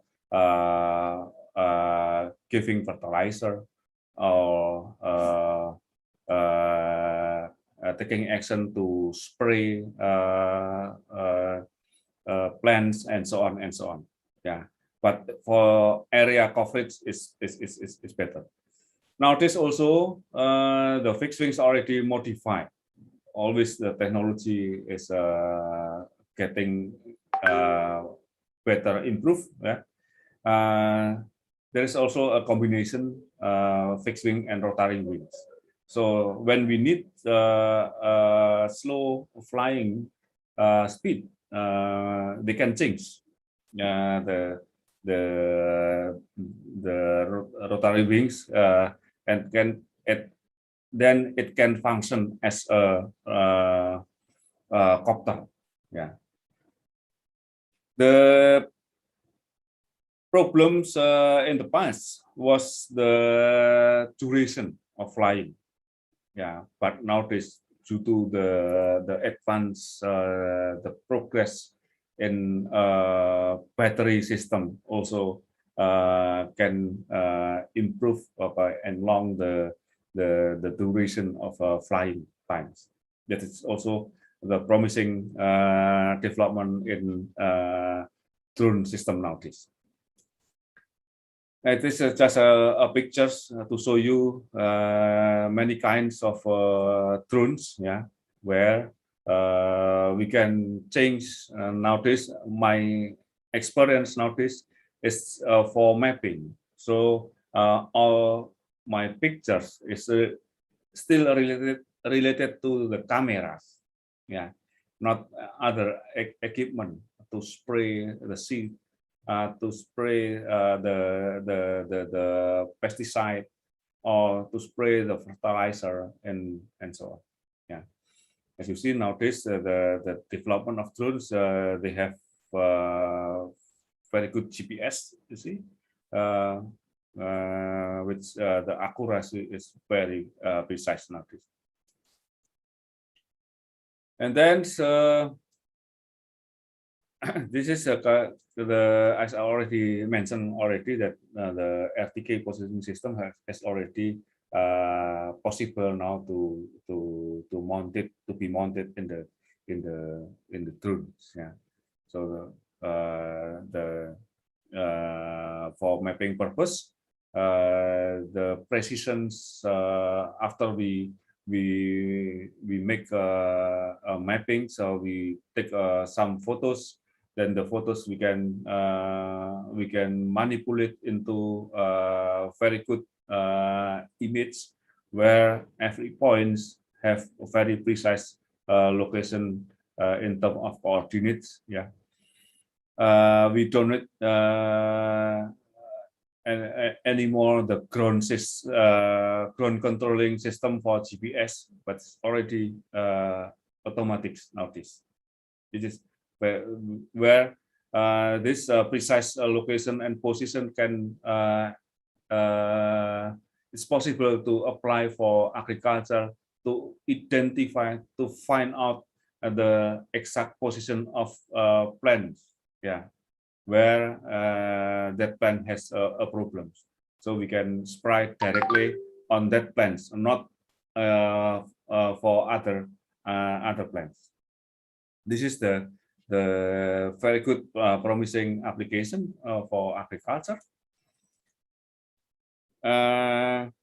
So far the drone has still controlled by pilots. Yeah, by pilots. So we can check our areas from a distance. Yeah, maybe from 1 kilometer or maybe more than 5 kilometers away. We can check the area, our plantations, whether they are in a good health or they have a disease and so on. Then we can make a decision how to manage that. Yeah. But in the futures, I imagine that everything can be automatically runs by pilot. It's not necessary to control manually, like what I present in this picture. Yeah. And this is what I already applying for experience. It's not really applied in the real agriculture in the field, but still in the research. Yeah, we monitor the cropping systems of in the farmer lands. As we know that our land ownership especially in Jawa, it's very limited. So sometimes the plans is not following the order of the Kabupaten agency, and maybe as in the groups they have to plan, for example, shallot, but in certain area, in very remote or maybe very small things, they plant eggplant, for example. Then just only small areas which can also make a problem, create a problem for other areas, other surrounding areas, because of the disease, yeah, by fungi, bacteria, or maybe insects, and so on and so on. That's we can check. It's not necessary to visit the parcel of the land, but we can check. The member of the groups is they are obey on the decisions of the group or not. And then also to control the soil conditions, where maybe in certain position the soil condition is not well prepared, for example, because of too dry or maybe too light from the spectral imageries. Yeah. And growth monitoring, of course. Yeah. In some area, maybe the plant growth is not as good as in the average areas, and also for seedling. Yeah. There's the prospect of using drones. Yeah. Nowadays, especially for paddy plantation, that we are all of us, or maybe most of us, we are eating rice 3 times a day still. Yeah, even some people nowadays is not eating rice anymore.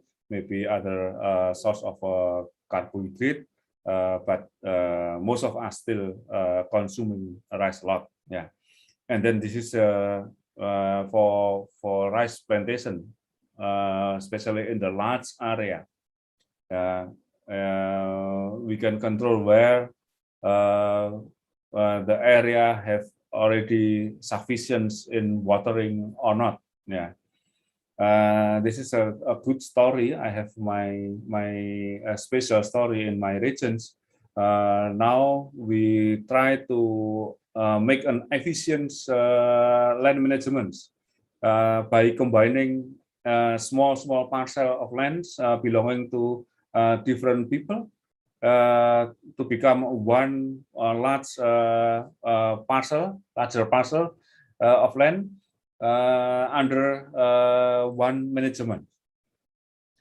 But since we still use manual measurements or just by eyes control, therefore we cannot control the differences of elevations.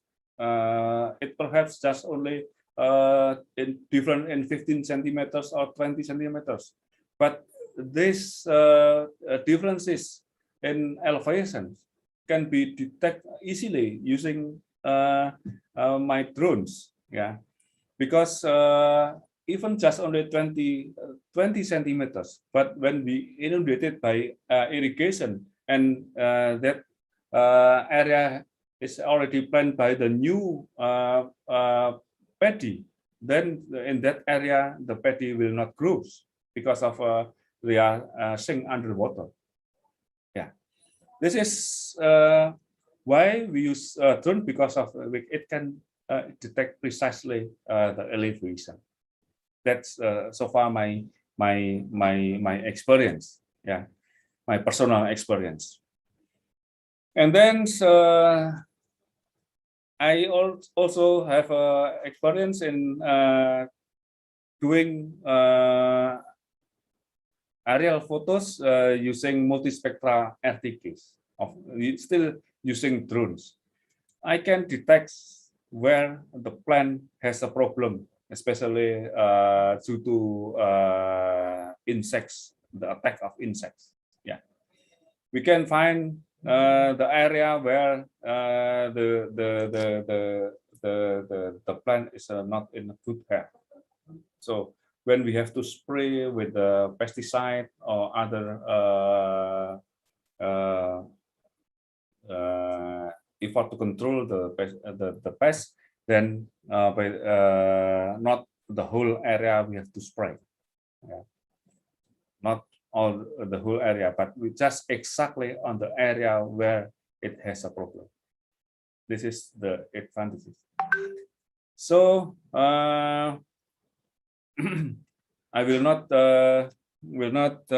discuss about the bandwidth of the UAV or in the camera we use, but the promising one now, this is we have multispectral, when we can apply for plant growth monitoring and plant health monitoring, and then so we can control the disease and so on.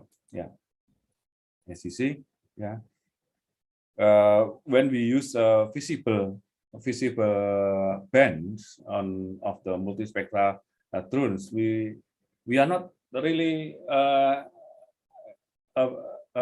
can identify, but using the multispectrals, we can directly knows that this area have a problem. Yeah. Compared to other area, the green is different. This is a false color composite. It's not a true color. Yeah. We make it as a true color, but in fact it is not true color. It's just color composite. This is the calculation. I think it's similar with the other remote sensing imageries techniques. Yeah, we use NDVI, but with the difference bandwidth of the spectra. Yeah. This is our experience to do monitoring, crop monitoring, yeah, in the paddy field. Yeah, that's what I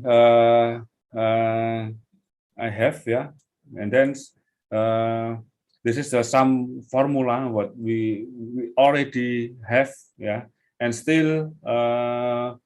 We adjust.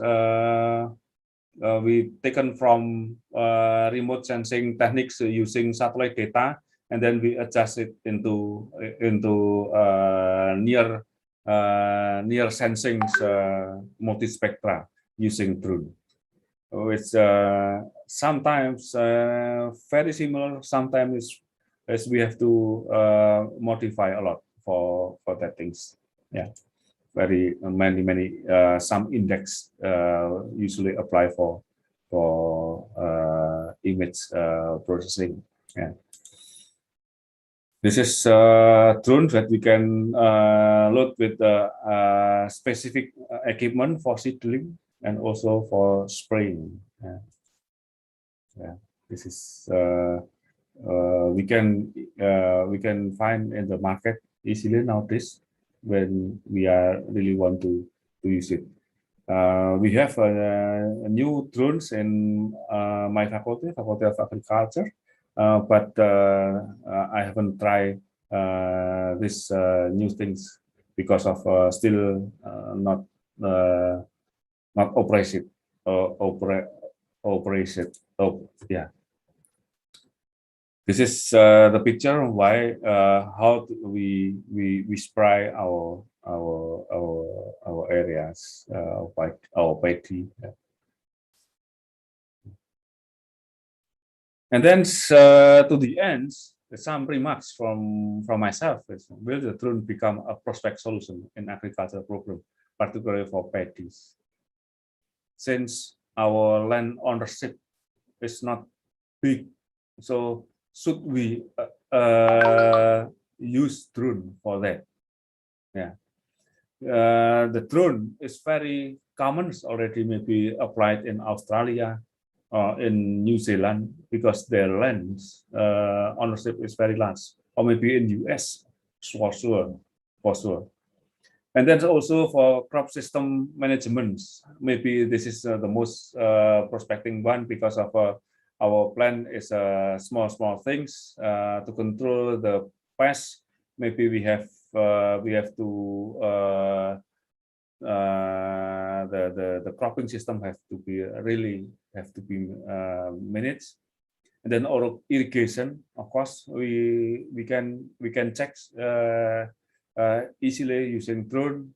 And then soil fertility in some part, when especially in the preparations, land preparations in the beginning of our plantation system, we can check the soil fertility using spectral monitoring. And then plant health, of course, this is also very applicable, yeah, for our lands.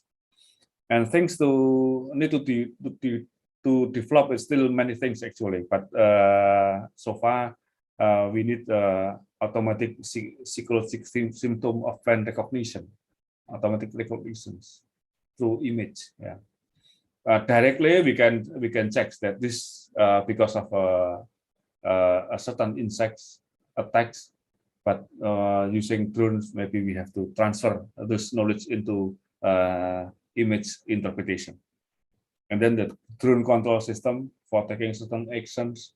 When we are using image, we already identify a certain area have a problem, then we can directly doing action spraying or maybe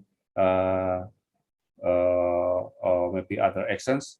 But so far we have is we make a photo first, and then analyze, and then we apply another tool. That's all my presentation. So we're still very beginning in using drone technology for agriculture. Yeah, thank you very much. Thank you very much, Prof. Junon. Yeah. Thank you very much, Prof. Junon. And before we go into the second presenter for today, I'd like to inform that all questions should be addressed in chat and mention the name of what the presenter you address your question and then your question. And after that, at the end of this session, we have our discussion, and the second presenter would be Professor Josaphat, and we give the time until 14:40. Time for you, Professor Junon, and could be start the slide. Sorry, Prof. Josaphat.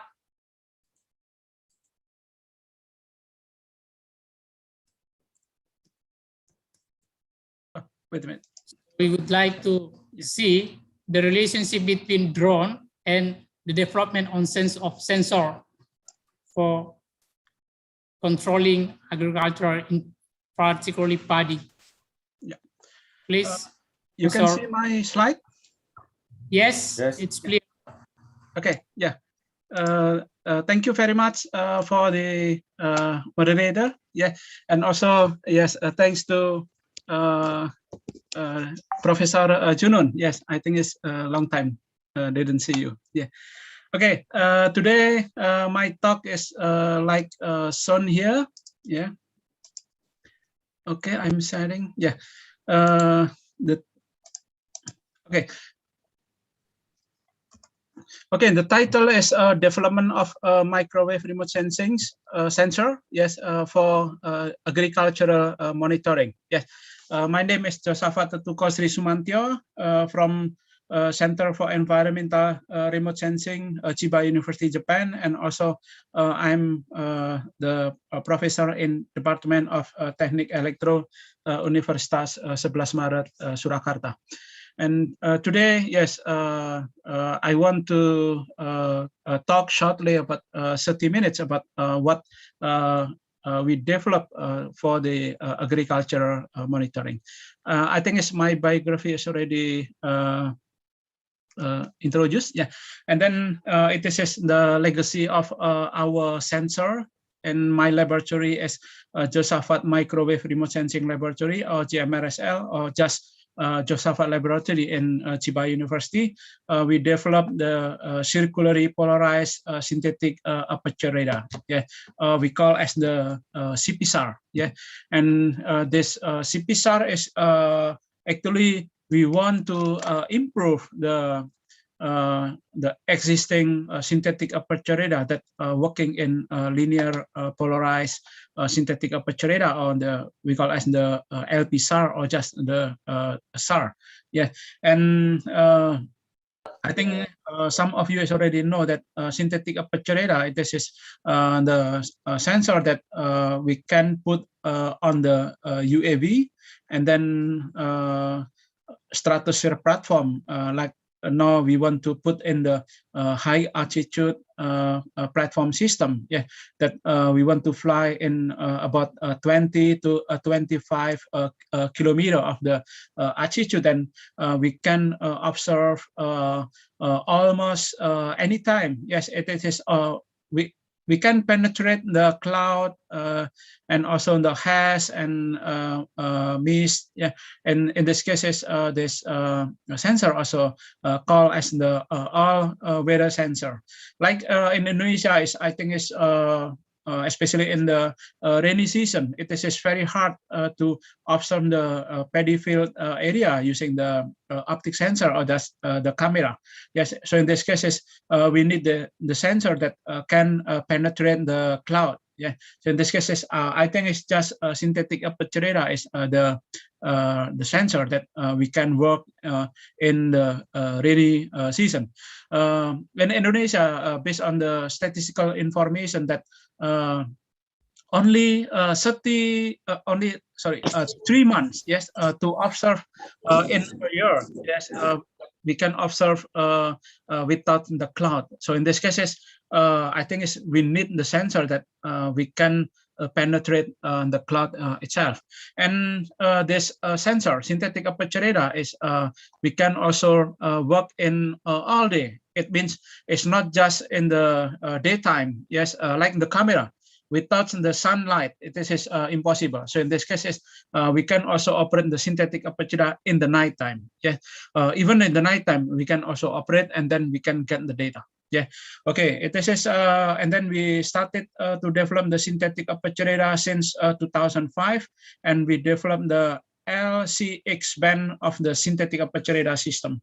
So the L is working in the frequency of 1.275 gigahertz, and C is with the center frequency is 5.3 or 5.6.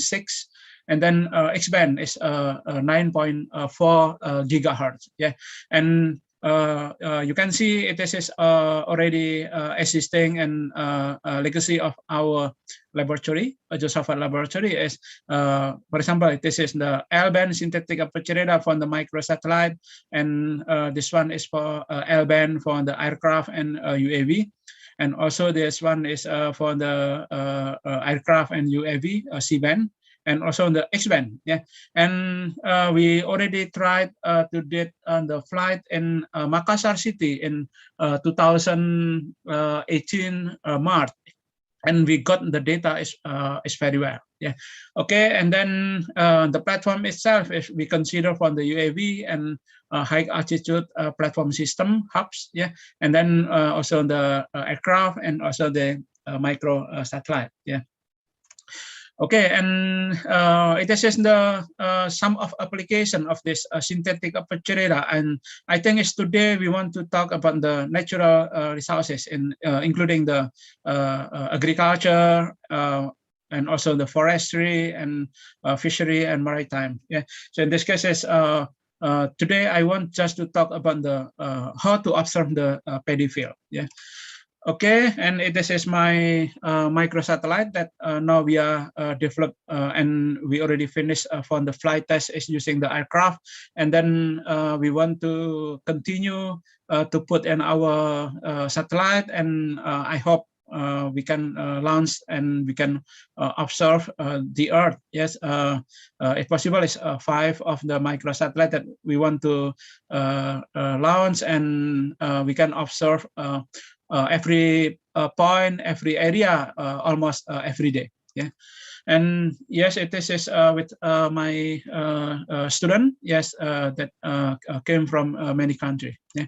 Okay, and it is the X-band SAR that we installed on the Boeing 737, and we did the flight in Makassar. Yes, I think it's close to the Hasanuddin University, and it is in the area of the Makassar city, and it is the optic sensor, and then it is from our radar that we can get the data without the cloud. Yeah, even any cloud is we can penetrate and we can get the data, and then we can analyze the surface information. Yeah, of this the study area. And yes, it's in the antenna that we install here, and then it is our X-band SAR, and we put inside in the body of this Boeing 737 of the aircraft. And then we also did the experiment C-band. Yes, we put on the it is in the Cessna. Yes, the Cessna aircraft, and then we did the fly at Yogyakarta. Yes, in August to September of 2017, and then for the detail is you can read this our paper in IEEE SAR. Yeah, and then it is we work in Makassar city. It is one of the area in the southern part of the Makassar city in the paddy field, and then you can get this the data is very clear. Yes, I think is compared to the camera. Yes, on the optic sensor, it is more clear. Yes, because you can get also the physical information of the paddy field on the paddy itself. Yeah, and including the tree, and we can get the tree in 3 dimension. Yes, also including the paddy information. Yes, the ripening and also some growing. Yes, it is also the processes we can observe using our sensor when the resolution is 30 centimeter. Okay, then the situation, this is our radar put in the CN235 MPA of the aircraft of the Indonesian Air Force. Yes, compared to another sensor in the world, yes, all of the sensor, for example, the by the NASA, JAXA of the Japan, and also the DLR of the Germany. Yeah, it is all is linear polarization, and my sensor, it is the CP. It means the circularly polarized synthetic aperture radar. On the linear polarization is you can just get the horizontal and vertical information, but my sensor is you can get at least is 360 type of the scattering. Yeah. Okay, and today we want to talk about the UAV, and we also developed the I think it's a big UAV. It is with the payload is we can bring about it is normally is 25 kilogram, but we can did and flight using 35 kilogram. And inside this UAV, we design because we want to put the synthetic aperture radar. So it is in the synthetic aperture radar system. In this case, is L-band, and in the side of the this fixed wing UAV, we put our original antenna. All is original, developed in my laboratory that we give the name is the Joshafat Laboratory Experimental Unmanned Aerial Vehicle on the GX. Yes, we have the some of the GX series. At least is this larger or large UAV with 1 and 2. Yes, we already have, and we can do the flight and then to observe and get the data of, including the agriculture area. And yes, this is the when we did the flight test, and maybe you can see. I just want to show that we did the takeoff and the landing.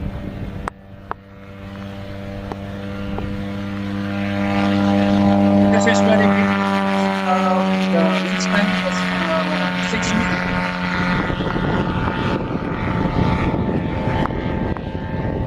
And we can fly with the radius of 700 kilometers.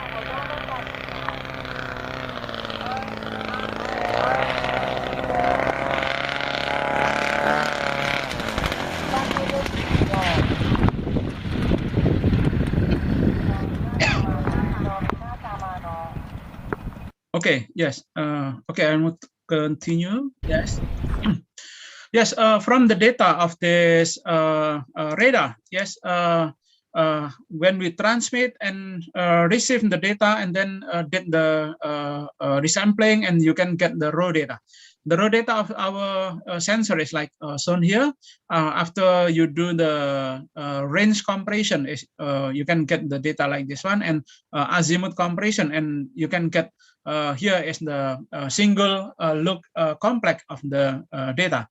And then it is you can see, I think you're familiar, close to the Hasanuddin University. It is the cross road of the entrance of the Hasanuddin Airport. Yeah, and we did the flight test here, and then we put the corner reflector here to know and calibrate our system. Yeah, and then here is you can see it is in the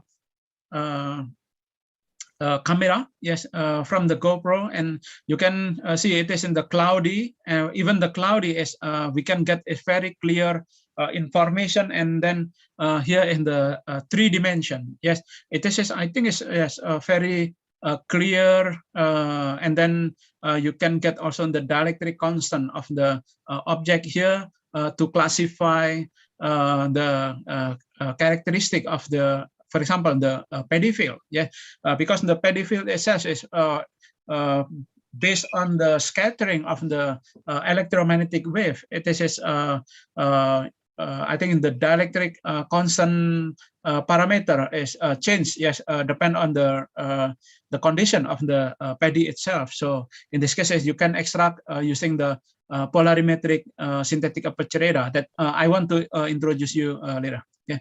Okay, it is the data that we taught the filtering. Even without the filtering, is you can get is very clear data of the study area. It is in the southern part of the Makassar city. Yeah, and then we got full polarimetric. Yes, it is L is mean the left-handed circular polarization, and R it is the right-handed circular polarization. You can combine all of the transmitter and the receiver. It is in the LL mode, RL mode, and also LR and RR mode. Yeah, for the detail, including the my theory relating the scattering of the circular polarized, you can derive or you can get from this paper. This paper is open access from the IEEE JSTAR. It is free of charge. You can get the this paper free. Yeah, and it is in the example of the application of the CP on the circular polarized. For example, axial ratio image, and then the ellipticity, and also in the row is the ratio of the polarization. Yeah, you can employ this technique for example, to know the growing of some agriculture. What is vegetation on the crop? Okay, sorry. Okay, it is I think some application that we can employ or derive from these images, and at least as you can extract from the intensity, the phase, and also the polarization. Today, I want to introduce you about the DINSAR, differential interferometric SAR, and polarimetric synthetic aperture radar. Yeah. First is about the DINSAR, yes, differential interferometric SAR. It is you can read from my paper here about the how to derive the, for example, it is in the change of the height on the altitude of the some object. Yeah, for example, the growing of the town or the city, and the growing of the crop. It is you can employ using this technique. For the detail of the theoretical derivation is you can read my paper in IEEE TGRS. Yes.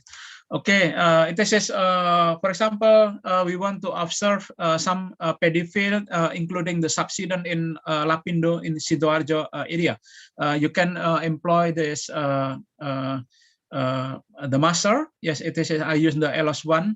It is recorded in 2007, and the slave is 2006. Yeah, from this two data is first is you need to make the geometric correction.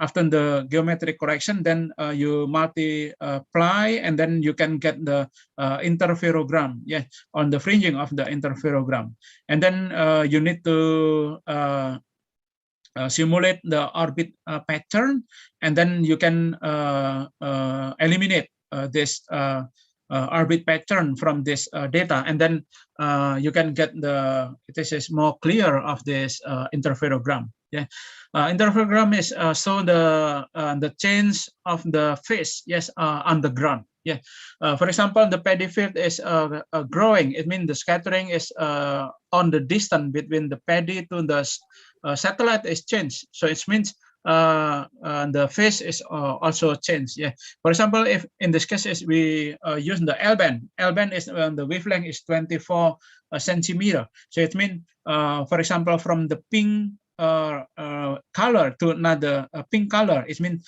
the change is about 24 centimeter. Yes. If more dense like this one is more, the slope is more drastically. Okay, and then compared to the existing of the DEM, then you can remove, and if no change is you can derive the DEM, but if change is you can get the land deformation, including the paddy field on the crop change. Yes, it is you can derive using this technique. Yeah, this technique is we call in the differential interferometric SAR. Yeah, and then it is some of the change area. Yes, for example, this one is it's 1 year. Yes, it is from 2006 until 2007. Yes, and this 2007 2008. Yes, you can get some change. Yes, this color. It is some milli to some centimeter.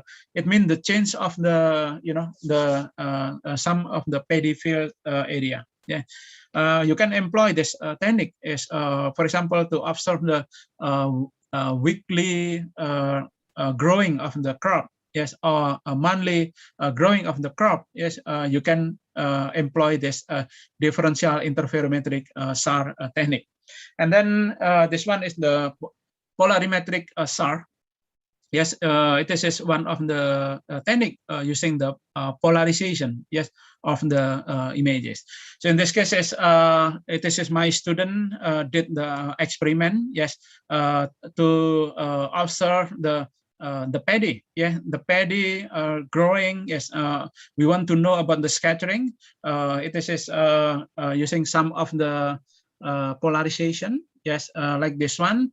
Yes, we started from June. Yes, because in Japan we can just the growing the paddy in just summer season. It is very short. Yeah, from June until September, just about 3 months. Yeah, and then we start to plant. Yes, and then growing and until more ripe. Yeah, so in this case we put in the roof of our building, and then we observe in our, you can see here, it is our anechoic chamber, and then we transmit, and then we receive, and then we want to know about the relationship with the circularly polarized. So in this case, it's CP.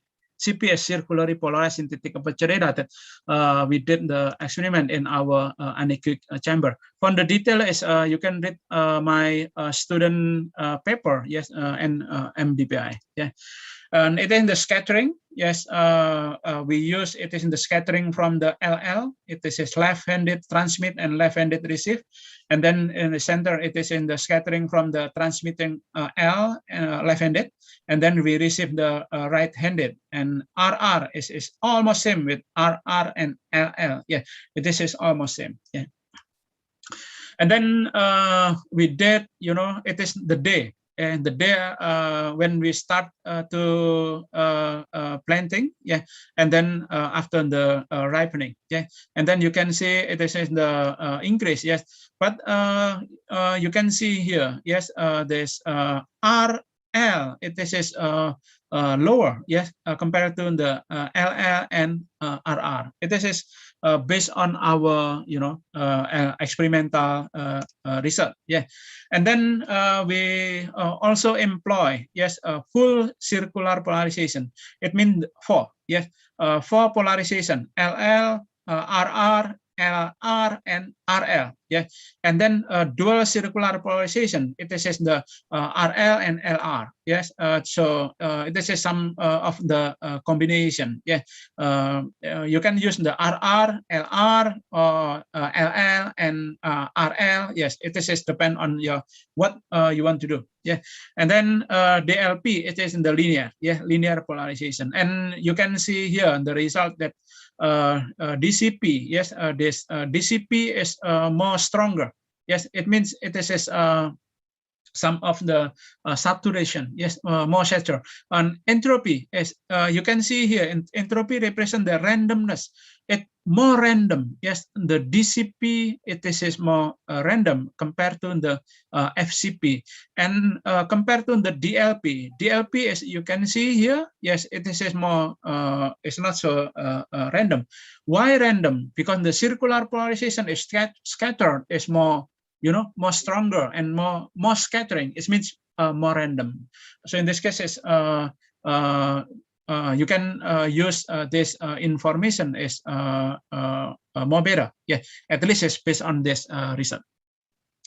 Okay, and then it is the mean of the alpha angle. Alpha is mean it is in the mechanism represent the each of the eigenvector. Yeah, it is eigenvector of the polarization. Because the scattering of every object have the eigen or some specific scattering. Yeah, in this case is you can use the DLP is more stronger, yeah, compared to the DCP and because DCP and FCP. CP is mean circular polarization. And then this is based on the combination. It in the day and it in the probability. Yeah, the probability and then H means is the entropy. Yes, P is the probability.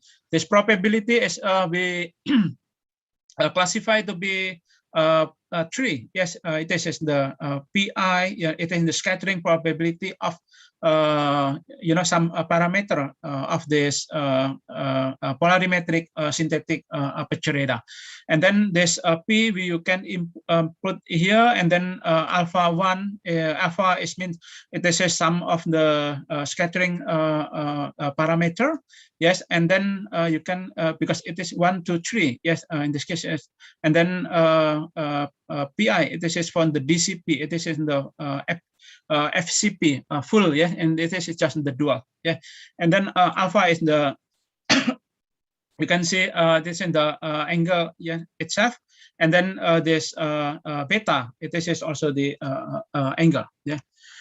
Okay, this is some of the scattering, and then you can get the result of every alpha here. Yes, this alpha in intrinsic scattering type. Yes, based on the it is the metric include inside the polarization. Beta is the angle. Yes, angle orientation angle. Yes. From the satellite or from the platform itself, yes, it have the orientation, yes, of the radar itself. And you can see here the scattering is after 200 day. You can see here it is almost opposite, yes, between the alpha 1 and also the alpha 2. But okay, this is maybe is more complex, but based on this result, and after we made the calculation, is you can see some picture here. It is from the full polarimetric of the CP, and then dual, yes, and it is the linear, and then you can get this. Some of the classification. We start from the plantation on the germination, and then tillering, and then stem arranging. It is more longer, and then booting, yes, and ripening. Yes, it is in the finish. Yeah, and then you can see, the scattering is changed if you use this. FCP and DLP is more clear, yeah. But if you use the linear polarization, it's not so, it is difficult to classify, and it is more clear classify using the circular polarization. And then you can see this area is, for example, Z9. It means it is the surface scattering. Surface scattering is because, when we start the planting, it is just water. Just water is flat. Yes, it means just surface scattering. But after that is a little bit growing, tillering. Yes, it is move, and then move around Z5. Z5 is mean vegetation scattering. It means from the vegetation is we can get, oh, it is in the scattering from the vegetation.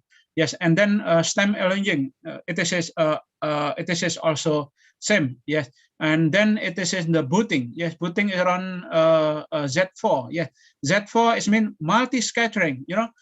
Because the paddy field already big. Yes, it means the scattering from the the water or from the land, and then scattered from the paddy straw, and then go back to the satellite. Or scatter from the by the paddy straw, and then scattered by the water or from the land, and then go back to the satellite. Yes, more easy, to know the mechanism of the scattering.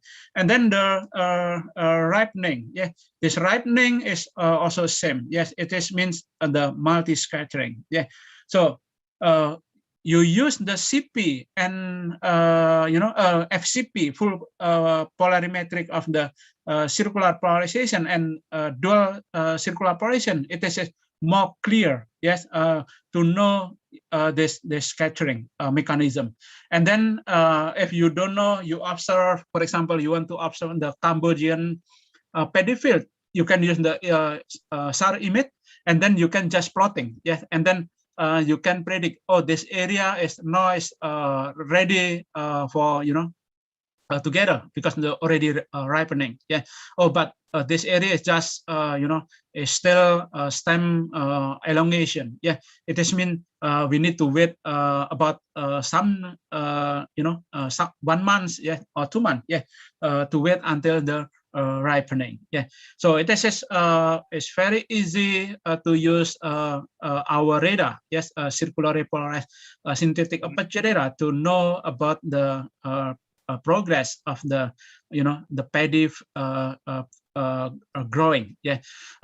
If you want to observe some area, it is maybe you don't need this sensor. But if you want to know about one country, for example, Indonesia, whole of Indonesia today, what kind of the paddy is still growing or started to planting? Yes, it is. I think better you use my sensor. Yes, circularly polarized synthetic aperture radar. Yes, it is after we did the classification, you can classify it as PS is mean the surface scattering, V is volume scattering, D is double bounce, and C is it is in the helix. Yes, helix scattering. So you can get the scattering. For example, the double bond is to be increased. Yes, like shown here, the red one. Yeah. Because after the growing, the volume is increased, the double bond will increase, and also the V, yeah, it is in the volume scattering also increased. Yeah, it is one very easy technique using the synthetic aperture radar. Okay, and it is we can also classify combination of the full surface scattering, volume scattering, and double bonds.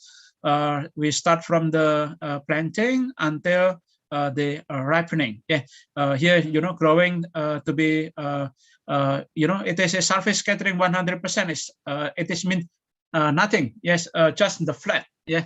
After that, you growing. You start here, and then after it's very big. It means the surface scattering will reduce. But the volume scattering is to be increased. Yeah, to be increased. Yeah, this is one of the technique using our sensor. Even look like it's very difficult, but the theory is already established in our laboratory, and you can just use this theory and then to classify the SAR image using this our technique.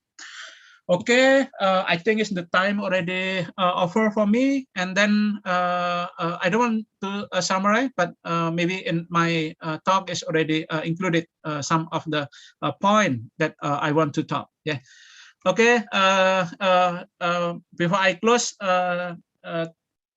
I'm also the leader of the remote sensing instrumentation and technology for the unmanned aerial vehicle of the IEEE.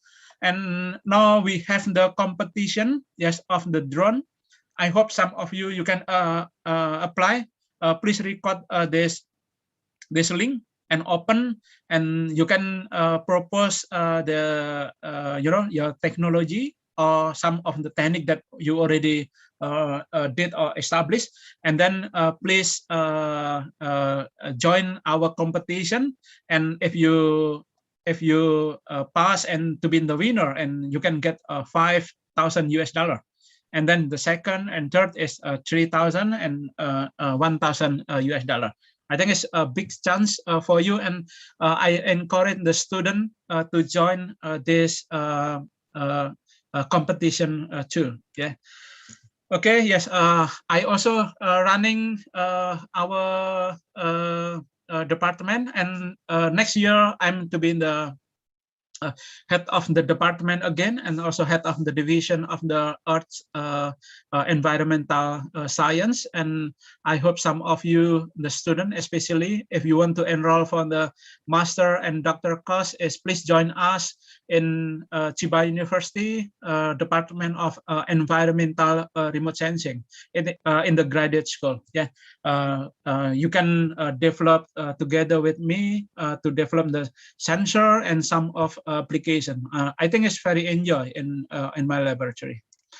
Okay, thank you very much, and I want to close my presentation. Yes, if you need some information, you can send email to me, and you can find some activity of my laboratory in this link. Yeah, Thank you very much. Yes, and I give back to the moderator. Thank you. Thank you, Prof. Josaphat and Prof. Noon. If any question, please put in chat room, and then I will be answered by the speaker. And recently we have a question from Choi for Professor Josaphat. The question is how effective the drone when used in the maize crop field. Can it be used for pest controlling? Sorry, what kind of controlling? Pest control? Pest control. Oh, pest control. Oh, okay. Control. Yeah.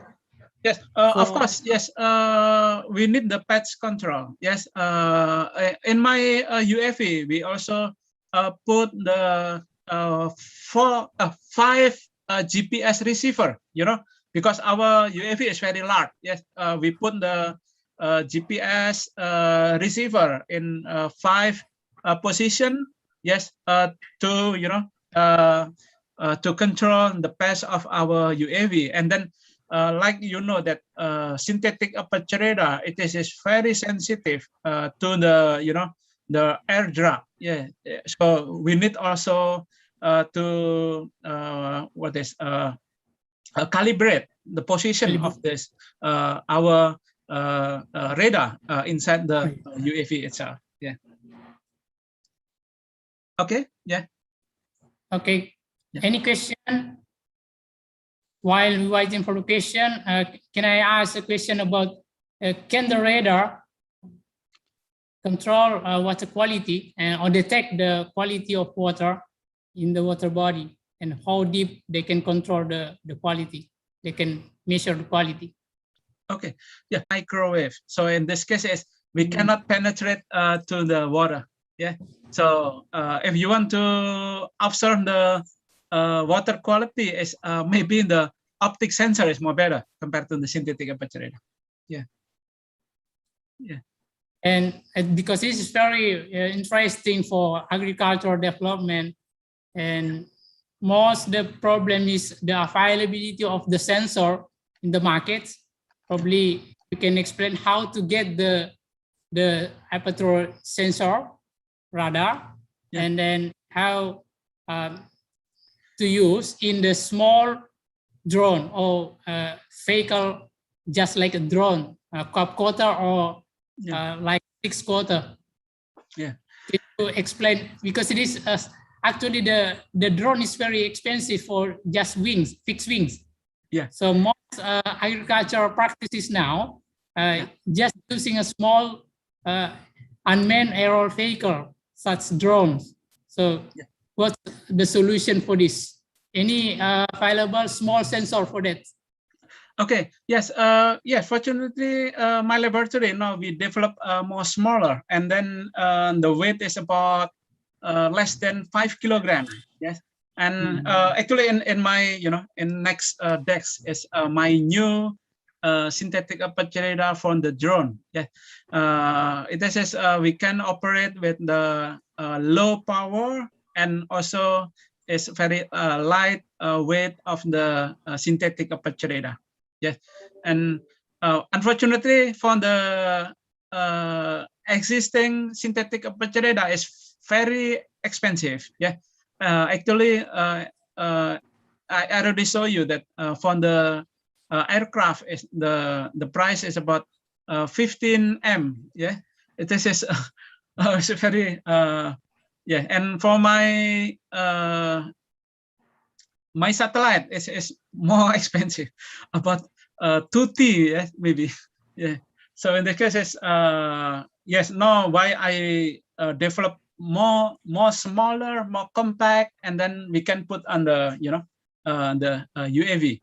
I hope next year, yes, we can release this very compact synthetic aperture radar. Yeah.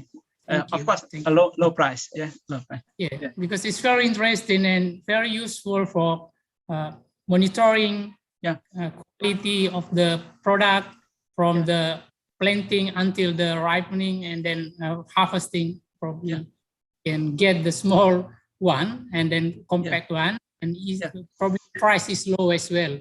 Yeah, right. Yes. I also consider, it is for the yes, it's not just the paddy, but for the sawit, yes, palm oil, yeah. It is I think better use the synthetic pecharita to know about the ripeness of the sawit fruits, yeah. Okay, yeah. Okay, thank you very much. Any other questions? Oh, another question from Bernadetta Rina. And I read, do you have any suggestion how to develop a tool for physiological investigation? Therefore, it is possible to predict, for example, harvest time. A physical investigation? Psychology of the plant. Say, probably actually the growth of the height of the plant. It the means mass of the plant as well. Harvest. Okay. Yeah. Okay. Yes. From the we already developed the polarimetric SAR. It is also one of the technique. Yeah. To know about the psychologically on the shape and including the we call it the dielectric constant. Yeah. We can estimate the dielectric constant. The change of the the paddy after the paddy is growing, and the rice seed is established as the scattering is different. Yeah. Actually, we also one of my staff, Professor Hasegawa here, working using the microwave to know about the condition of the leaf. Yeah, the leaf of the vegetation, because from the leaf is we can predict the condition of the vegetation itself. Yeah. It is yes, all is based on the water content scattering. Yes, from the vegetation. Yes, it is yes also possible. Yes, we can use the microwave. Yeah. Is it clear, Bernadetta? Sorry. Yes, thank you. Bernadetta. Okay, thank you. So, one more question. Okay, please. Oh yeah. For example, we have developed tools, whatever it is, a radar or whatever. We develop it, for example, in Sulawesi, but we will use it in Papua or in Java. Sometimes the environmental condition is different, and then it makes it difficult because some tools need precision.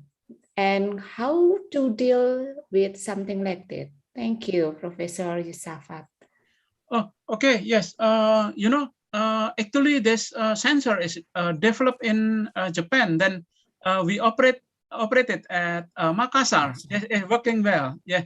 And then, of course, we need some calibration before we do some experiment. If we want to bring to the Papua, it means we need to make some calibration first in Papua, and then we operate. Yeah, it is some of the procedure. Yes, we always doing before to get the data itself. Yeah, we calibrate using the corner reflector. We call it the corner reflector on the CR. Yeah. Okay, thank you. Okay, I hope some question for the Professor Junun. Any question for Professor Junun? Oh, sorry. Any addition? Yeah. Answer for you? No, I think it's already answered by Professor Yusafat already, and I totally agree. But I think for Indonesia, especially in Java, where our land ownership is small, then my question is for myself is whether the drone is effectively applied for us. But for for example, in perkebunan or agricultural enterprises, maybe still be very useful. Yeah, we apply in palm oil plantation. That's we already also have experience since. But in this discussions, since you asked me on paddy field mapping, so it is actually should be used. Remote sensing satellite is more effective than drone itself. I think that's yeah. Any commentar from Professor Josaphat? For example, soil type, for example. Yeah, relating the soil, yes, it is maybe you can refer some of my paper in 2000, yeah, around 2000, yeah, some of the relationship between the soil type and the microwave. Yes, I made some many theory about how to observe the soil type using the space-borne synthetic aperture radar. Yeah. Any questions? We have 2 minutes left for this session.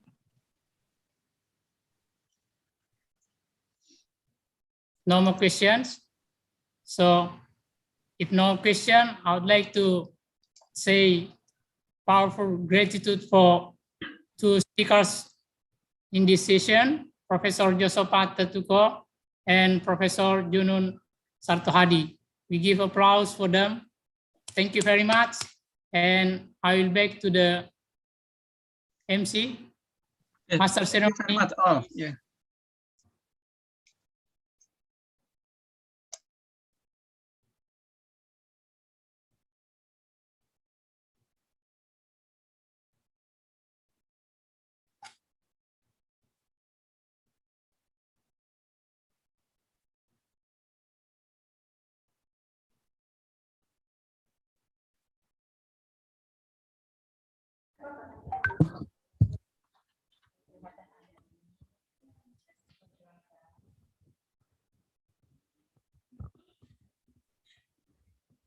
While writing the MC,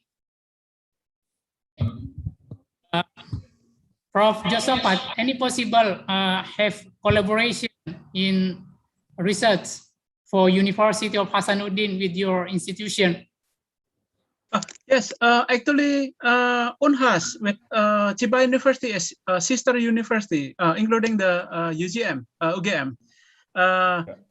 We have the the double degree program, and then the short stay program, short visit program, and then some of the young scientists and students can exchange with Chiba University. Yes, it is. We are welcome. Yeah, welcome. Yeah. All right. Thank you. Yeah. You can ask back to the host, Dr. Ilham Alimuddin, Department Geology. Yeah, Department Geology. Yes. Okay. Thank you. You can ask him. Thank you, Prof. Josaphat. We'll back to the host. Please, Master Ceremony, your time. We would like to thank you for Dr. Mahmud Ahmad as a moderator in this session. Therefore, we come to the end of this all session today of International Workshop on Smart Farming 2021. We would like to thank you very much for all the speakers and moderators who have participated on this workshop for 2 days. Meanwhile, we would like to announce the 3 winners of the quiz sessions today. For the third, congratulations for Petriani Lamadau. Second, congratulations for Maya Sinta. And for the first winner, congratulations for Indria Magfira. The winner of this quiz will get a special souvenir from the committee, and we will contact you all the winners for the further to give the souvenir. And once again, congratulations for the winner. Before closing this workshop, we would like to invite Professor Dr. Insinyur Yunus Musa, Master of Science, as a coordinator of Center of Excellence, Faculty of Agriculture, Hasanuddin University, to explain the closing remarks of this event. For Professor Yunus Musa, the floor is yours.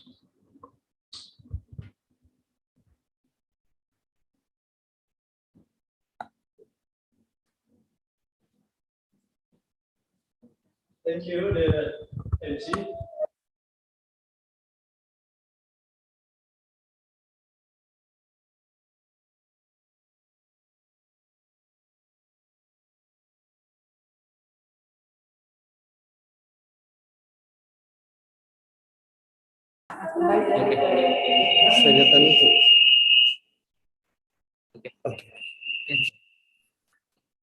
Thank you again for MC allowing me to close this very reputable event as an international workshop on smart agriculture for sustainable agriculture. Good afternoon, everybody, ladies and gentlemen. As we have experienced in this international workshop, it begins with an opening in the form of welcome and opening speech. Then, in the end, we will also close with a closing speech or closing remarks. We have experience with the full reputable speakers. And then, by having these international workshops, everybody, I think, will satisfy. I do believe that during these 2 days, all of us have obtained a fruitful information and discussions. We got from the main theme of smart farming for sustainable food security. We have learned a lot from keynote sessions delivered by distinguished keynote speakers and by 10 invited speakers who have shared their inspiring informations. On behalf of the committee, thank you for delivering such important materials so that all of us can improve our knowledge regarding smart farming. Furthermore, I would like to thank all presenters and participants who joined this conference with full of patience. I sincerely hope that through your presentations and discussions afterwards, all of us can contribute to solving the farming problems. It becomes late and late now. Let me repeat it again. What is the content of this international workshop? The purpose of this workshop is to share knowledge and skills regarding maximizing productions, overcoming obstacles in farming, building cooperation to build successful agriculture, especially the applications of modern techniques in the form of utilizing data and equipment, forecasting production, as well as obstacle and food distributions from land to the consumer's table with smart farming or artificial intelligence applications. However, all technologies have limitations in space and time. We must not be careless in adopting the greatness and issue of smart farming. Its application that must be based on long enough agricultural experience, based on cautions in choosing and not directly adopted without foundations. It should be based on repetition or research both at the laboratory level and in the actual field. The combinations with local knowledge is a wise action so that sustainability, security, and food safety can be achieved. Dear all participants, in farming activities, there are failures, but success dominates the achievements of farmers, an indicator that local knowledge still plays a role in the rolling issue of smart farming. It can also be interpreted that the obstacle in farming can be avoided if the utilizations of local knowledge and the use of latest technology can be enabled.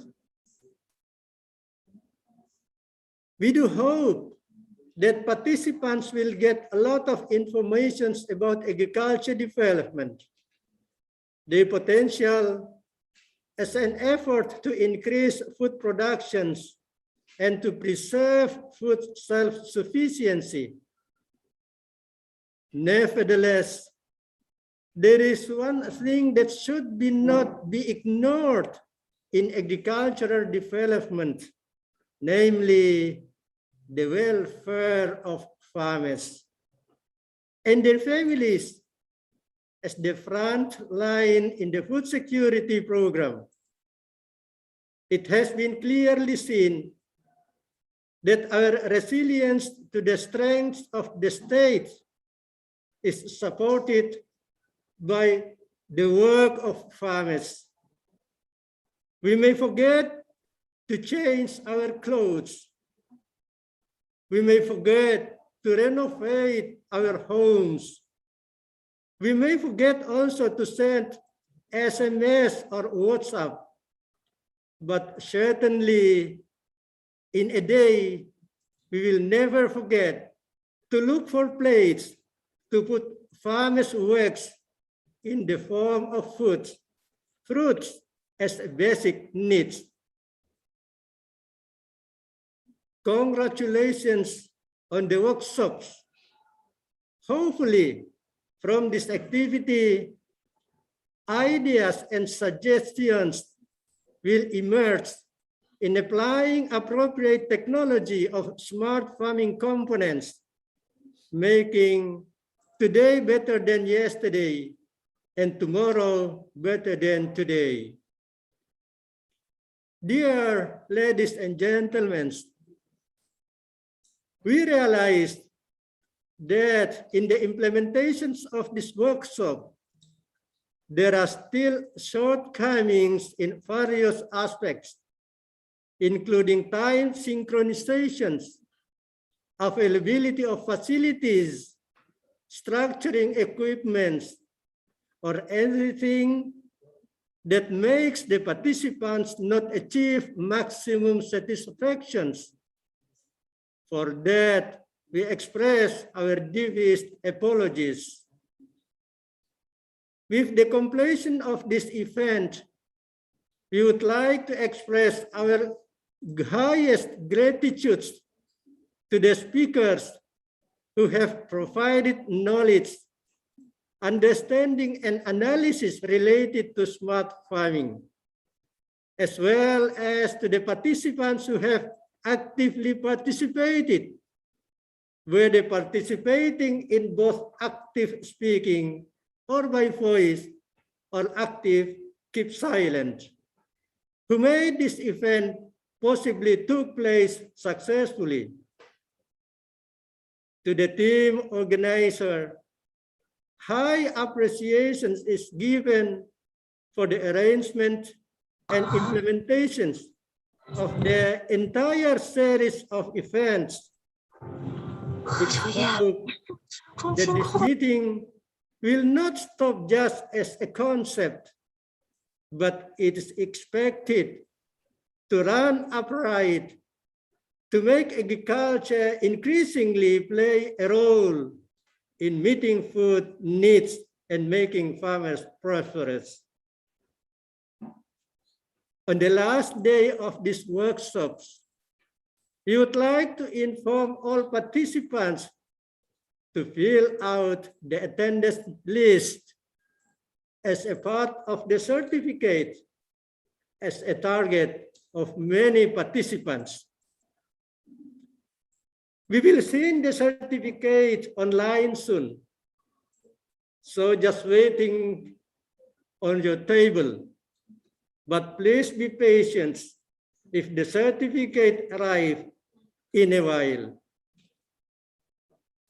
We have working here with a full of team consists of very young and very strong aims here.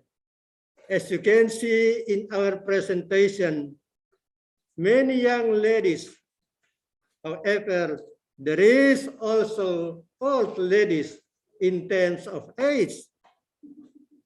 There are many young guys, but also there is an old guys also who participating in this event. I saw one of our friends here. His name, Mr. Kao. I know he cannot speak fluently in Indonesia, but he do really know what we are going to have because from our body language. Again, all the participants, finally, I would like to apologize for any inconvenience that you might experience during the workshop. I am certain that you are all looking forward to getting back to your respective homes so that you once again for your participations and wish you all the best, smooth journey, and arrive home safely. Again, I would like to thank to everybody from the beginning of this event until to the last time of this closing remarks. But not only that, we would like to have as one group of friends starting from building up this international workshop of smart agriculture holding by Center of Excellence or CHOE, Faculty of Agriculture, Hasanuddin University in collaborations with Taiwan ICDF TETO. Thank you, everybody.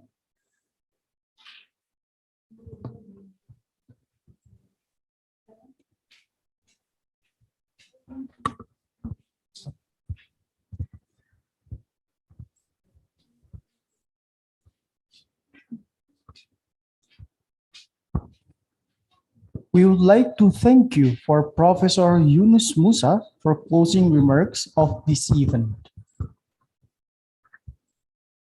Well, ladies and gentlemen, thank you very much for you coming and your nice attention this event. We would like to say thank you for the Taiwan ICDF, Taiwan International Cooperation and Development Fund. Thank you for the Ministry of Agriculture, Republic of Indonesia. Thank you for International Rice Research Institute, IRWI Indonesia. Thank you for Center of Excellence, Faculty of Agriculture, Hasanuddin University. Thank you for all our speakers on this workshop. Thank you for all the organizing committee. And thank you for the all agencies who has attended on this event. That's all of us. Keep safety, keep healthy. Thank you and good afternoon.